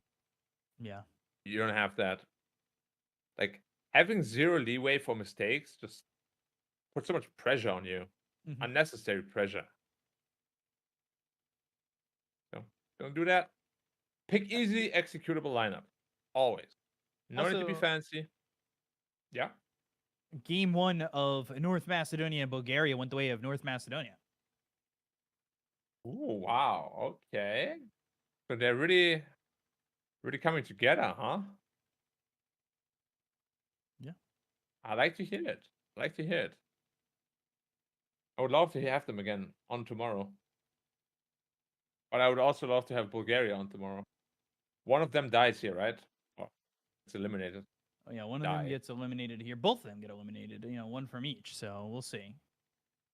One from each series. But first pick going the way of Turkey. Romania taking the Radiant. I believe they took second pick and Turkey took Dire. Are you one of the believers that the camera is easier on one side than the other? No. But I do, saying that, I do prefer playing. Maybe I don't know. I'll have to get back to you on that one. I know a lot of players have a preference, but surprisingly, the preference is not always the same. Some people say, I like the camera here better. Other people say, yeah, this one's better for me. I'm always wondering what kind of views people have. I personally definitely prefer the Radiant cam. Ooh, Keeper of the Light again. First pick this time. Damn. I mean, he performed really well last game. Those stacks, absolutely juicy.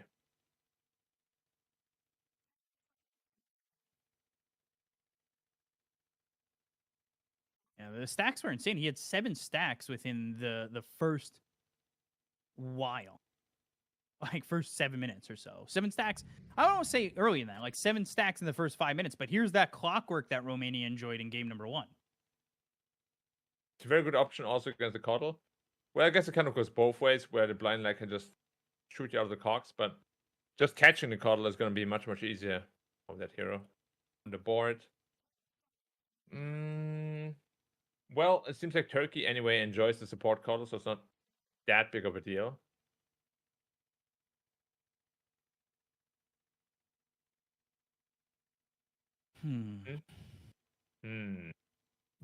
Was Beastmaster or Darkseer got completely ignored last game, right? Yeah, I still don't understand why. That's completely crazy to me. Like, literally, Beastmaster, in my opinion, my very honest opinion, is right now the easiest hero to pick and win games with. Like, it's so simple. Very hard to lose lane. Your farming speed is crazy. You become mega tanky, and you take all the objectives easily.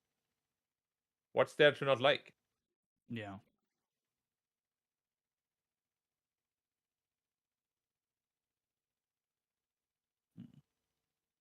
Getting rid of that Snapfire and the Jakiro.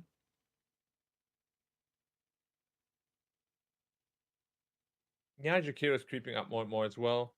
Looked pretty good last game too. Honestly, Jakiro looks even borderline broken if you pair him up with the right heroes. Like this Ursa Jakiro lane looks really strong. So much slow, and Ursa just beats the crap out of you.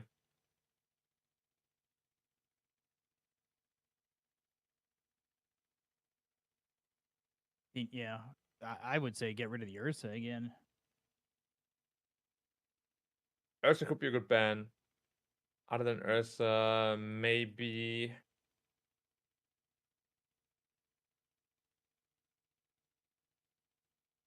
I mean, there's so many options with Coddle. Can't really ban them out. Getting rid of the Mars is a good take as well. Clockwork now going to be paired up with Gyro again. Well, he didn't really get to play last game, so I guess it makes sense.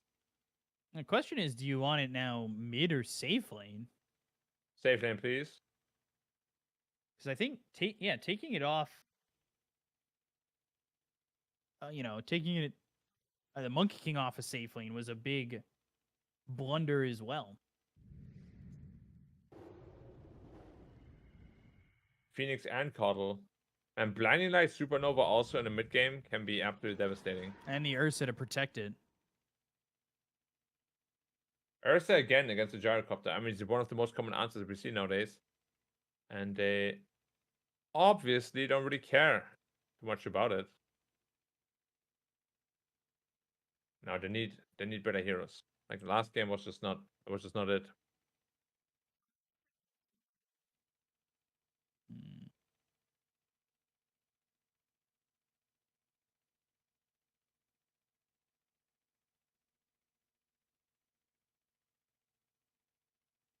Taking sweet time again.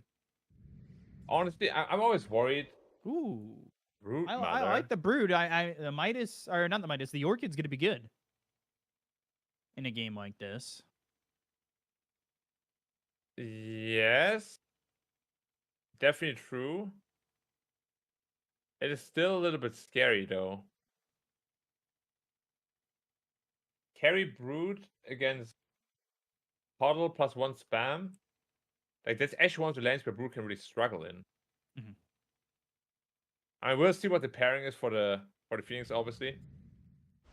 But as it's king again.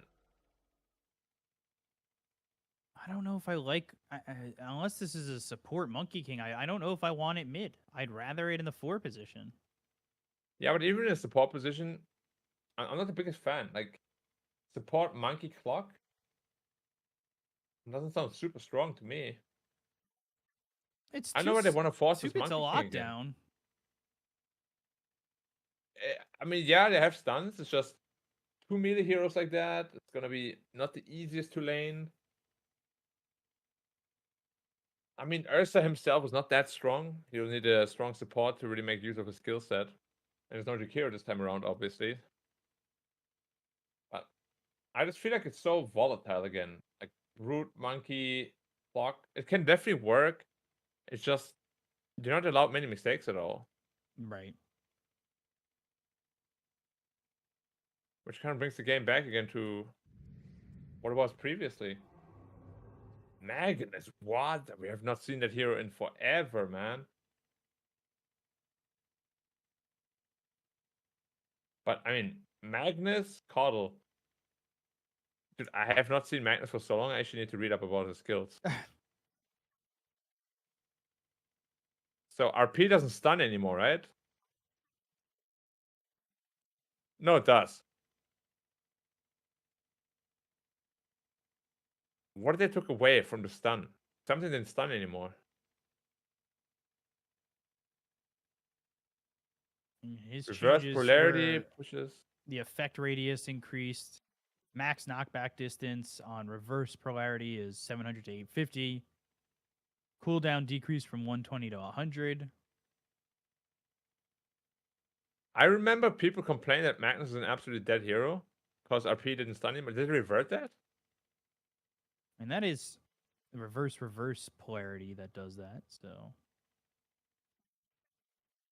Oh, and the run through is just a skewer, right? Hmm. Yeah, the skewer is well, okay, in that case, it's still a very good option. Double BKB piercing disabled. Well, I count Ursa as one because he's always going to build a basher. Against Gyro, Brood, and Monkey, that is a very strong lineup already. Imagine the Magnus goes reverse polarity just for the Phoenix egg. I hope not. I mean, the stun is just too good. And the cleave with the Ursa.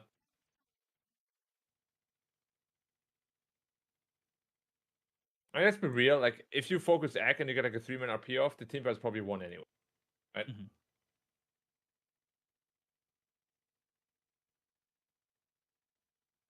Well, last pick time again for Romania. I think they have a couple of problems to solve. Huskar? I would not mind that at all. I think, as I said, it's amazing against the Ursa. Would also make good use of the support Monkey King. Can really keep up with the tempo.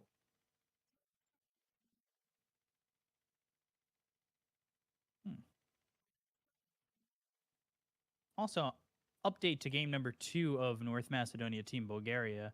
North Macedonia is currently up 13,000. Damn, dude. They might They're actually 2-0 gonna eliminate Bulgaria. Bulgaria? The problem is their next step is going up against the one team that they lost to in groups. I believe. Which is that? Let me just double check this real quick. And They only had 1 loss in groups. I think you're right, yeah. it was to Belarus. Also, have we seen Belarus on stream? Yeah. Okay. I didn't get to Well, cover them yet. How were they? Yeah. They were okay. They were good. solid. PO looks good. You know, it's actually gonna be super funny if suddenly in the lower bracket it's Belarus versus North Macedonia, how it looks like right now.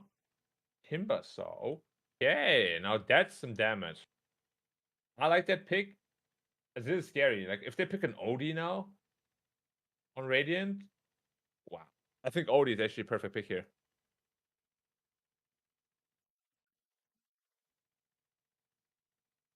Some Odie, some pure damage. You want damage now. You need damage. Yeah. It doesn't have to be Odie necessarily, but something like that.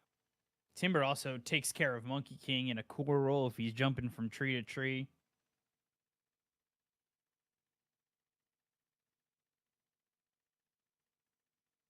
So let's see. Yeah.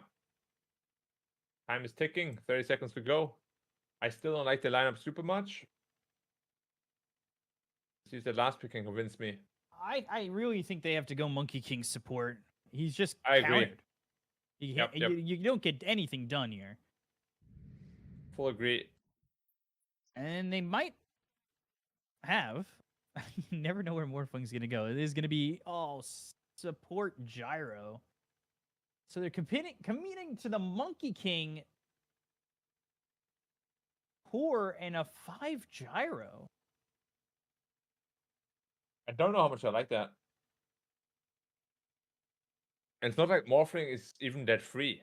You know? Earth against Morphling is not terrible. I hate that Broodmother set, man.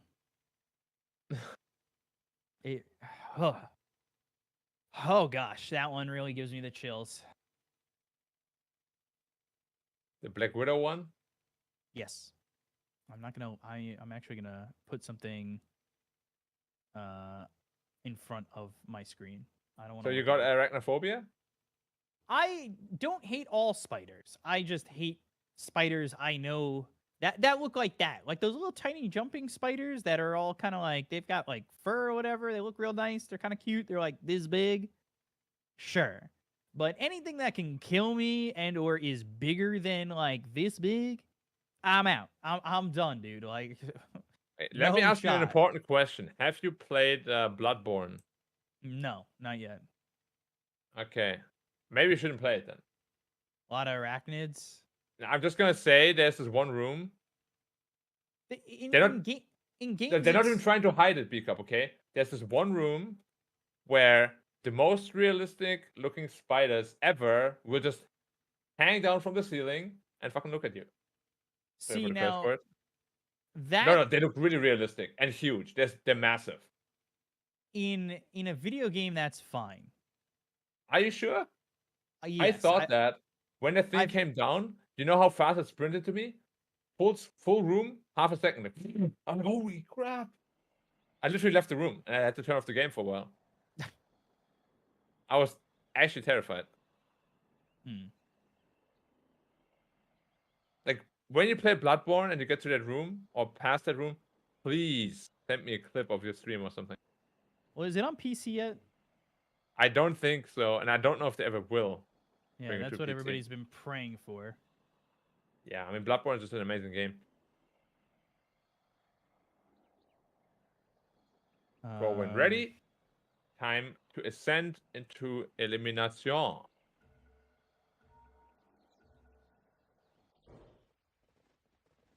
Or descent. How you want to look at it. All right, here we go.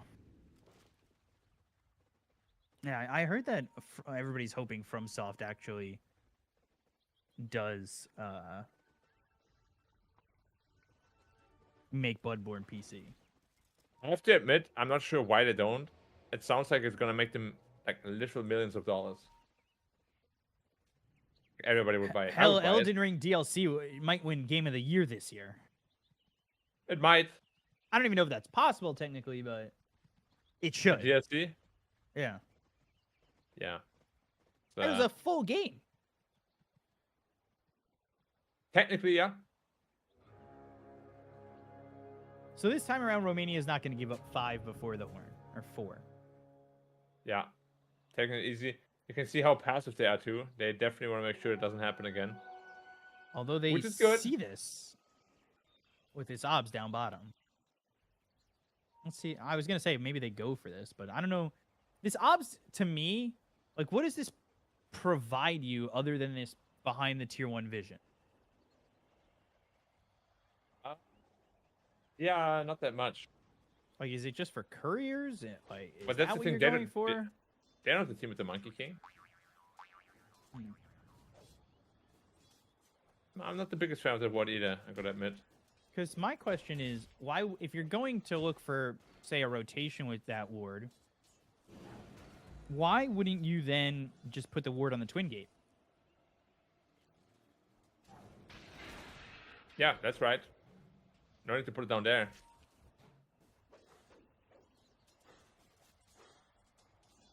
Now, mid lane though, Monkey King generally doesn't have too many problems against Timber.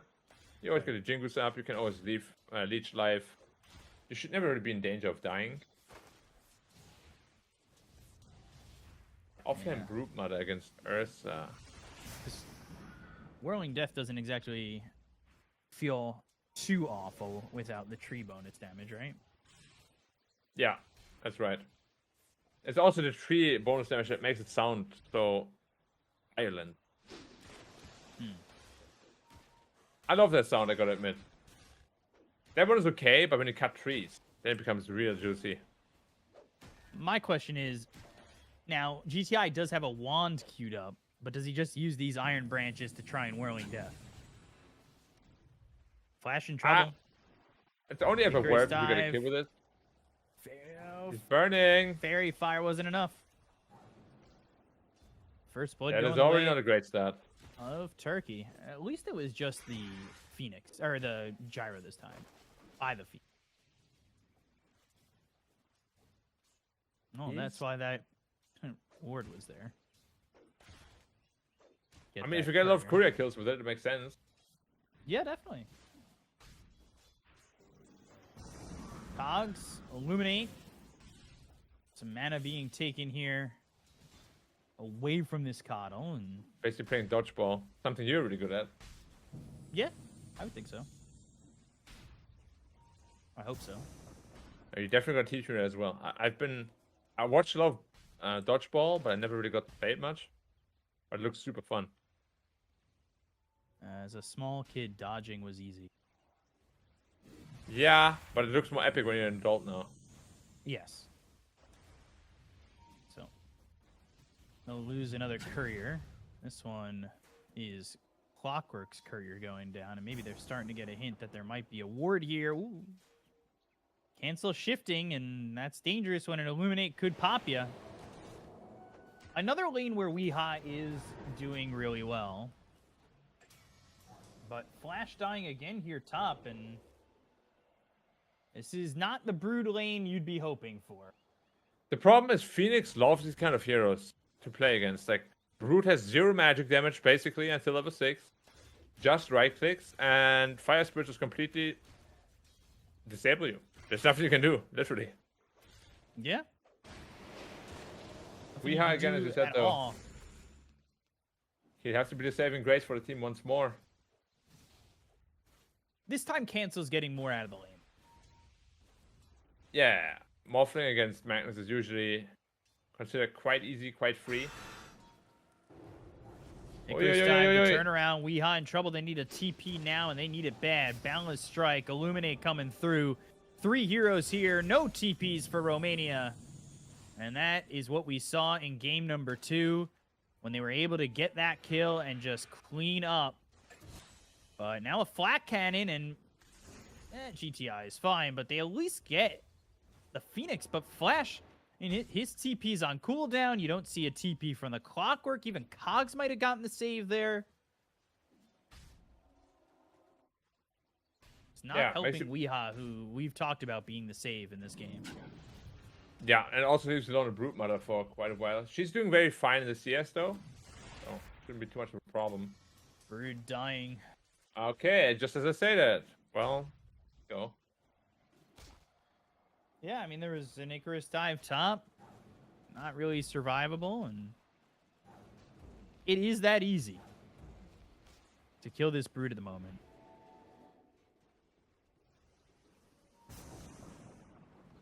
CS-wise, though, they're looking good.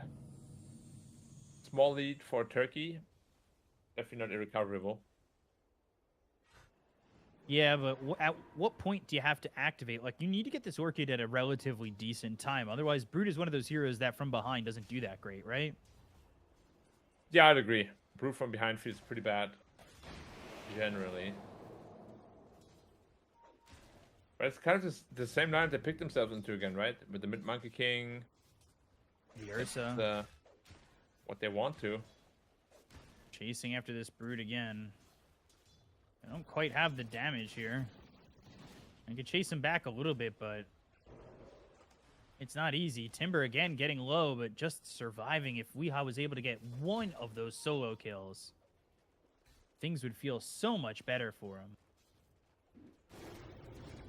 It's so hard to solo kill the Timber though.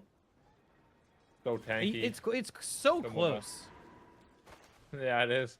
Because he's gone 2-2-1. The problem with the Monkey King is his damage is really easy to calculate, right? Not like a sudden burst of magic damage or whatever. Like 4 hits, and then a boundless. It's a pretty gradual build up. And I will say, there is a certain point where I believe that they go for GTI again, but that Whirling Death, the Illuminate Weehaw taking a lot of damage, needs to think about diving in again, and if it's worth it. Gyro's on the Ursa, Icarus dive over, Flash burning out, and he is going to die to these Fire Spirits. So they give up another kill. And there is a certain point that if they get to it, maybe they could see something good happening here. With the fact that it should be, first of all, it should be Cogs, and they should be able to get this Wisdom Rune stolen. But there's a point where Morphling becomes the Magnus, and in team fights could mean that there is a good amount of empowers on Monkey King, on Brood, on Morphling, maybe. And maybe their Definitely damage is too overwhelming. Still, yeah. No, Empower, especially on Morphling, is of course insane because it gives it its own scaling bonus damage.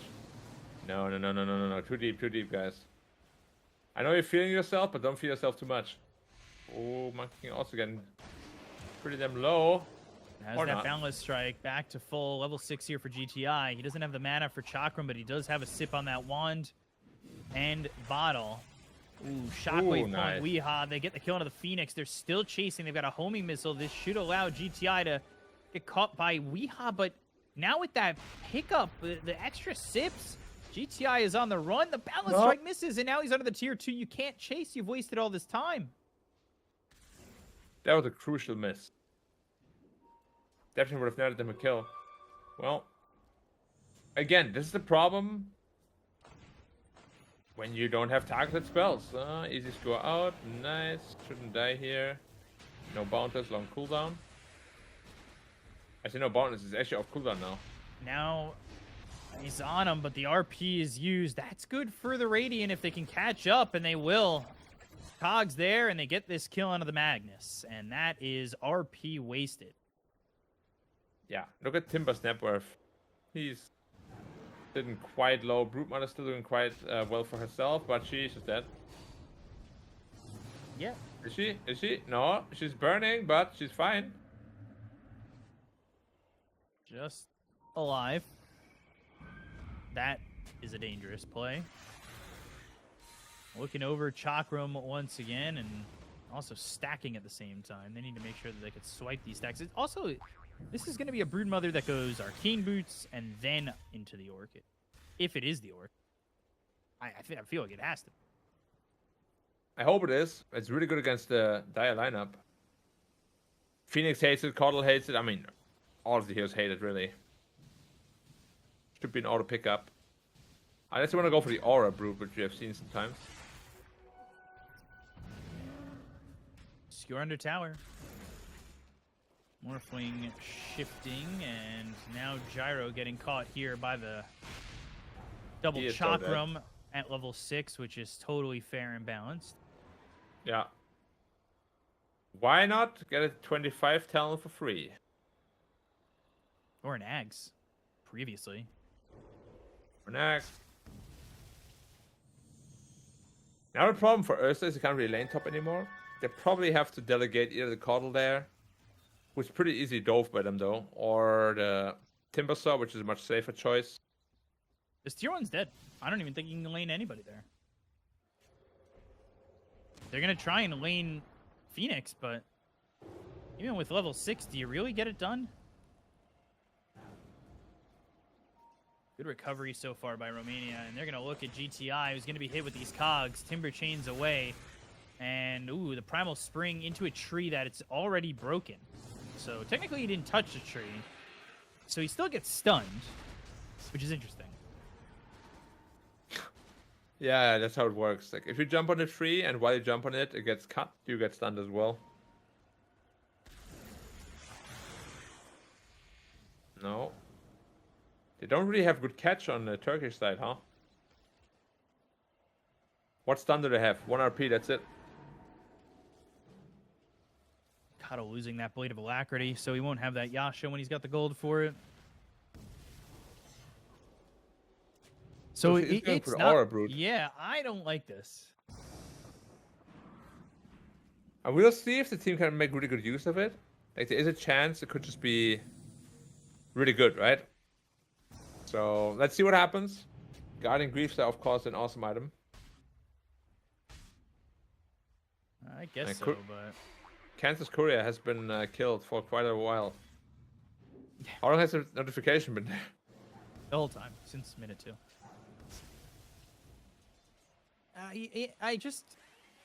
I don't really think that this is going to be that great of a Orchid game, as they're going to try and go for this Magnus. They have RP. Need to be careful. The Guardian Greaves are good for sustain, but... Would that have worked? I need confirmation on that as GTI dies. Would that have worked? What worked? exactly did he try to do? Monkey King was... he was mischieved as a tree. Yeah. Oh, he tried to hook the tree? Run down. Yeah. That does not work. Oh. That's not. Wait, he actually tried to hook the tree? I threw one. Whether or not it was like on purpose. Monkey King, balanced strike. One more right click gets the kill into the Phoenix, and Monkey King getting a lot out of the game. Top of the net worth by quite a margin. TP in over mid, but they've got a homing missile. And Wukong's available, but Timber Chain into the cogs. And they're going to buy back on the Phoenix to try and save the life of GTI. They're trying to get this kill. Dingo comes in. GTI will not die just yet and finally falls to Flash, who's getting chased here by the Earth, so they get the kill to the Clockwork. Looks like they're going to lose this Gyro as well. Doesn't die to the Illuminate, but that allows Dingo to get the kill. You almost kind of wanted to die to the Illuminate. That's pretty much better if you're down in the Ursa. Nice gameplay though by Weeha, I gotta say. Like, his Monkey King is really good. It makes sense that they prioritize it so much now. I don't like the type of Fury it is, but he's making it work so far. Oh, it's a big stack. Battle Fury after these 2 creeps, then he can take the stack no problem. Where's my Empower? I heard it. Oh, where is it? Oh, no Timber? That's a report right there. What, taking the stack? Yeah. I mean, he needs it, but still. But Ursa just getting the Battle Fury. He could have taken that stack. Yeah. Well, it's probably better to give it to Timber, because he does need to recover.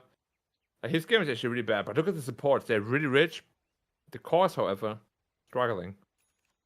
By the way, is this the build for Morphling where you just go 4 levels on waveform, 2 on the shift, but 2 in your stats?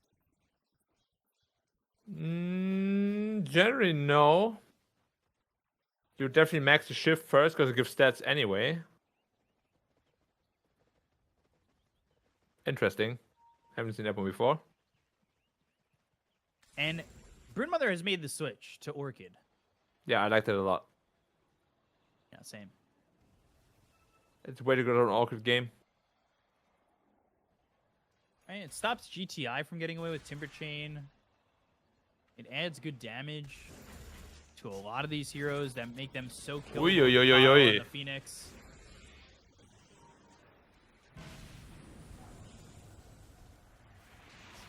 And they're going to try and get this kill on the clock where call down used, hook shot away.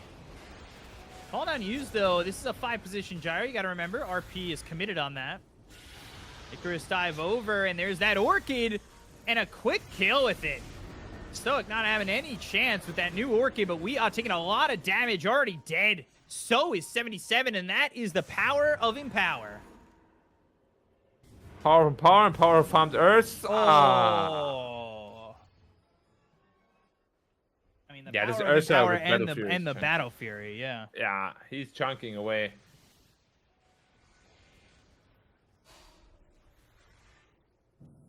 My Phoenix is level 10 actually. Jesus, super high level. Obviously goes down there. Ah, it's because he used his use offensively. I see. So he actually already has a use.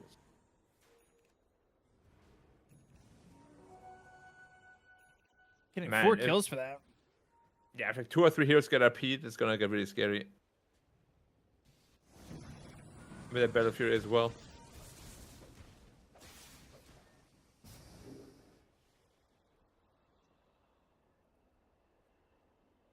So Orchid now back to Guardian Greaves.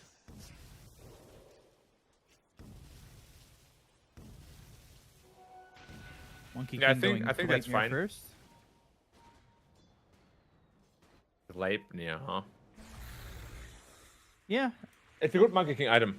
Stun into Gleipnir, or Gleipnir to stun. Ensures Wukong basically gets 2 hits out, at least. looking for Weeha. Icarus dive. Oh gosh, this facet on display there, jumping from tree to tree. They're really looking. They're trying. Yeah. Didn't get lucky just yet. This whole time Cancel's farming. Like, this is such a better game than the last one. But there's the blink in, right clicks. They do have RP, but blink is on cooldown. Adaptive strike stops him for a second, allows Cancel to try and run away. He's got 4 seconds till he can waveform. He's shifting as much as he can, but he ends up dead. GTI comes in and gets a kill. Cancel, Flash, as well as this Clockwork are dead, but 77 gets a kill onto the Ursa. That's semi-worth. Yeah, didn't get the Enrage out because it got Orchid, of course. It's just a good item. Orchid, honestly, it's way too good of an item. Way too cheap. It does too much. The silence duration should be 5 seconds. There's no way. Maybe on Bloodthorn. Yeah, Bloodthorn is fine, but Orchid? And it's still 30% of the damage received while silenced. Yes, it's ridiculous. It gives attack speed, it gives the mana regen, it gives health regen. Now, I can see the want in Guardian Greaves earlier, considering in fights like that, they would have been saved. Mm-hmm. But I can see the want for not doing that. Yeah, I agree. I generally prefer more offensive options anyway. I like to be able to make plays rather than to react to plays.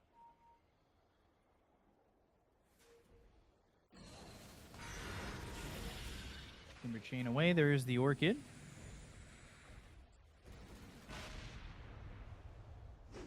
No RP just yet, still pulling down, of course.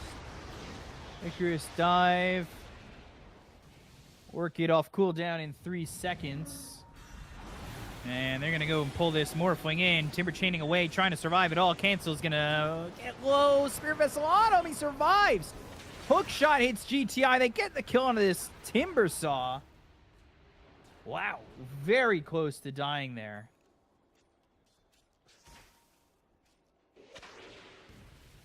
Almost as close as it gets, if not at that point. Yeah. Let's make it out alive, though. RP. Skewer. Brute does still die very quickly. And Sunray on a flash. They'll get this kill. Boundless Strike stops it too late, and Dingo's got a double. Now that's the problem with the flimsy lamps we are speaking about all the time, right? Yeah. One mistake is all it takes, and you just die so easily.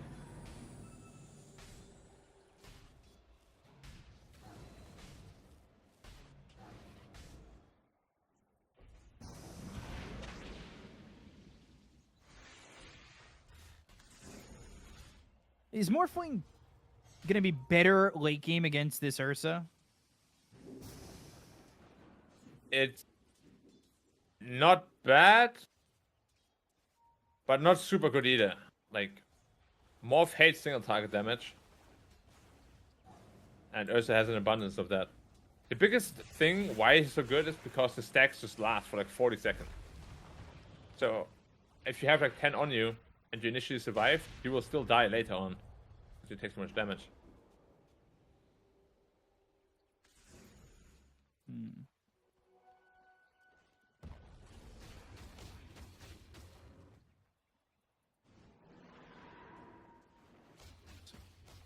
There's the Monkey King. He's got that Gleipnir ready.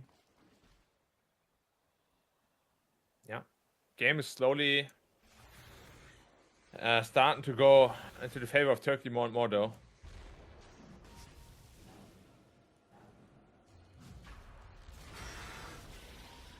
It's going closer and closer for Turkey, but I think the late game looks better for Romania in certain areas. Yeah, I mean, their late game is definitely really good. It's just I'm afraid this Ursa is going to snowball too hard.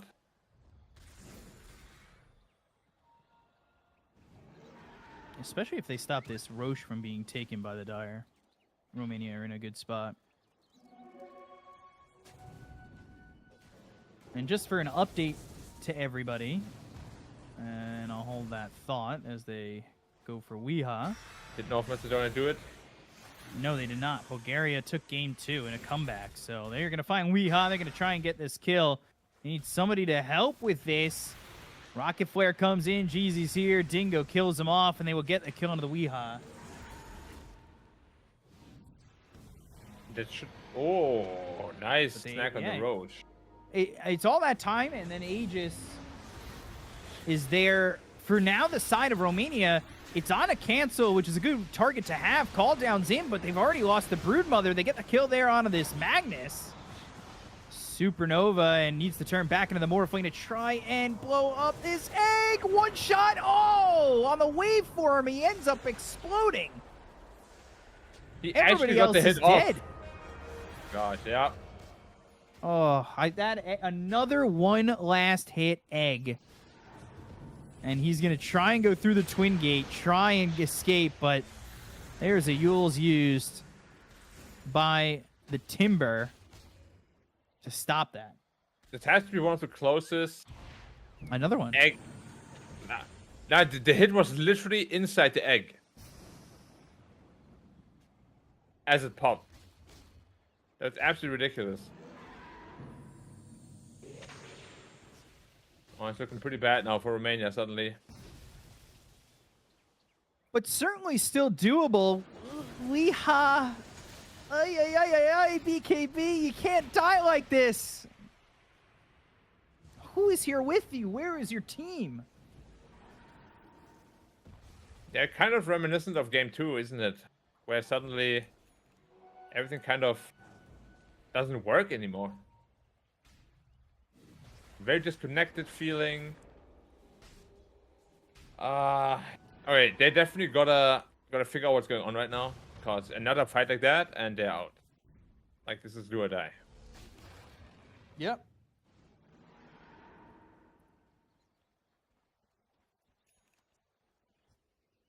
Yeah.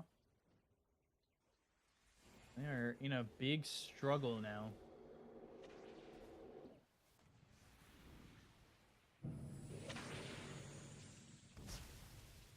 Quite a rough situation for Romania. Mm-hmm. Again, ultra late game, yeah, maybe they get there, but they need to really find a way to pull it through to that point. And getting that Aegis was the first part, but now it just doesn't seem like it. Supernova down again, forcing this Broodmother back. They can't pop this egg. They'll lose this Clockwork. And look at this. Just, it's that close away from him continuing to shift, continuing to fight, and maybe get more out of that. Yeah, his whole fight was very close, but the problem was just that they fought 4v5. Like, either it's a full disengage, or you're gonna be very sure that you're gonna win that fight. Mm-hmm.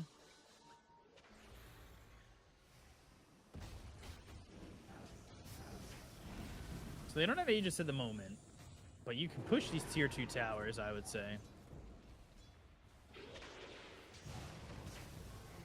If you're willing to risk high ground, maybe so even more.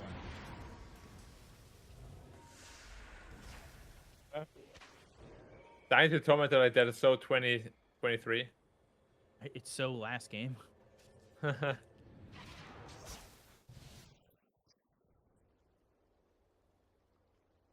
It happens. certainly does.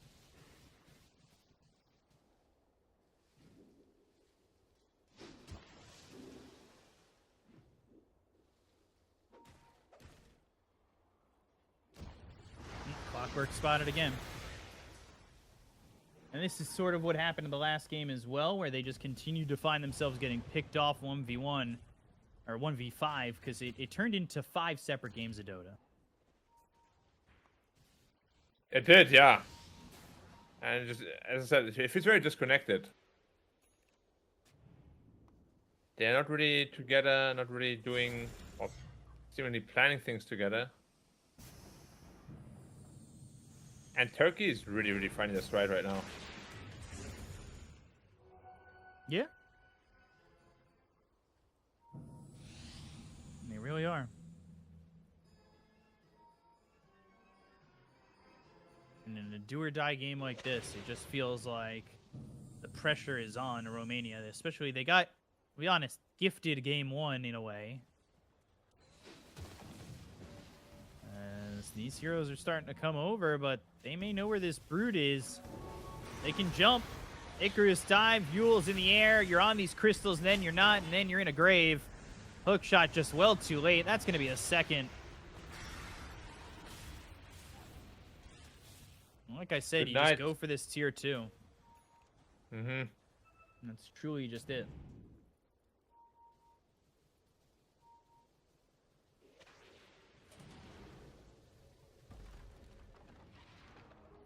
There's no reason not to, right? Yeah. No reason not to. I mean, seriously, you're 12k ahead at this point. The thing with Magnus has always been your late game is incredibly strong too. They're gonna go for Oh. Weeha. He's got the Monkey Wukongs King. down. They get the kill on a Jeezy, but Monkey King's gonna die. And it's just not Oh, worth the no. price of admission. This is another situation where Cancel's just continuing to farm, trying to find an answer through items. But that's the thing though, like your team needs to be on the same page if you're doing that. I'm not saying it's a bad decision to farm, but if you do, your team needs to know and your team needs to play accordingly. Like you want to find more split push opportunities. You don't really want to take these head-on fights.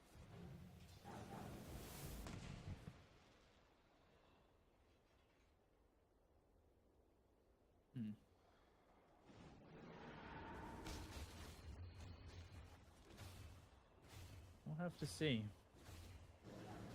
how this goes for Romania to try and bring it back in any way.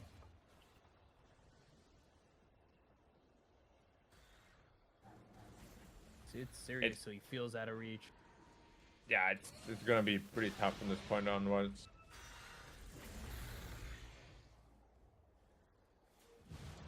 There's always the threat of a skewer out as well, of course. The Brood got this Orchid, but again, look at the difference between the farm of the supports on the side of the Dire. Yeah, they're absolutely filthy rich. Oh, Shot Wukong's, but Yule's again into a Supernova. And then you're just forced to run, but you're going to lose at least one in a situation like that. Dingo may even jump back in. He's got an Abyssal Blade. There's no reason to feel too scared about it. Flashed is dead on the list next. And you're forced to really look for an option, an answer, or something, and GTI is just going to wait for you as he'll explode with that Ags. They've got Cancel in trouble, who will wait for in the direction of which a Skewer was going to go. They get the kill on the GTI, and now they're going to start to retreat on the side of the Dyers. They'll take out this Magnus. Maybe this is their moment to get a little bit back. Oh, good blinding light, keeping them away from the keeping it away from the Ursa, whose blink is on CD, but it won't matter. He'll pop BKB. He'll be able to escape. He'll kill off the Phoenix, and that is a little bit of life here for Romania. Mm-hmm. Back down to 10k, and as you did mention before, their late game is not half bad. It's They just can about get getting there. Yeah, another 10-15 minutes is what they need.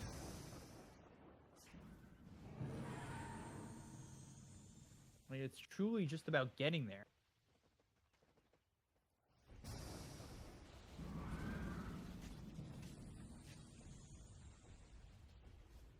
You think they have the time to get there? Right now, they're buying a lot of it. Getting a tier 2 tower, and you can see how quickly they take buildings. They've got a butterfly on Morphling. Like, I hate to eat my words, and I don't really care to, though, this time.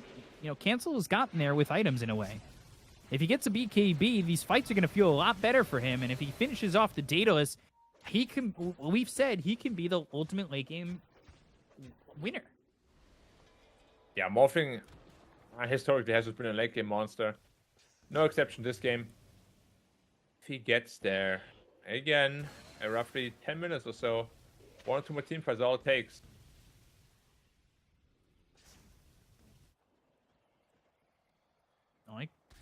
Like we've said, though, it's just all about getting there.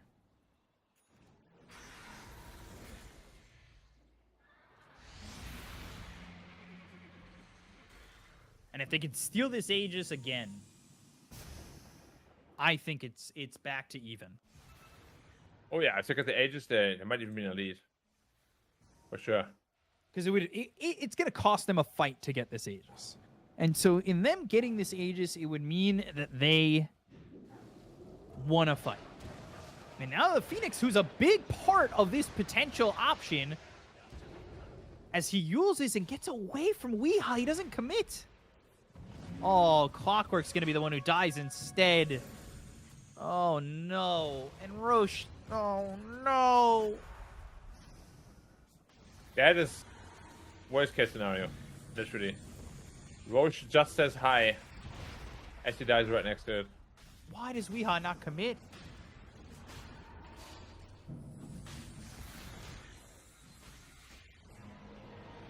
Now, he'll have a nullifier. And that'll help deal with this Yules. But now you're fighting into an Aegis. Granted, they didn't lose a fight to give up this Aegis, which means the game's not as far away as we think. True, but that Aegis is also very devastating nonetheless.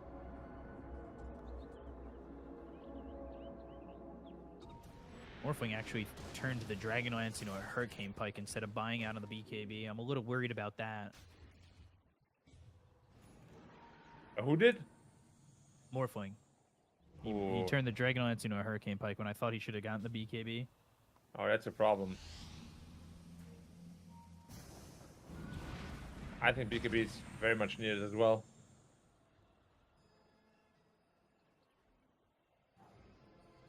So can they hold on with the Aegis in the hands of Ursa? I would assume if you're Romania, you want to sit back and farm outside parts of the map as much as you can. Mm-hmm.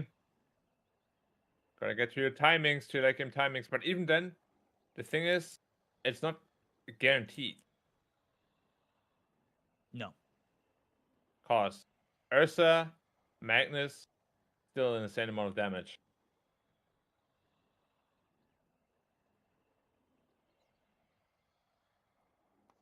And game is paused. I hope nothing bad happened.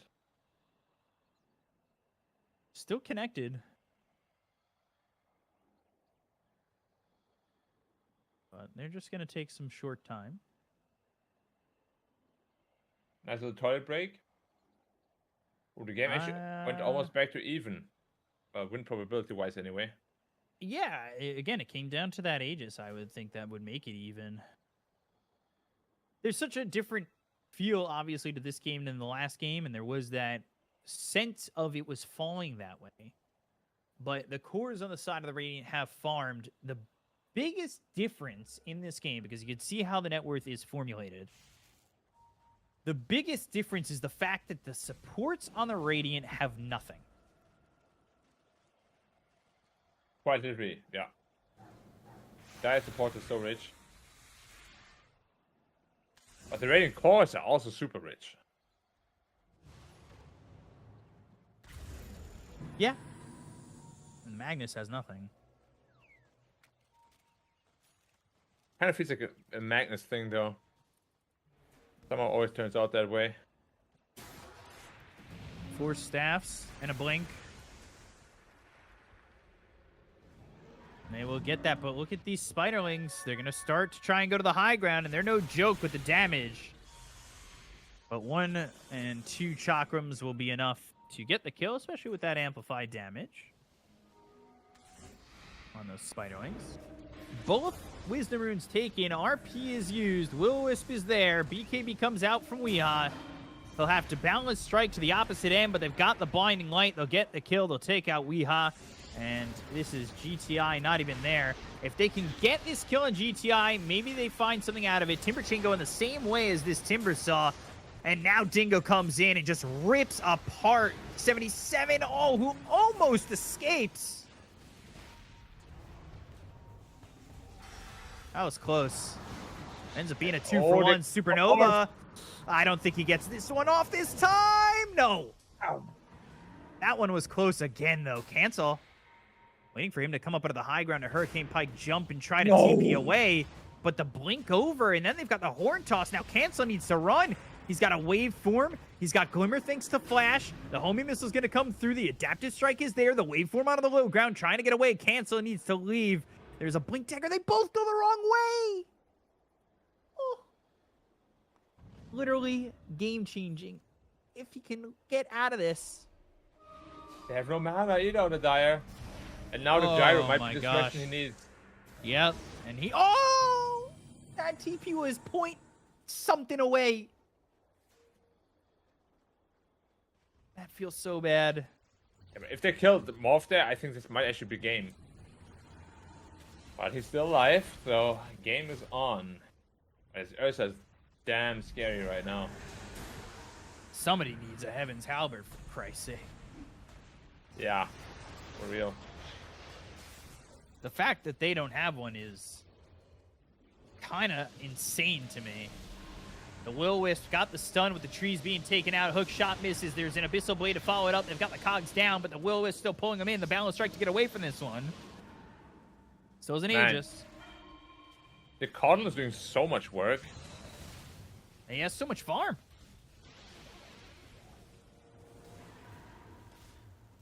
Same as the Magnus. Yeah. Who's the off there now? Phoenix does have the same as well. Horn Toss, Skewer, and Brood should be dead. What they done Morph? Low Has fast damage. buyback. Yeah, Cancel going for this. They're going to be forced to glyph. They get the kill to the Clockwork, but they're going to buy back. Maybe they're stopping these heroes from TPing away and letting Morph go for this. Because if they can get themselves a set of racks, this is at least worth it in the long term of things. He got the Dire melee racks. They'll get themselves another glyph, but he'll go and get the range racks. They haven't even gotten the racks themselves. They go to the RP. They're looking over at Weehaw. The Timber Chain away, but it's not going to be enough to get out because he's staying in. They will get the kill on a Weehaw. They've got the Supernova deep. They bought back on 77. He's going to be dead as well. They'll go for the tier 4s now. Gyro, what can you do? They have buyback available on Weehaw. They'll lose the Gyro. Only Monkey King has buyback, and I think if you're Morphling, you have to go for the throne. That's exactly what he's going to do. They'll go for the throne. It's going to be tier 4s against tier 4s. Neither team has a glyph right now, but he's going to TP back home. I don't know if that was the right decision. They get the kill into the Phoenix. They'll look over at Weehaw. Weehaw's dead already. Oh, dear. Oh, dear. Cancel. The Skewer. He's trying to get a kill here onto the Magnus. Can't even get that. The Will-O-Wisp sleeps him. Cancel's going to be all by himself. With the BKB gets the kill on the Kano. Look over at this Timber Saw. but maybe they could do something with this. They look over at Cancel, though. He's trying to survive. He'll end up dead. He has buyback. They find themselves the clockwork. He's dead too. But it is looking like it will be the side of Turkey to eliminate Romania. They have to focus on Cancel. They have to get Dingo out of this one. Who popped the BKB. They go after Stoic. One more right click gets the kill on the Phoenix, but Cancel with the Spirit Vessel on him. It's a full team wipe. That will be it. A call GG. Turkey will eliminate Romania and move on to a qualifying matchup against Belarus. Yep, and the loser of this, of course, earned themselves another life as well. I actually have to say, I think he would have won that race. I thought he should have just went for it. Yeah, I think Cancel was faster. Especially with all the much buybacks coming through. Nobody had TPs. Or, I mean, maybe they had TPs, but everybody bought back in order to cancel those TPs. But then Cancel TPs back. I think he could have clutched that one out. Yeah, I think you just go for it. Like, just comparing the speed, he downed the tier 4 before they lost the tier 4. And it's a Morphling. He's one of the fastest building kills in the entire game. Yeah, just go full Agi, and then the plan, I think, from there might have... I mean, it's so chaotic, but then just to be stopping TPs with Gleipnir, with Hookshot, with Battery Assault, right? I think it was the only option you had. Like, even if you TP back, it's unlikely they can win a big team fight against what they had. But a much closer game. Exactly what we wanted from game 1 and 2. But ultimately, Magnus, haven't seen a hero in ages, makes it work. So I actually said that they were going to be winners in facing Belarus, but I believe the decision is to have them. They are going the way of Sweden. I mean, Sweden or Belarus, it is rough life here to go to the next round. Yeah. Yep. But as we did say, there is that additional life after 2 in case you do lose. Mm-hmm. So, yeah. 1 up, Super Mario. Yep. Found that red mushroom. Is it it 1 up red? Green. No, green. I mean, look at this. It felt as though this Aegis was a timing too. If he gets the kill on the egg there, Cancel just comes out ahead. So rough. Yeah. Lots of very close calls in the game for sure. So close. And then all this time for then Ursa to just jump in, and Brood just never feeling like a full-fledged hero. No. The awkward timing was cute, but after that, couldn't really do much of anything. Yeah. It was tough. It was tough. The egg there, I mean, the jukes from Cancel at the end, he gave them every chance they could, and unfortunately, they do not end up winning this one. And so right now, Bulgaria and North Macedonia are in game 3, but what we do know is Turkey's going to take on Sweden tomorrow. And the winner of Bulgaria and North Macedonia takes on the Group C winner that is in the lower bracket of Belarus. Greece and Ukraine will play each other for seeding tomorrow. There will be a bunch of seeding matches after. But that is it for today. We're going to close the show, say goodbye, see you tomorrow. Have a good night.